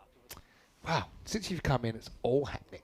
We'll get, so just say, so Michael Lonsborough was your next door neighbour, got you into playing cricket, so he'd play with his kids, right? Yeah, we played with Marky, and then we started our own little club in Rostoki. Yeah, so you started your own little club. That's cool. And then you've also done some work like with the academy here with Chris, right? Yeah. Who does a lot of work with Czech juniors, which I'm always a good friend of Chris, and I know he works very hard to try and improve the skills. It's the end of the seventh over, 22 for 5. And then I suppose you got into the national team fairly young because there weren't too many female players at that stage, right? I think you might have even been 13 when you first played. Probably. In Maybe 13, 14, something like that. late 2023. So you I think maybe 22 actually. you're right. Because it was in Croatia. In Croatia. I think, it's a good question. I thought it was 23, but Maybe it was, I'm not sure. yeah, I think you might be right, actually. Anyway, that'll be gone, and this time it won't be a no ball. So that's the 6 wicket down, 22 for 6. So it's been hard work at the moment. And Andre Mazepeda follows up that brilliant catch with a very accurate piece of bowling, and it's 22 for 6. I mean, obviously, you've played Austria, you've played Gibraltar. Obviously, they're a little bit ahead in development of where you and your teammates are at the moment. But what's it like coming up against opposition that you know is kind of maybe a little bit more advanced than you are at the moment? How do you approach that? I mean, we take it as like a learning point. So everything we have, we could just like learn from it. Everything we do and what we can improve. That's a good attitude as well. I think no doubt about that. So got a bit of attention with the documentary being made about your team at the moment. What's that like? To have all the cameras around so much. Yeah, we're like surrounded by cameras, but still we're trying not to look at it, even though sometimes it's hard. Yeah, I understand. It was 2023. So, I just checked when you toured Croatia, first time ever, and actually won 3-0 in that series. Yeah. It's a 4-match series from memory, and I think one of the games was a washout, but it was a pretty wet field. I remember that now. Yeah. It was really bad. I think it might have been it was among one of the first ECIWs that we did. I've got a great question here from Andy Brown. Hi, Andy. Hopefully you're well. Maitani, the bat, and she gets castled. So Andre Mazepeda making quick work of this, and she will get a second wicket in quick time. Check here, 23 for 7. So it gives us a chance to answer Andy's questions. Says Sharka, how much practice do your team do on a weekly basis? Who coaches? And do you have enough facilities, or what facilities do you use? So Well, we practice twice a week, mostly here in Vinod, but sometimes we practice in nets. Who coaches? Venki coaches us. He's really good. what's Venki like as a coach? He's one of my favourite guys in He's really European good. cricket. I really like his attitude. He knows like what to say that it wouldn't like hurt us, but like make us even more confident. In Yeah, what but we're that's doing. the thing. That's interesting that you say that, because I think there's things you can work on, right? Yeah, there But you are want to a stay lot in a of positive things. mindset. But I often think, you take every player in this tournament, and if you sat them in a huge circle, and I'd say, hands up if you had a perfect tournament. well, no one's hand should go up. There's always things you can work on, even for the Austrians here, even though they've been very strong with winning every game so far. But there's definitely things they can work on, and I suppose every cricketer, it doesn't matter where you are, you're always somewhere in the middle. You can improve, but you can also go backwards. So, you just want to be trying to improve, and I've definitely seen that. I think that your batting on the first day of the tournament against Gibraltar, probably the best team innings I've seen from a Czech women's side against a good bowling attack. So, yeah, the other thing that I like to say sometimes is that the road to success, it's not a straight line. So you're going to have bumps, and that's true for anything in life. You're not just going to, sometimes it's 2 steps forward, 1 step back. So it seems like you're in a good mind or good headspace, I should say.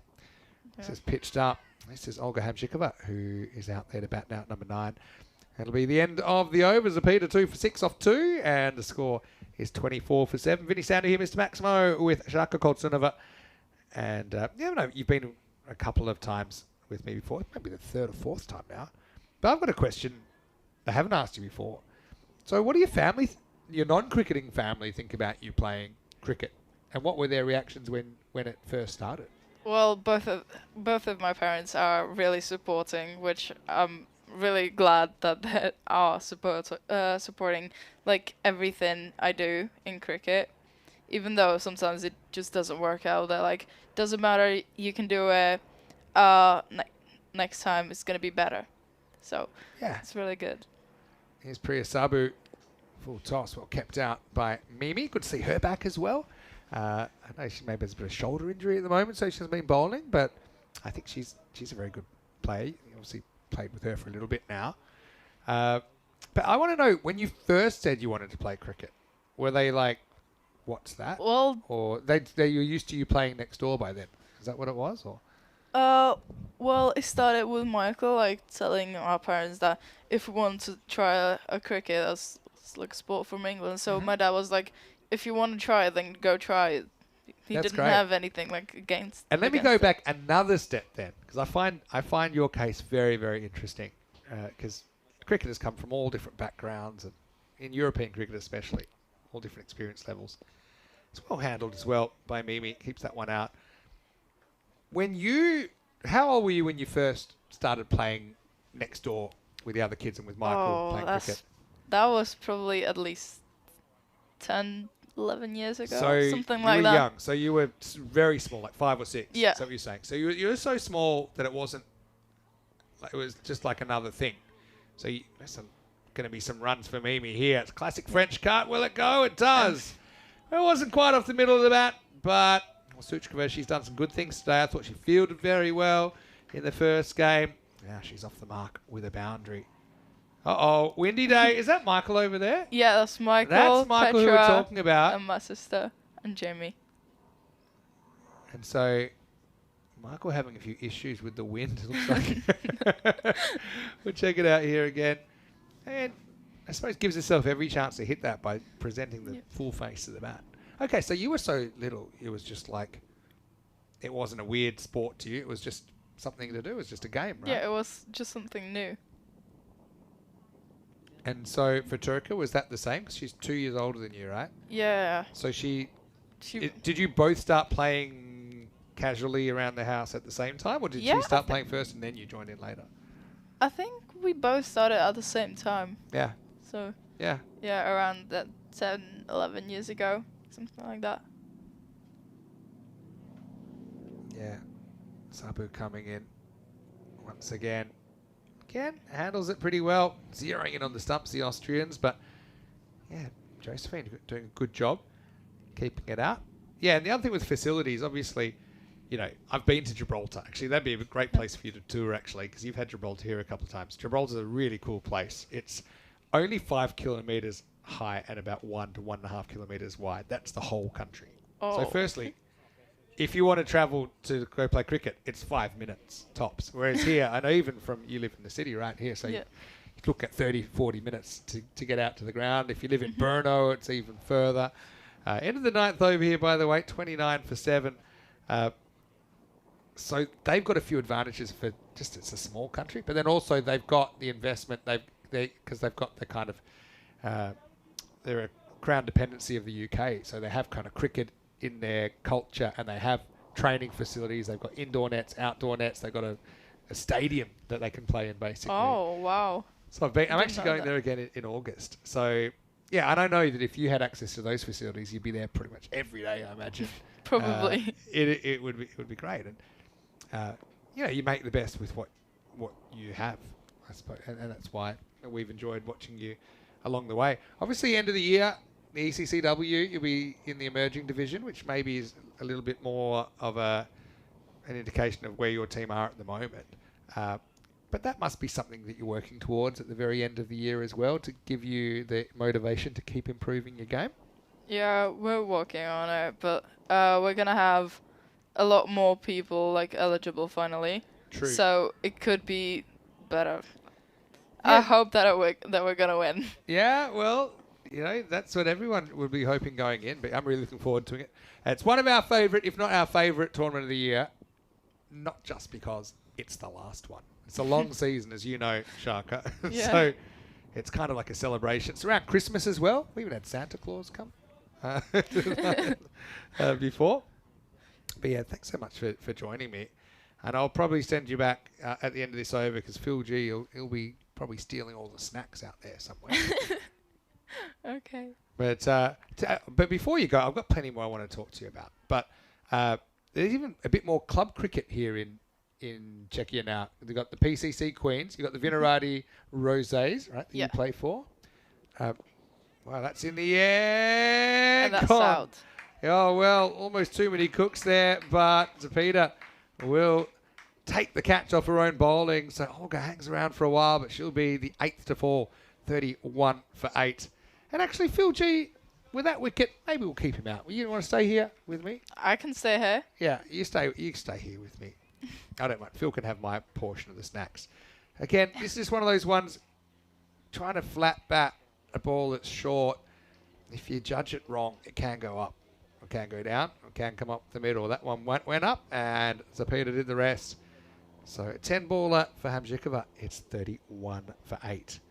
All right, come on. Then I'm going to ask you some other random questions, okay? Okay. So outside cricket, what do you like? I mean, I really like reading and... What sort of drawing. things do you like reading?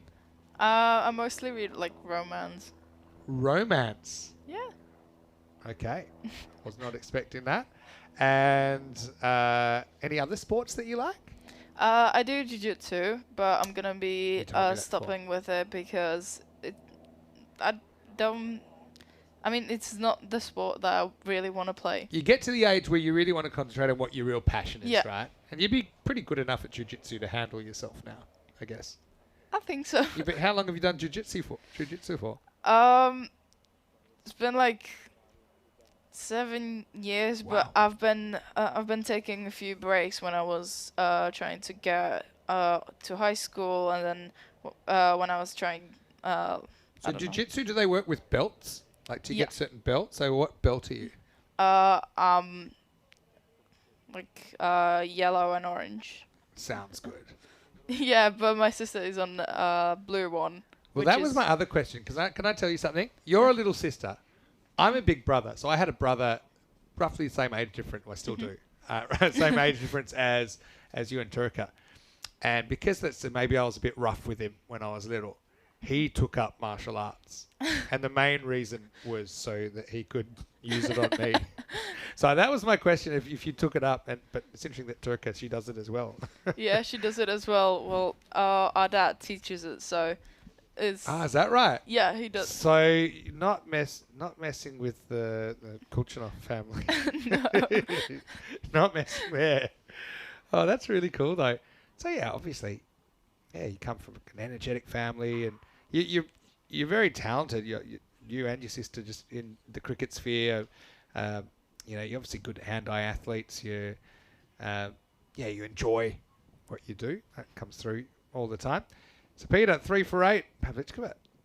And this isn't Raquel Pavlichkova. It's Adela Pavlichkova. Are they sisters? No, that's her relation. mum. Oh, that's her mum. Yeah. Well, Could Adela easily... is Rachel's mum. I could easily... they look like sisters to me. Okay, you can tell Adela said that, or she'll be able to hear. She comes out here at number 10. As Peter loses a couple down the leg side. But yeah, Dan Casey's in the chat. Hi, Dan Zilla. Saying keep up the good work, Sharko. We'll only get better by keeping going, keep practicing, and saying Cheshire do toho. Okay, well while you're here, so we've given Phil G the boot now for a while, but while you're here, Sharka, and I love doing this. Now I do live here now, as you know. Yeah. But my check is poor, not dobry. So I'm going to get you to commentate this over just in Czech. Okay. Okay? Just, you can do it in the ECN style. You're another potential ECN commentator in a generation in the future when your playing days are kind of winding down. I'd love to have you as a commentator. But right now, I'm just going to turn my button off, and we've got Priya Sabu bowling, you got Mimi batting, and we're going to get some good old-fashioned, new-fashioned Czech commentary. You good with that? I'll try my best. That's all I want you to do. Over to Sharka. Let's roll. Krásný nadhoz od Pri a žádný přeběh. Ale to nikomu nevadí. Furt dostanem nějaký body, buď teďka nebo potom.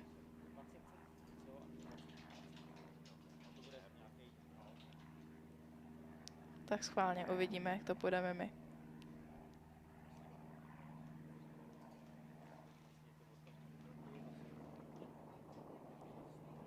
A to šlo trošku do strany, takže široký míč, ale nevadí. Nám to akorát tak prospěje.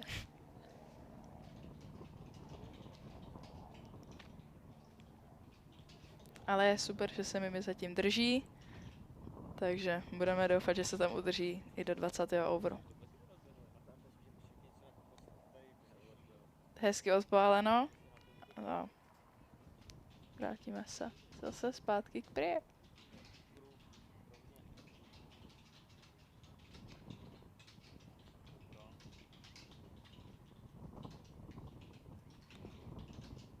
Zase krásný odpal od Mimi. Krásná obrana.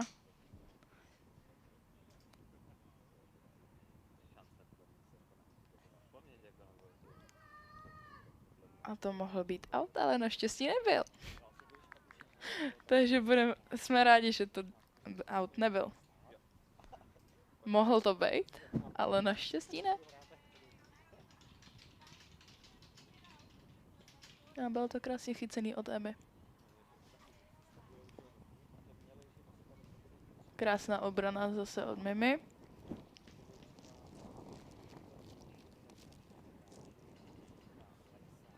Poslední míček. Krásně odpáleno. Že by 2 body? Ano. Krásně jim to vyšlo. Oh, skvělé práce. Great job. Děkuji. And give us in Czech, 35 for 8 after 11. 35 bodů, 8 outů po 11. overu. You know what? That's an amazing over of commentary. That was very, very well done.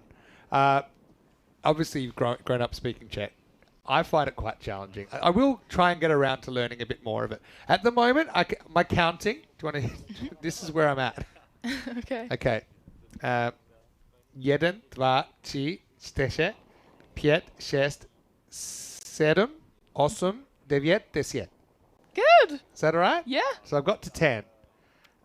Which is I generally don't order more than 10 things at a time, but sometimes. And then I can go further. 11, 12, 13. Yeah. 14. Yeah, 14. 14. But it's quite challenging. 14 is my limit at the moment. I learn one new number a month. Anyway, it's Adela who's batting. Great job on the commentary. Is that something you'd like to do one day? Maybe do a bit more commentary. I would love to. Like, it's a great opportunity, so I would love to.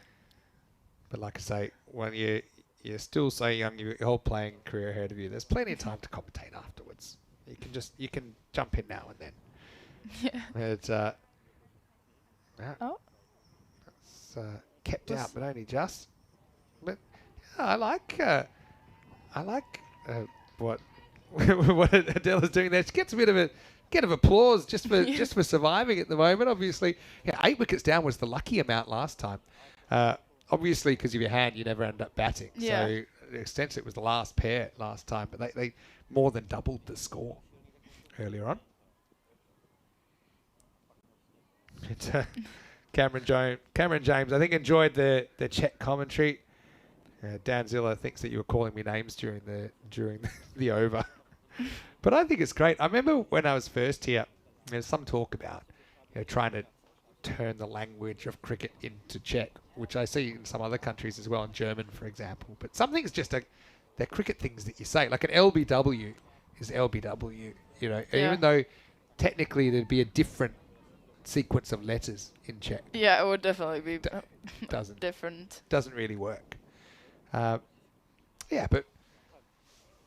I think it's great to have that cultural flavour. That one's in the air and dropped. Well, it's the fielder I've been calling for a while. If anything, Priya could have been a little bit further in. She gets 2 hands to it. But Adela survives. So would Adela have gotten into cricket because of Raquel? Yeah, I think so. In the first place?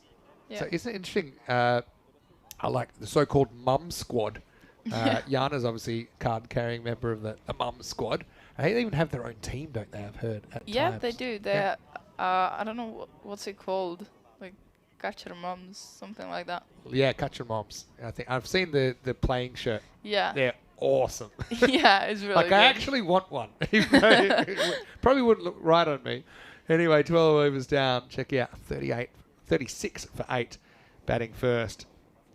But how about, your English is obviously very good. Is that normal for people your age? Like, I know that some youngsters in... Well, for some people, yeah, it could be normal, but, like, from the people I know, like, from my class, I think I'm one of, like, the best from our class. That doesn't surprise me. Well, I think English is one of those things that's kind of taught at school, right? But it depends if you really want to do it or not. Yeah. Now, I think when you're young, you don't often... Gone. Nice catch. So Peter's in. She'd come in a little bit tighter there. Mimi, she pushes at this one. Wasn't a bad shot, really. But once again, the Austrians just seem to have the fielders in the right places. So check you down to their last wicket. 36 for 9. Well bowled as well by Sheetal Bhardwaj, who's come on. And there's nothing too wrong with this shot. But you can just see Zapita felt Mimi's just pushing at the ball. Maybe she's a chance of a catch. So good in 6 there. Mimi does hit a boundary in her 6. It's 36 for 9. We'll get to see. You'll have to help me with the pronunciation because I haven't seen Michaela before. How would you say her name in Czech? Michaela Trebalova. Trebalova. Yeah. Trebalova. Yeah. We also don't have all the correct Czech accents and things on our screen, so it gives me less information. How would you say your last name? Kolcunova. Kolcunova. I feel like I've got that one more or less as good as I'm going to get it now. But it is one of the more challenging ones. Anyway, I was going to say, with Michaela, is it her first game here today? I think it's her first game. It's her first game as well, and she's going to do the wicket keeping for Czechia in this game as well. So, best of luck to her. Let's see if she can get off the 0. Not many have been able to in this innings. Swing and a miss this time. Yeah, I was going to say with English, it's probably one of those things that if you don't really need it when you're young, then you might not realise how useful it will be when you get a bit older. You're getting to the age now when you realise, in fact, you can even talk to me so easily here. It's because your English skills are so good. And obviously it's the most widely spoken language. That's not to say... I'm very interested in languages. I'm learning Spanish. I've been doing that for around about a year and a half, more seriously. I have said that now I'm living here in Prague that I'm going to try and improve my Czech, maybe a little bit down the track. Time she gets hit, one I think was going down the leg side. So when you've learned English, is that just because you're hanging around people that are speaking English? Is there anything that you're doing at school? Do you watch TV shows or listen to things in English? Well, I firstly learned it at school, and then when it was COVID, then I learned it by watching TV shows, and then just one day it just snapped, and I was talking English. I didn't know how I even did it's that. It's amazing. the younger you are, the easier it is as well, because like you say, it's like learning your first language. You do it young. I think you don't think about or worry about making mistakes. You just do it, and eventually it comes out. I think when you get older, when you're my age, for example, can be a bit anxious about saying things wrong, or especially my job's to talk in English. So when I'm speaking Spanish and I don't really know, then you feel a bit insecure. But Yeah, that's I great. You get talk that. wonderfully. So does your sister. So do so many of your teammates here. So I think it's a fantastic thing. So 36 for 9 after 13 overs. Bharadwaj starts with a wicket maiden. So it's a little while since we've had a run off the bat. It's going to be Haria Siddiqui to bowl. Their leg spin. I like her action as well. Kind of rips it over the top. So let's see if we can get a handful more runs here. Let's see if we can will them off the 0. I hope we will. Where's Please. the chance? Well, you get a run anyway. Again, even just by batting it out, you do get a few runs with extras, and that's kind of also what we saw with that partnership, the 8-down partnership in the last game.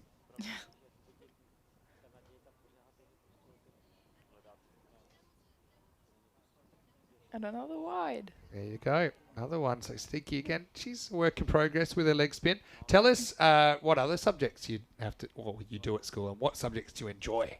Well, I'm on a business school, and we mostly have economics, which I really enjoy. Oh yeah, Yeah. that's a very useful part of life as well. So what are you learning in economics then? Like inflation and those kind of things? We did that, but not in that much detail. Yeah, Yeah, just to have like the basics of it, yeah. and then just like business around the world. Well, interesting. And actually, my economics teacher said that he would be watching for a minute. What's his name? Milan Totka. Milan Totka? Yeah. Dobrý den. Dobrý. Dobrý den. Ahoy. Or is that more a bye-bye for an ahoy? Ahoy you can say for hello as well, right? Yeah. Ahoy. I'm working on it. Even, every country I go to, obviously I spend a fair bit of time here now, and I love being here, but every country I go to, I try and learn some basic phrases, right? Yeah, I get that. I would love to Ooh. try that too. I think that one pitched outside leg stump. It kind of locks up Adela. He uses an interesting part of her body to stop it, but it was good enough. Probably going over the top anyway. But even thank you here is one I still feel after a couple of years. I can't quite say it well. Up in the air. This should be a run. It will be a run for Adela. Well, she deserves that. She's handled herself. She's been able to survive for a while, so she gets her first run. So that's one of the zeros that we've been able to sort out. Now we Yeah. just need Michaela. You got it. See if she can do it here. This one doesn't really spin back. So I've got Dobré ráno, good morning, Dobrý den, like hello. I've even developed a bit of a Dobrý večer at the night, and Dobranoc for Yeah. good night. So, okay, I'm getting there with those. But thank you is the one that I like. How would you say thank you? Děkuju. Děkuju. Yeah. Děkuju. But even here, it seems that everyone says something slightly differently. I hear děkuji. Yeah, bit. that's like a bit more formal. Is it? Yeah. Oh, okay. So I'm all right. So they are different. Because I was just like, how come half the time I hear it like this?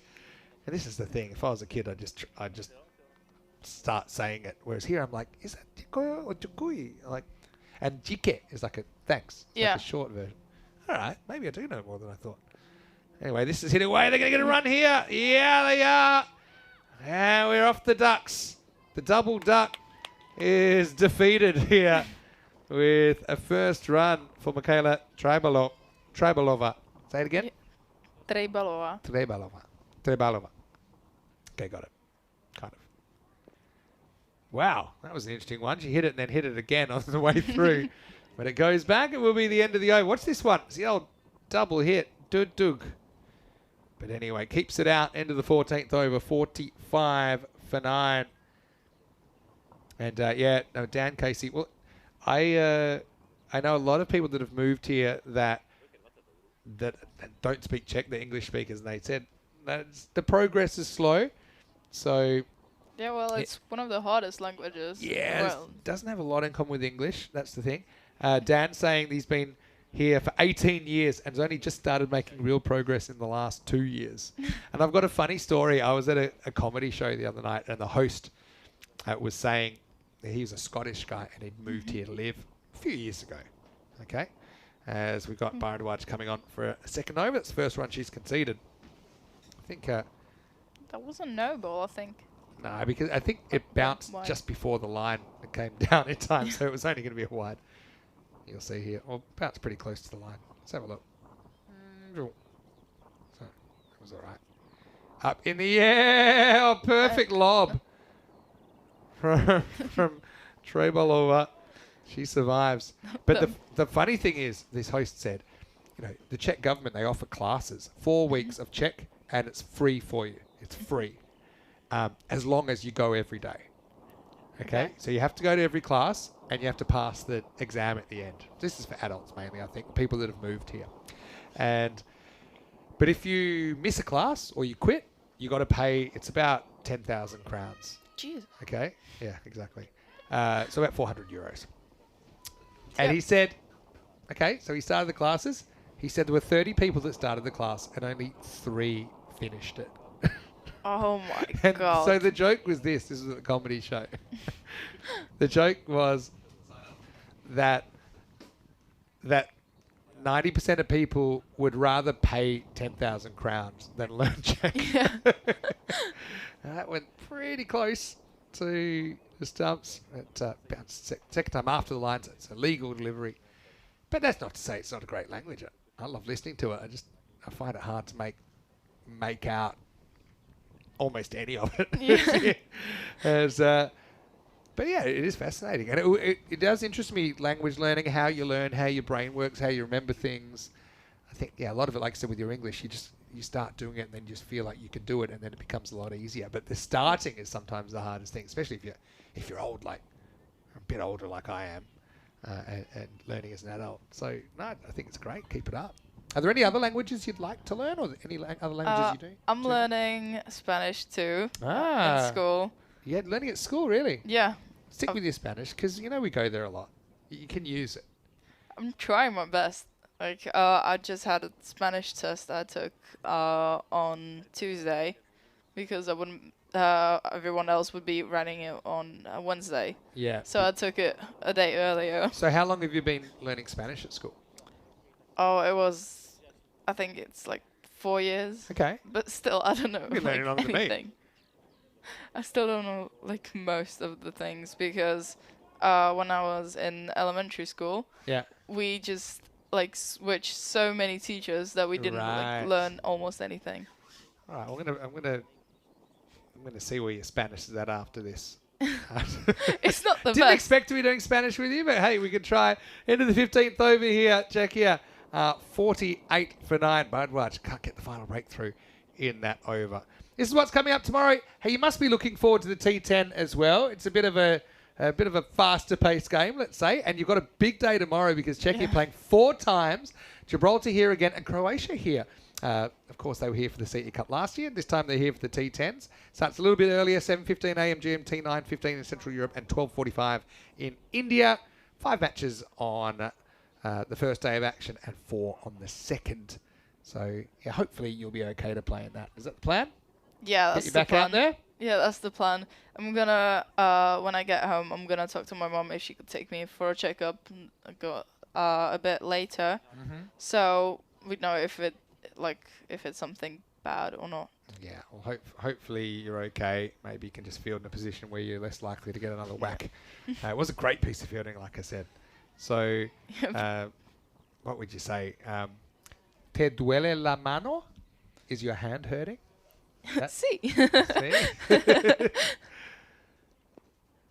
That's nice. Nice bit of hitting there. Mahadiwa's come back to try and close this out. 49 on the board. Let's see if the Czechs can bring up the 50. That's a bit of a milestone. I think we can do a 50.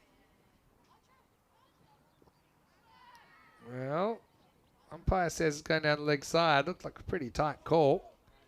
But Mahadiwa getting the ball to swing into the right-hander. more than pretty close. Yeah, I was pretty close, but This one I gonna be think's okay. more down the leg side.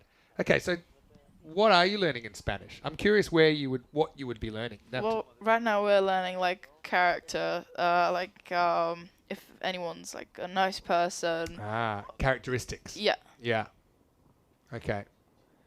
So I'd say eres simpática. Or eres agradable. You're friendly, you're nice, you're sympathetic, you're Yeah. a good person. Right?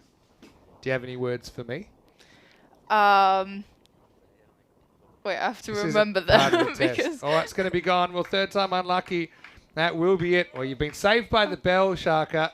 So you don't have to make any judgments. The Czechs did bring up the 50 here, but they lose their 10th wicket soon after, and they are bowled out. So the target will be 51 for Austria in the second half of this game. So I mean, I know it's disappointing again.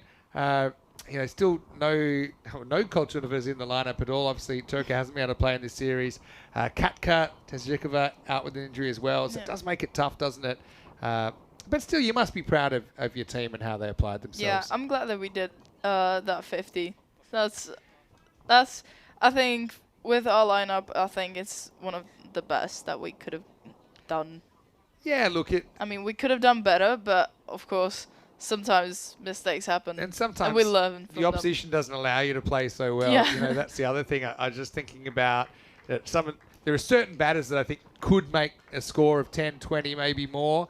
And even go to Yana, how she got out. It was an amazing piece of fielding, got her Yeah. out. On another day, maybe that goes for 4, and you've got double as many runs. But let's go back, and look at the start. That was not the start that the Czechs were after. Sriya Reddy was bang on line there as Raquel Pavlichkova had a bit of a miserable day so far, Yeah. unfortunately. She went out first ball. Then we had this run out as well. Matsi was run out. Just took a little bit of a hesitation there, and I think it was a good decision. She was just short. And then I was hoping for a bit more out of Talamala.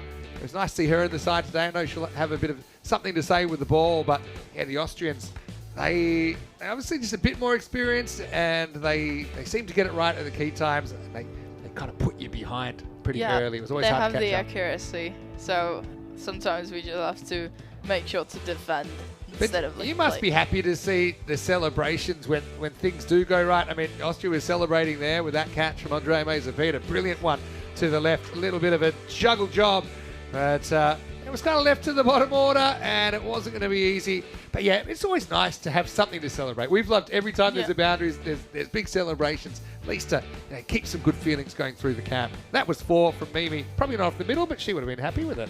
Yeah, but it was still a good, like, 4. Michael had his own issues over there. Yeah. Yeah, he's quite handy with the umbrella, wasn't he? Peter got a return catch here. Even Sriya tried to poach it. And in the end, it was kind of a matter of time. Priya should be disappointed she wasn't able to take that. And then in the end, very good field position here, I think, just to get Mimi on the push. And then after getting wrapped on the pads a couple of times, third time unlucky for Adela Pavlichkova, who was adjudged LBW, and Czechia are all out for 50 in the 16th over. Having a look at the scorecard, well, obviously you look for positives, and I do think that Erica has been one of your best players this week.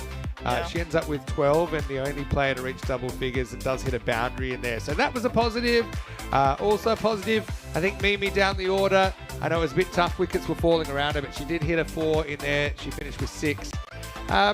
Extras-wise, Austria still maybe a little bit high for what they would have liked, but I think that they will be satisfied enough. They take all 10 wickets on the way to the Czech score of 50. Positives down the bottom as well with 10 and 11. We wanted to get them off the duck. We got them off the duck. Bowling-wise, 5 individual wicket takers, 3 for 10 for Andre Mazepeda. That catch as well was a very, very good piece of fielding. 3 already did her MVP chances, no harm with 2 for 7. Mahadiwa 2 for 11. Singles for Priya Sabu and Sheetal Bhardwaj. Siddiqui just getting the 1 over. Well, Shaka, thank you so much for being in the commentary box with me. It's always a pleasure to have you. Keep smiling.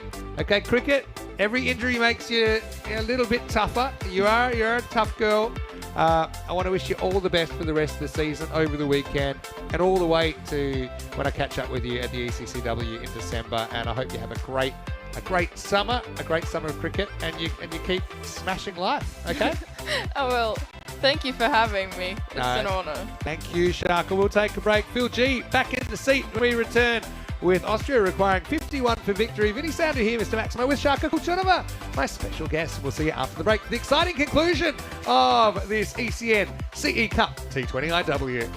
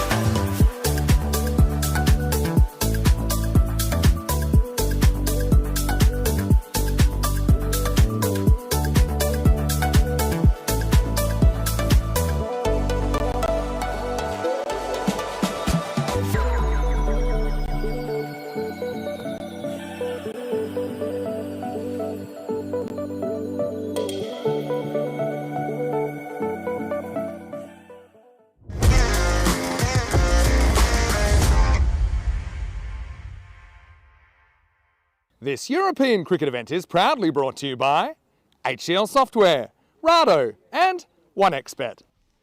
Hello and welcome back to the Vintage Cricket Ground just outside Prague in Czechia. Vinny Sandu, Mr. Maximo, to take you through the final innings of this CE Cup T20IW. Phil G's back with me for the second innings as well. The Czechs bowled out 50 in their innings in match 6. Austria hoping to go a perfect 4 from 4. They're 51 runs away.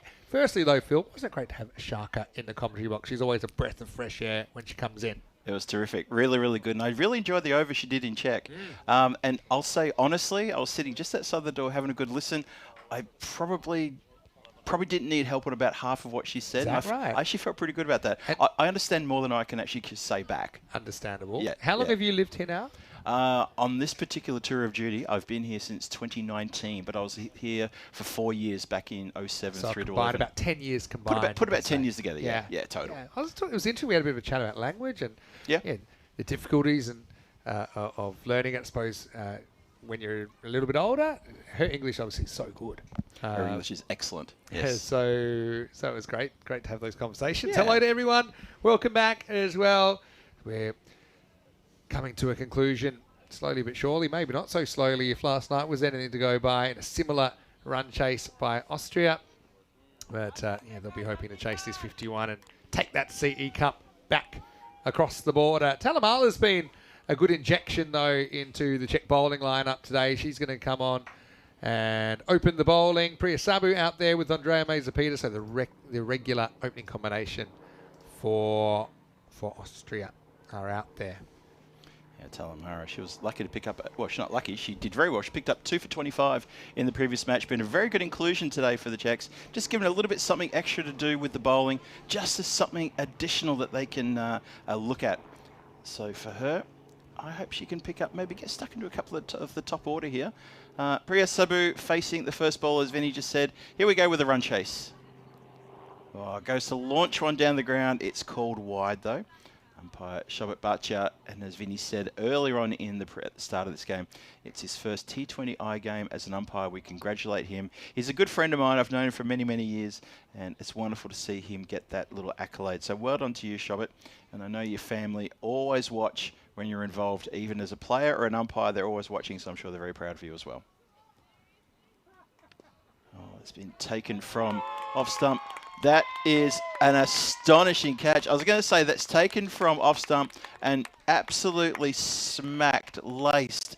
It has gone like a tracer bullet straight into the mitts, the hands of Erika Kunsova, who is a very, very good fielder. She's still looking at her hands and she cannot believe she's pouched this one. Look at this. Crack. Straight in. No juggle. No juggle whatsoever, just takes it, looks at her teammate and says, look what I've just done, high five me gently. Crash, just slightly blinded there, couldn't quite see the catch there, but believe me, that went in, zero juggle. Priya Sabu goes for a first ball duck, can you believe that?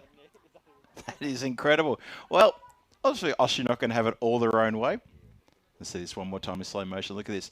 Coming in towards off stump. She's taken it. It's a great pull shot, but she's absolutely laced it out directly into the hands of the fielder. It takes a ripper catch. Erika, take a bow.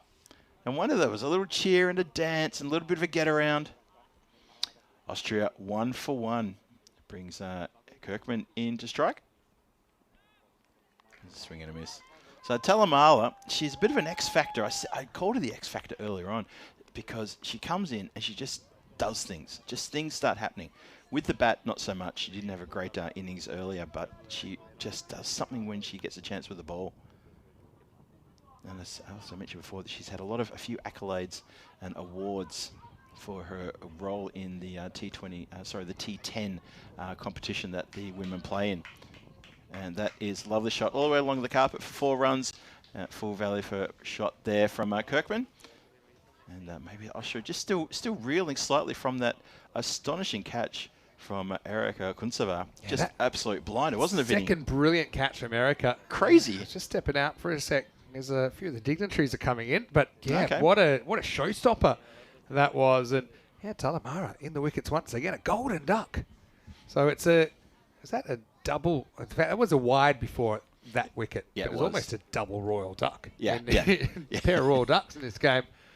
Wow. Kirkman gets the opportunity. She's brutal on anything short. They've put the fielder back here now. So she'll just get one. So despite the early wicket, I suppose, as we say a lot of the time, still leaves plenty of time for someone else to do the job. And we kind of saw that with that critical game. I think match 2 was the critical game where, from memory, Austria were 4 down for only 3. But they'd only used, I think, 11 balls up. So then that partnership between Joanne Stiglitz and Sriya Reddy was able to develop. And they had plenty of time and eventually got Austria to a winning score. That was a great match, that match too. I remember that one for a while. So swing a bit too much. Yeah, it was dramatic. I mean, everyone seemed to have written. The first time they played as well, Austria and Gibraltar in a T20I. So no one really knew what to expect. Yeah. Gibraltar had a much superior ranking, but also I think, apart from a couple of games against Jersey, they played teams that had struggled to get wins in the T20IW game. But yeah, it comes down to MVP chat. For me, there's 2 fairly clear contenders. Yep. And one's Priya Sabu, and one is Amy Valverde Benatar. Took the words out of my mouth. I thought exactly the same thing. Yep. But here's where it's a bit of a tricky one, I think. Yeah, what do you got? Is that if you just look at the raw numbers, Amy's got better numbers. True. And Amy has had a brilliant tournament. She's bowled well, taken a bunch of wickets. Yep. She's scored a lot of runs. But I suppose the thing that tips me a bit towards Sriya is when and how she scored the runs and what a critical difference they've made on the tournament. Yeah. So with Amy scoring runs against Czechia, for example, the half century on the first day, that's never really changing the course of the tournament. Whereas when Sriya came in at number 6 with a high score of 11, for me, she probably just would get my vote. Obviously, I love Amy. She's been brilliant in the tournament as well. But I think sometimes you've got to dig a little bit deeper than the raw numbers. Amy, to be fair, also she did score runs against Austria yesterday, but again, not able to drag her team over the line in that game. So I don't know what your thoughts are about that. I kind of agree with that, but you do look at Amy's stats. She's got 6 wickets. 3 for 26 was her best bowling, and she had the 70 not out as a high score. And as you say, the numbers. If you go by numbers alone, she's a clear winner, absolute clear winner. But I agree with you. I agree. It's the context of how Sriya went around her 2 scores. But see, the other thing, the reason they were 3 wickets for, or 4 wickets for 3 is because Amy actually took 3 wickets. Yes, that's the reason. Over. Yeah, that's so exactly right. I'm glad I'm not making the call. Put it that way.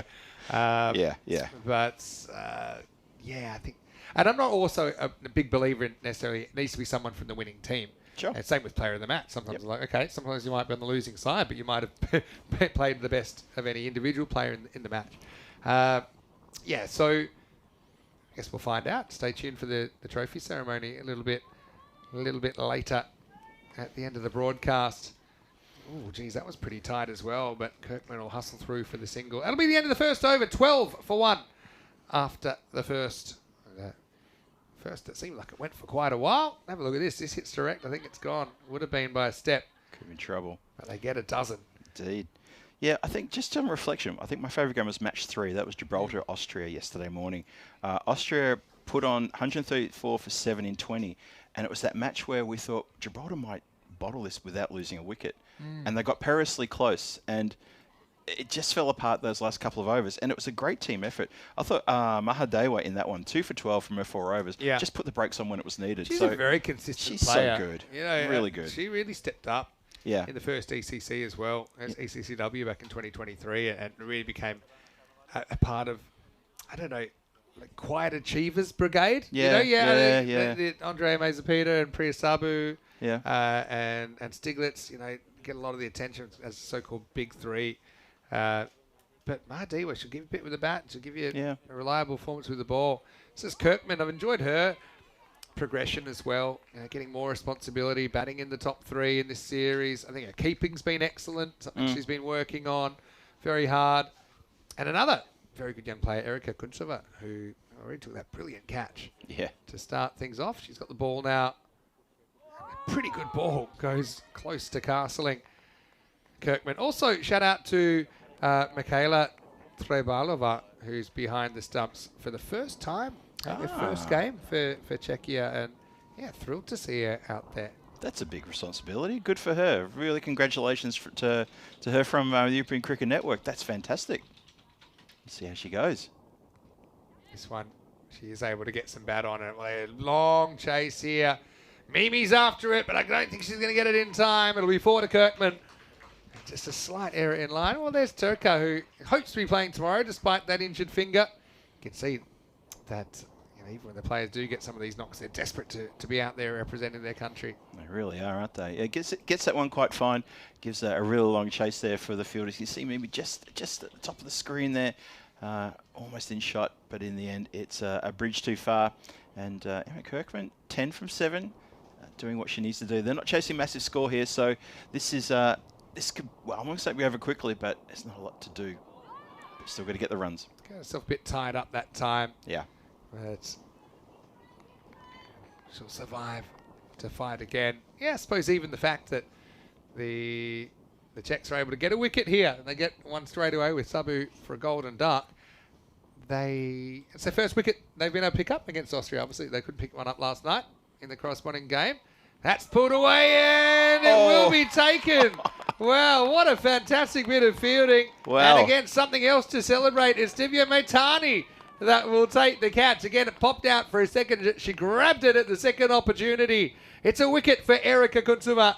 Kirkman out for 10, and Austria 16 for 2. And everybody wants a little piece of the fielder there. Everybody's got to cross to give her a hug and a high five and a little bit of a smack on the thigh and saying, "Well done, young lady. That's a great catch. Juggled, but still held it." Get a generous round of applause from the teammates. They know how important it is here. It Look was at this. even more of a juggle than I thought. Wasn't it? It took a couple of times. I said second chance. It was about the sixth time she touched the ball. Kirkman, she'll be nonplussed, but she'll be happy that she walks away on the winning side. She's had a good week. She's out for 10 in match 6, 16 for 2. Look at this juggle. Okay, first one is goes kind of right hand, right arm. Misses it with the left. Misses it again. Bounces up and lodges in her elbow. So she actually had to go with the left hand coming around and missed it. Yeah. But the trailing kind of nook of the elbow knocked it in. That was quite amazing. She already comes out at number 4. I think it's good to see her, a bit more of her before the end of the week as well. She's definitely in that MVP contention. 16 for 2 after 2. That's the other thing, though. You talk about she's batting in the middle order. Didn't get a bat last night. She hasn't been opening. She's gone from maybe number 6 up to number 4 now. Yep. So, again, that's another thing I think that... And it's not to devalue the runs that Amy scored in the series either. Yeah, I mean, she's earned them. She's batted at the top. But, essentially she's had one more hit than Sriya has had in the series. Yeah. Be interested to see what the decision makers come up with, because like we've been discussing here, Throw had over a couple of 2 obvious ones, but you never know, there could be someone else they're thinking about as well. It's been a good tournament. There's been a couple of good little personal wins for a few players, and I've really enjoyed that. I think that's such a positive to come out of the tournament. Yeah, definitely. As it's going to be Talamala to continue. Just gets that little bit of movement. I was talking about this with her earlier as well. It said to get the players out, you want to be moving the ball off the straight. And she's got that natural little bit of outbend. It goes about now. Just a little bit. Yeah. And gets the batter to play down the wrong lines. Zapita is a good player. Zapita is a very good player. She's got a great track record in the T20Is for Austria.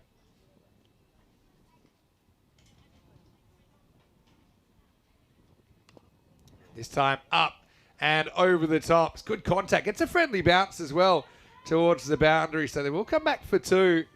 Mimi's after it.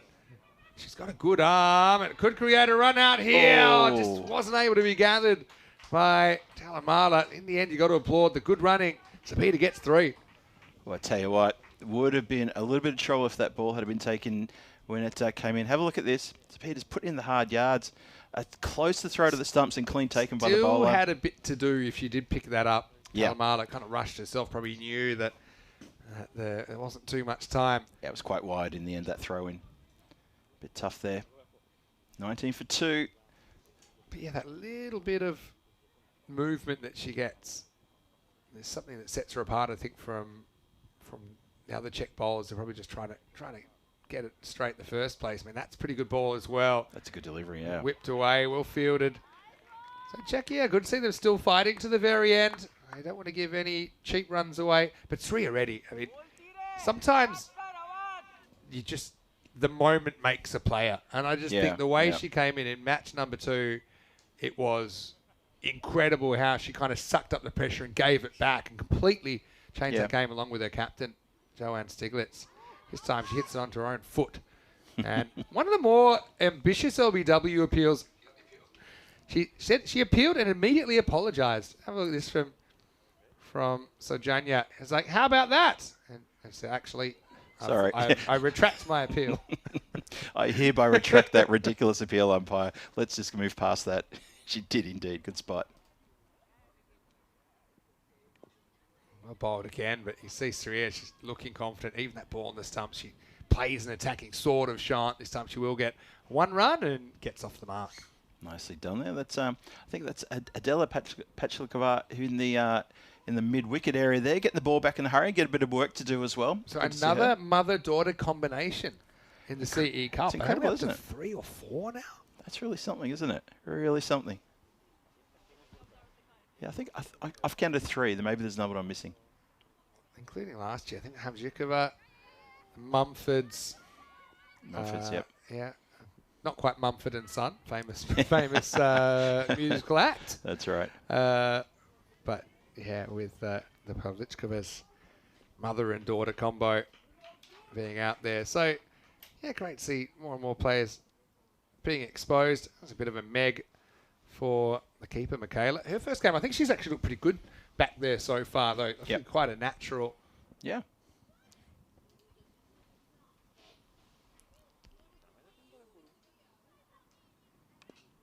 Well, full toss, hit up in the air, bit of a teaser. It'll plug in the foot marks. So a bit of a single pinch there for Sriya. She will retain the strike at the end of 3 overs. Austria, 21 for 2. Yeah, a bit luck there running with the batter as Sriya pops up one of the end lanes in no person's land, I'm going to call that. One thing I would just say about your comment about Sriya with a chance for her to possibly get an MVP here. It happened in the second match, and ever since then, Austria have been unbeatable, undefeated, and they've looked really solid after that shaky start. So that innings, it puts it almost like in a bit of a mindset for me, this is, that she set the tone immediately and she raised Austria up. Obviously with the help of her captain, Joanne Stiglitz, has been amazing skippering the side. But it was probably because of that, the fact that they looked shaky, they wobbled. Then suddenly with that innings, everything since then has been perfect for Austria. Yeah. Perfect. And that, in my head, makes her MVP. Well, right now, she's going to miss hit one. Gets away with it, gets away with the single. This is Raquel Pavlichkova, who's coming in to bowl this 4th over. So that was interesting that in that fielding there, Talamala came across in front of her fielder who had it all covered. And again, you'd almost call that another steal, almost, but not out of the hands steal. I'm now thinking, okay, catch of the series. Maybe there's a Peter catch in the first half of this. Yeah. Catch of the women's series, perhaps. Because that was a blinder. That was a blinder. Amy Valverde Benatar probably had a couple of shots of the series in the same over. The back foot drive for 4 and a front foot drive for 4, both through the covers. Yep. They were probably my shots of the series. Ball of the series is an interesting one, but maybe I think it was Lizzie Ferrari that was able to castle Priya Sabu early in match 2. That was an absolute peach. Yes. It was the first wicket to fall. Yep, I remember that. Steal of the series, Talamara. Definitely. What else? Commentator curse of the series, Phil G. Well, that's in the men's, but Well, that's in still the men's. count it. Yeah, I have not committed. No, same you yet. haven't cursed since. That's a good shot though by Andrea Mazepeda. She'll get 4 here, a little bit short. Unloads through the offside to the boundary. But we haven't finished this game yet, Vinny. There's every opportunity that could still be won by yours truly. We'll see. That was a lovely shot, by the way. Yes, indeed. Elevated. And have a look at this. Just keeps nice and steady there and pushes through, sort of goes forward as she hits the shot and gets a lot of good power, goes to the fastest part of the ground. Runs away down towards the shed, towards the car park. 28 for 2, halfway through the fourth. Yeah. Anyway, in the end with the MVP, it's not my call. I'm glad it's not. Because it is an interesting debate, though. In the end, it's an individual award. And actually, you don't play for individual awards. I think in the end, you know, you want your team to win. And that's the most important thing. That's well bowled by Raquel. Good comeback. It's, I suppose, you know, there's other players that might not have quite performed to their own expectations. Probably Priya Sabu is one. Yeah, I think she'll be a bit disappointed she hasn't scored more runs. Peter probably likewise. But again, sometimes you need those little reality checks to keep you on the right path. That's a fair comment, yeah. You know, and Peter's had a good series in other ways. I think probably we haven't seen the best of her with the bat. Yeah. The numbers would support that. Maybe a couple of little things when I look at her dismissals sometimes. You know, playing across the ball, like missing a full toss on the stumps. Okay, it's one thing to get a full toss, but still a bit dangerous especially with the kind of drop that some of these bowlers get. If you swing across full toss, you're getting LBW. It's quite a common mode of dismissal here. Maybe you're still better off trying to play that with a straight bat and try and drive it down the ground. There's one other stat we could talk about, which it probably won't have much to do with the MVP, but the runouts. Austria have affected so many runouts. There's a Peter runout. The swoop. There's a Peter runout. That was a brilliant piece of fielding, and that was one of, I think, 4 runouts. 4. Yep, 4 against Gibraltar in that game. Yeah. Well, Austria got 4 runouts against Gibraltar in both of their games, so that's 8 runouts in total. I got my unlucky player award. Oh, I think I know who that is. Noelle Legay. Noelle Legay. I hope she has a great weekend. I really for Gibraltar. I do.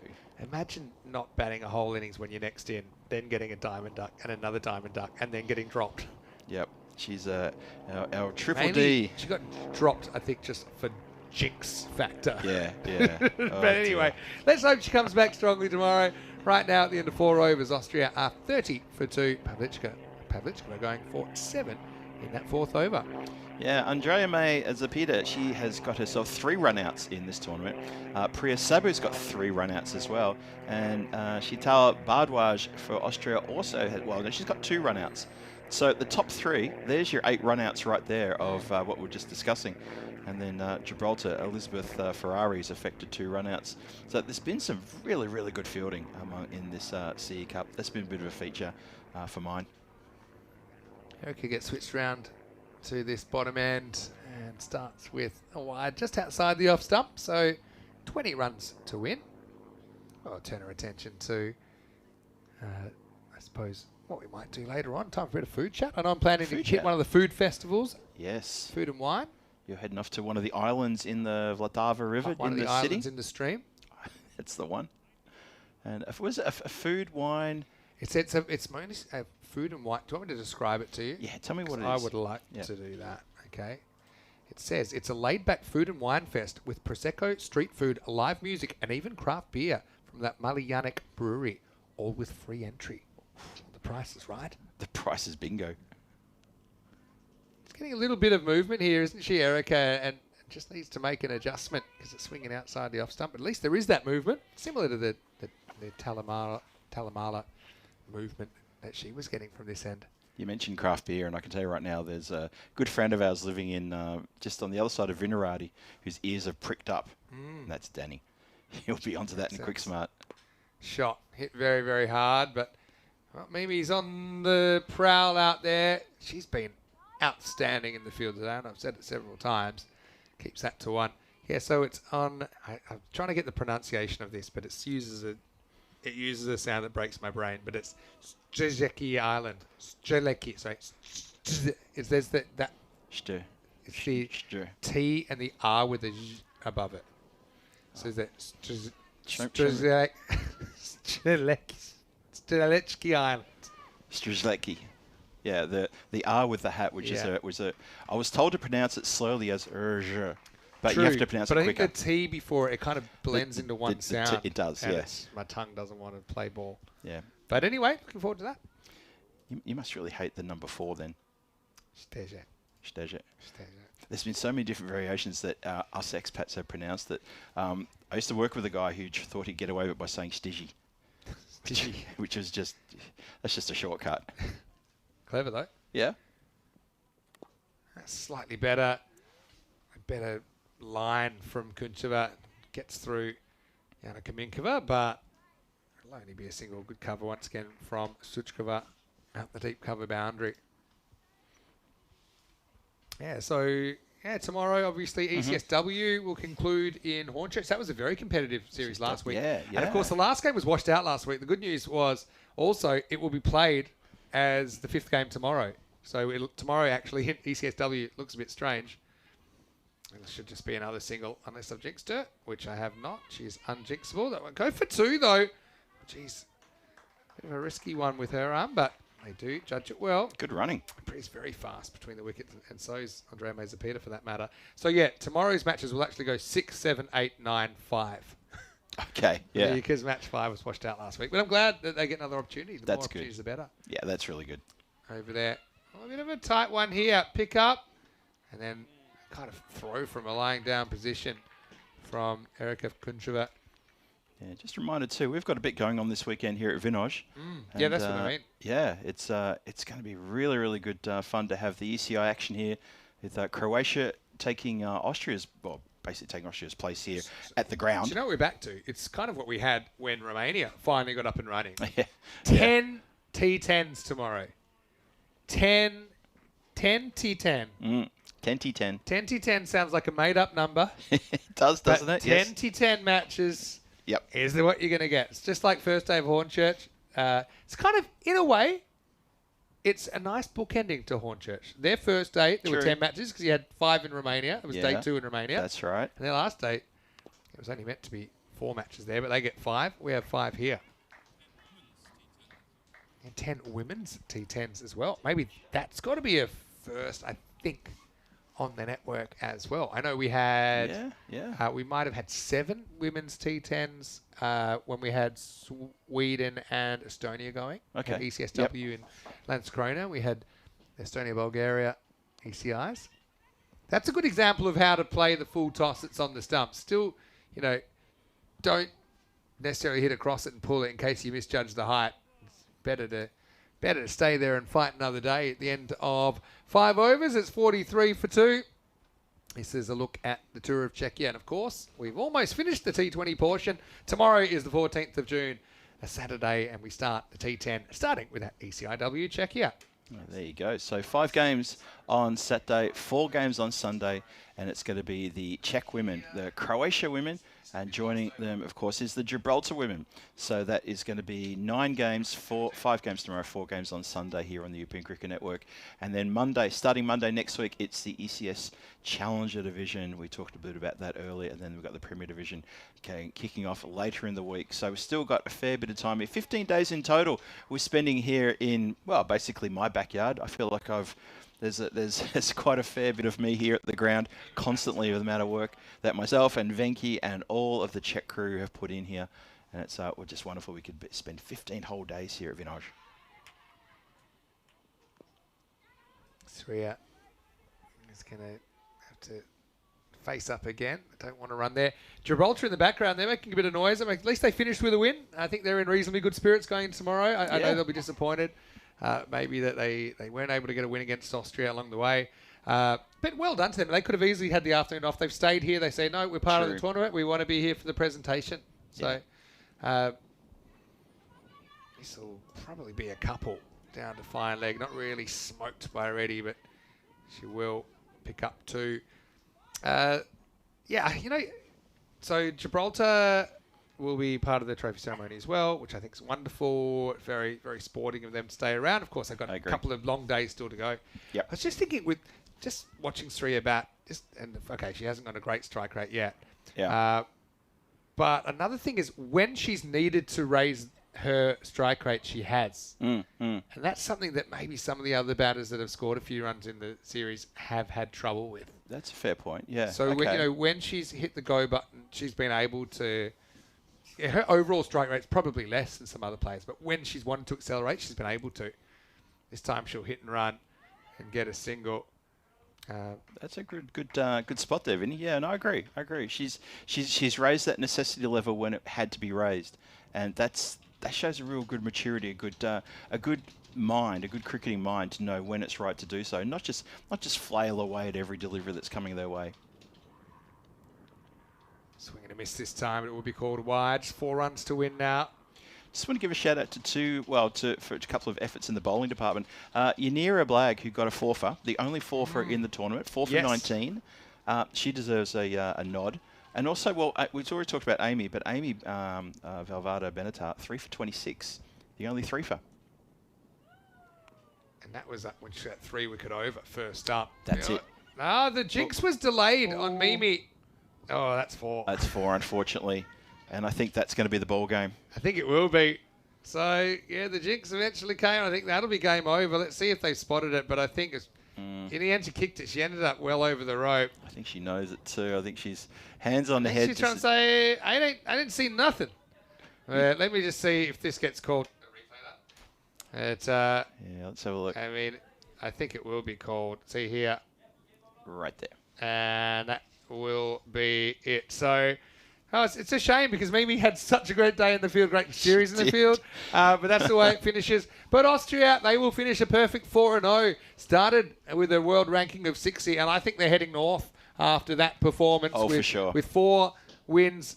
They've been hard working this week. You know, it's hard to believe they're a side that after 11 balls of their campaign had lost 4 wickets for only 3 with the bat, but they found a way out. They found a way to victory against Gibraltar in match 2. Same in match 3. You know, they were under the pump even that second innings, finding it hard to break that opening partnership after having to work hard to put some runs on the board themselves. Obviously, in the matches between them and Czechia, just like the 3, I suppose, last year, I think there was quite a gulf between where the 2 teams are at. But still, lots of good spirits and a very, very successful CE Cup week comes to its conclusion. I think it's been a terrific CE Cup. Men's finished earlier on Wednesday, and it was the Austrian men who raised the trophy, and it's going to be the Austrian women to raise the trophy today. It has been very successful, Vinny. I think it's been fantastic. I love this tournament. I've been involved in the CE Cup tournament for many, many years now. Speaking to Danny about this yesterday, he's been involved for longer than I have in that as well. Yeah. You know, so for us, this is a bit of like a showcase tournament where we love to be involved, and you know, we enjoy it, and we hope that we hope the players absolutely love it, and the chance to get some ranking points for their teams, and you know, to showcase their talent, their development, and also just to try to get a little bit of exposure as they maybe push themselves up the rankings for the wins and things like that. So something about the rankings too. I was a bit thinking, well, when do the ICC update the rankings? And if I understand this correctly, it's on Tuesdays where the women's T20I rankings are updated by the ICC. I didn't even know that. It's on Tuesdays. Right. Thank AI for that one. Okay. I had to ask the question. I got the answer. I'm sure we can trust that. So next Tuesday, when you wake up in the morning, everybody, go to the ICC website, refresh those rankings, and have a look and see what has happened with Austria, Gibraltar, and also have a look at Czech. They probably won't move though, but those 2 other teams definitely will. Having a look here tomorrow, of course, part of our top 10 day. Maybe we'll call it that. Tomorrow's action. Rico Full actually be in the house tomorrow as well. Rico arrives later on today. Yes. So Czechia have a big day to add to their workload. First quick, Croatia. Croatia will arrive again today. Yep. Gibraltar play 3 times. Croatia play 3 times. We start half an hour earlier here. Sorry, 1 full hour earlier, I should say, than this morning. So 7:15 a.m. GMT, which is 9:15 in Central Europe, 12:45 in India. Don't forget, in England as well, they have their second day of action. There's the old 6, 7, 8, 9, 5. There you go. That wasn't in the Lou Bega song. But they will conclude their first ever ECSW England with Tina and Nish to sign off there in Hornchurch before all eyes will be on us here in Prague from Sunday. Let's have a look at the highlights then. With only 51 to win, Austria, once again, they do it in pretty quick time. In fact, even quicker than they finished the job last night. They certainly did, Vinny. This was quite a, let's be short highlights package, but look at that for a highlight. Bang! Erika Kuntseva takes an absolute rocket out of the sky. She will be celebrating that for a long, long time to come. Absolutely ecstatic. Could not believe, Priya Sabu could not believe her misfortune there. Erika Kirkman came in, hit a couple of 4s, and looked like she wanted to get off to an early finish as well. Before she came undone with a 6-point juggling effort there. That was a really good juggle. I counted that 6 times in the replay that hit different parts of the arms and eventually taken. And that is a bit of a get around there for Divya. Yeah, we saw some good clowning around, though, from Czechia. We had the steal, we had the juggle catch, we had a bit of everything. Unfortunately, it was the only one, I think, all day that Mimi fumbled. And it got through in the end, stepped over the line. And that was all she wrote, with Andrea Mazepeda hitting the winning runs and Austria winning this game. And winning it with a bunch of balls to spare, 86 balls to spare. Wow. And that followed off from their win with 83 balls to spare last night. So, look, in the end, I think it's pretty clear. Austria a bit ahead of quite a lot ahead of where Czechia are at the moment. That's not to say that all teams have something to learn, something to gain from this experience.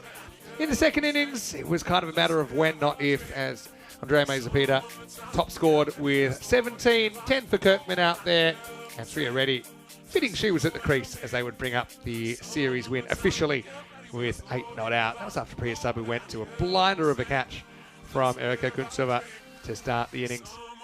So, bowling-wise, look, that's a positive as well for Czechia. It couldn't take any wickets last night against Austria. This time they take 2.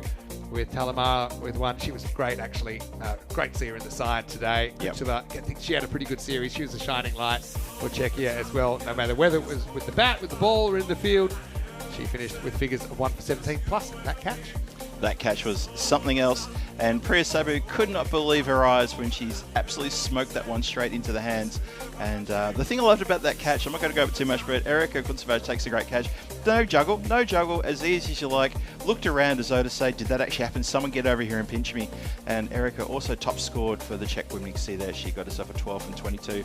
So she's had a pretty good tournament. And, you know, these are the sorts of things, these little moments that will add up to build character, to build, you know, develop and build definition into her game. So this is a great takeaway for them. And it's going to be a big takeaway for the Czech women, full stop. They played against teams who have, call a spade. They've been outclassed by these two teams, but they will take a lot from that. They'll learn from that. They'll see, well, what happened in that game against Austria, where this is what happened, and they'll learn from that. And this is all experience. And you know, developing cricket in countries that don't really feature cricket, it's a marathon. It's not a sprint. It's not all going to happen overnight. But you know what? You keep at it and you keep persisting at it, it will happen. And I can tell you on behalf of Czech cricket, we are very much well and truly 100% behind the development of women's cricket here in this country, and we love it. And we love the fact that European Cricket Network is happy to showcase it as well, because we just think there's so much more of that to come, and we can't wait to see what happens next. Yeah, well, to quote one of my favourite shampoo commercials, it won't happen overnight, but it will happen. I gotta say, I really enjoyed the efforts of every single player we saw in the men's and the women's this week. Yeah. They're so desperate to do well for their country. Yeah. We will have the trophy ceremony coming up at the end of the broadcast. If you hold on, we will bring that to you, and we'll also find out who's the MVP, because I still don't know who it's going to be. We've mentioned 2 contenders. There might be more that we haven't even thought of. Never know, stick around if you want to find out. Hey, Phil, great to be with you for the first time in the box You too, mate. in a while. I know we'll get to spend a little bit of time together on Sunday afternoon, right? That's right. But otherwise, you know, you're a big boy. You can handle yourself. You're doing a great job in the chair. And I want to say, great job with the commentary this year so far. And keep it up. It's nice to see you in the flesh. Thank you very much. Look, I'm just glad to get the opportunity, and you've been a massive supporter of me for many years now. Yeah, we've known each other for a while. I've managed to commentate a few games with you on and off, cheekily getting my sort of head into the camera when you've been here in Prague. So the opportunity presents itself. I take it with both hands, and thank you. And of course, all the ECN crew. Wait, a few people on K Watch as well, so keep the eye on the K. Yeah. Next up, 460K. So watch out. Eyes on that one. Seems like very high definition. But if you'd like to also subscribe to the channel, but like this video, and also our social media at European Cricket, and our website, europeancricket.com. Turn over to Hornchurch as well later on, because the final will be on there. It's starting about an hour and 20 minutes time. I think they've got the bronze final happening right now. It's the final no one expected between Old Brentwoods and the Sharks over there. So you can watch out for Tina and Nish over there. That's where we are at the moment in finals day in Hornchurch. But for now, we'll take you through some of the best bits of the day. It's Vinny Sounder here, Mr. Maximo, on behalf of everyone here at the European Cricket Network and the European Cricket family. Stay happy, stay safe. Enjoy these highlights, see you for the trophy ceremony, and then tomorrow for more international action here on ECN.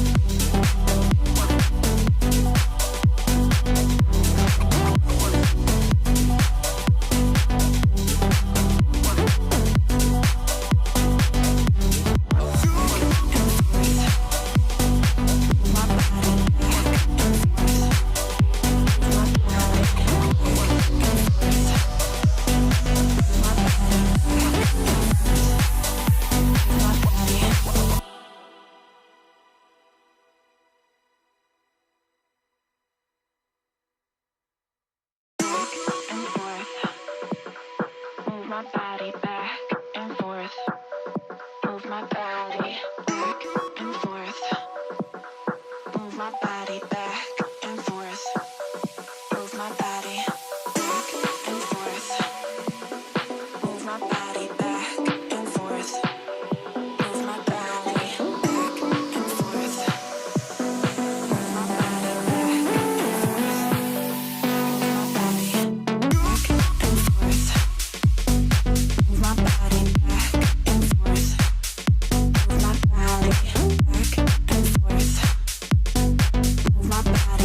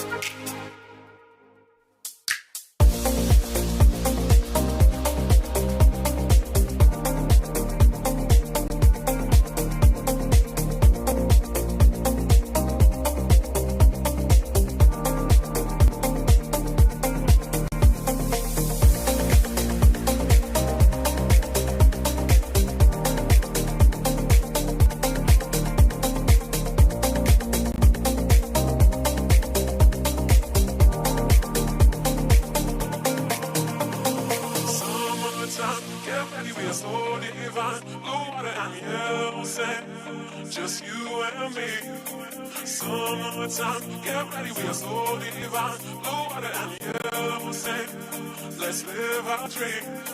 Summertime, get ready, we are so divine. Blue water and yellow sand. Just you and me. Summertime, get ready, we are so divine. Blue water and yellow sand. Let's live our dream. Summertime.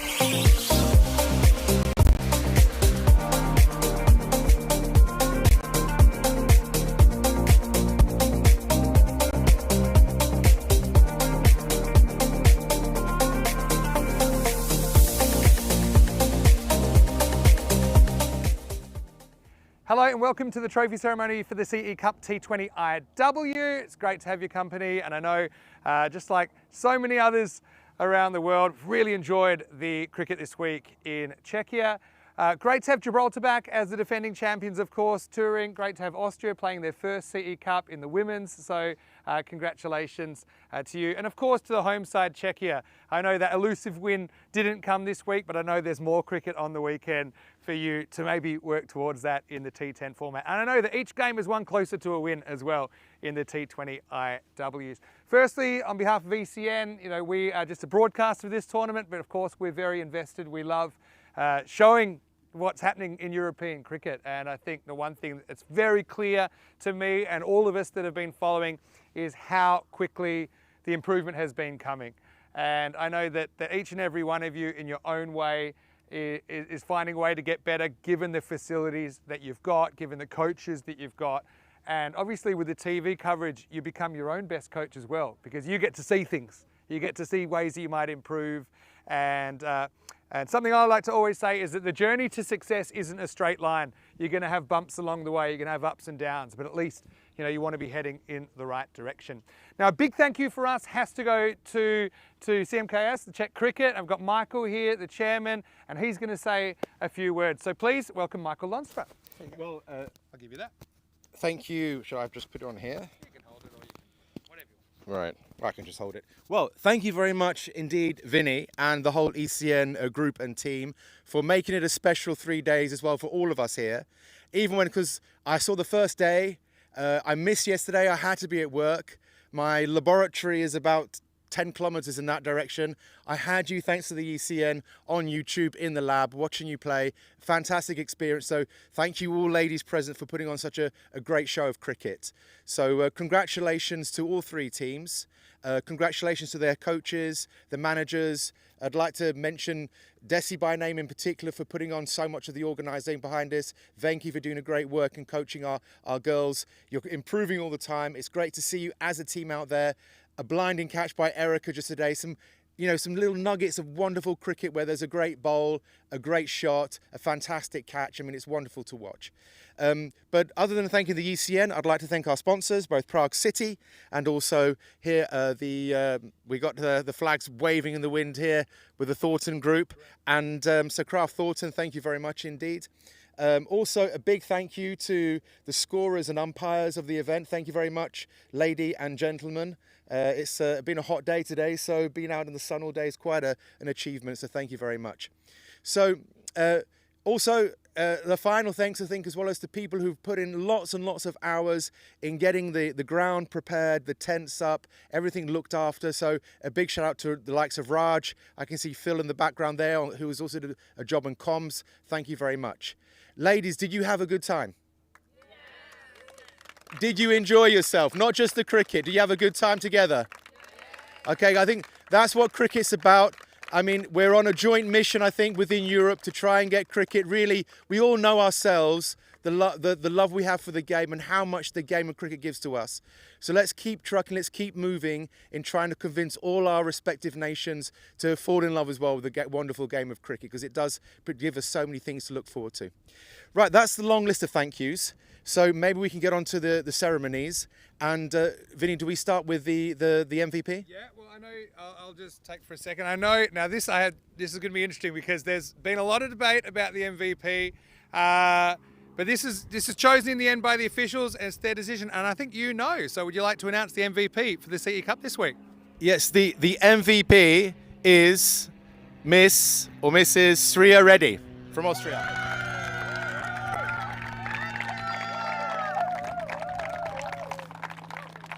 Congratulations, Rick. Congratulations.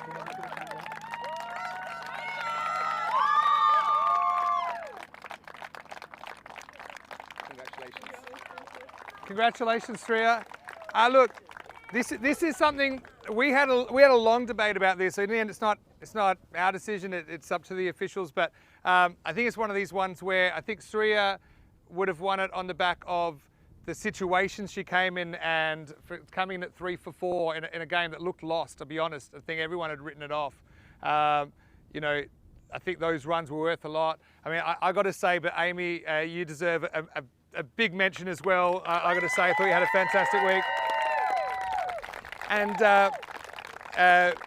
again, you're a class act. I really hope to see you later in the year, perhaps another Melville Shield. But I think that you two were clear contenders, and it must have been a spirited debate about that. But in the end, I suppose, you know, not all runs are created equal in a way, I suppose. And in the end, Stria, you changed the tournament, and yeah, with a previous high score of 11 to do what you did and to come in under that kind of pressure, thoroughly well done. So to both of you, I want to say well done, but I guess Stria, you got the vote, so congratulations once again.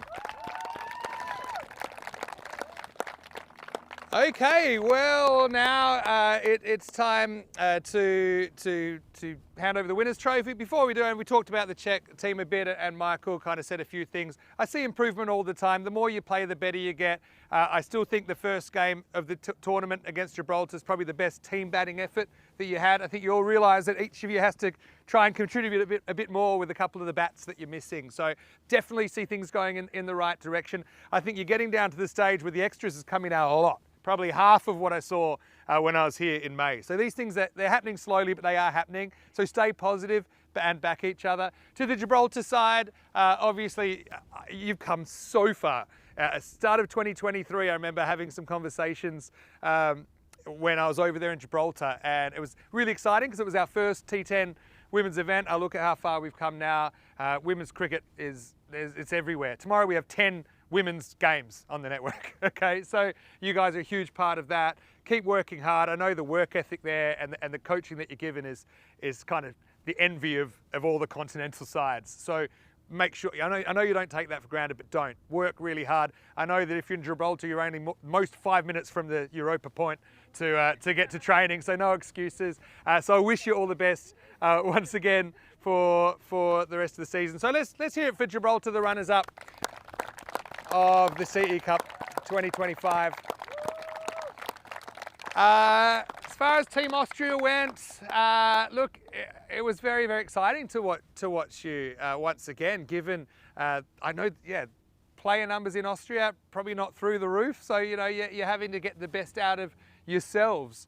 And I know you have limited facilities there, but one thing that's very clear is that you want to get better. Any chance you get, you're grabbing a bat, you're grabbing a ball, and you're trying to improve. And I think, you know, you make your own luck sometimes. And I think that, you know, good teams, they find a way to win from losing positions. And I think that you did that a couple of times this week. I wish you all the best, and I'll see you again during the season. But enough from me. Why don't we get you up here and you can get ready to collect your trophy from Michael. Team Austria, the winners of this CE Cup. Get you all up there. Come on, get you in front of the table there. Very good. Thank you very much.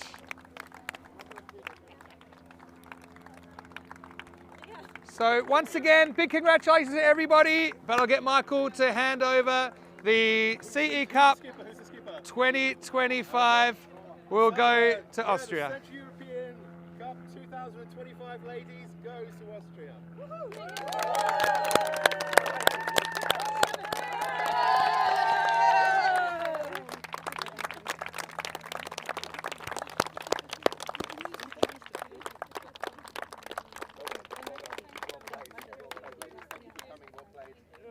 So final congratulations to everybody. See you guys here tomorrow for more cricket. Obviously, they'll go home very happy as the winners, but there's plenty of cricket still to come. We'll see you tomorrow for more action right here on ECN. For now, hasta mañana.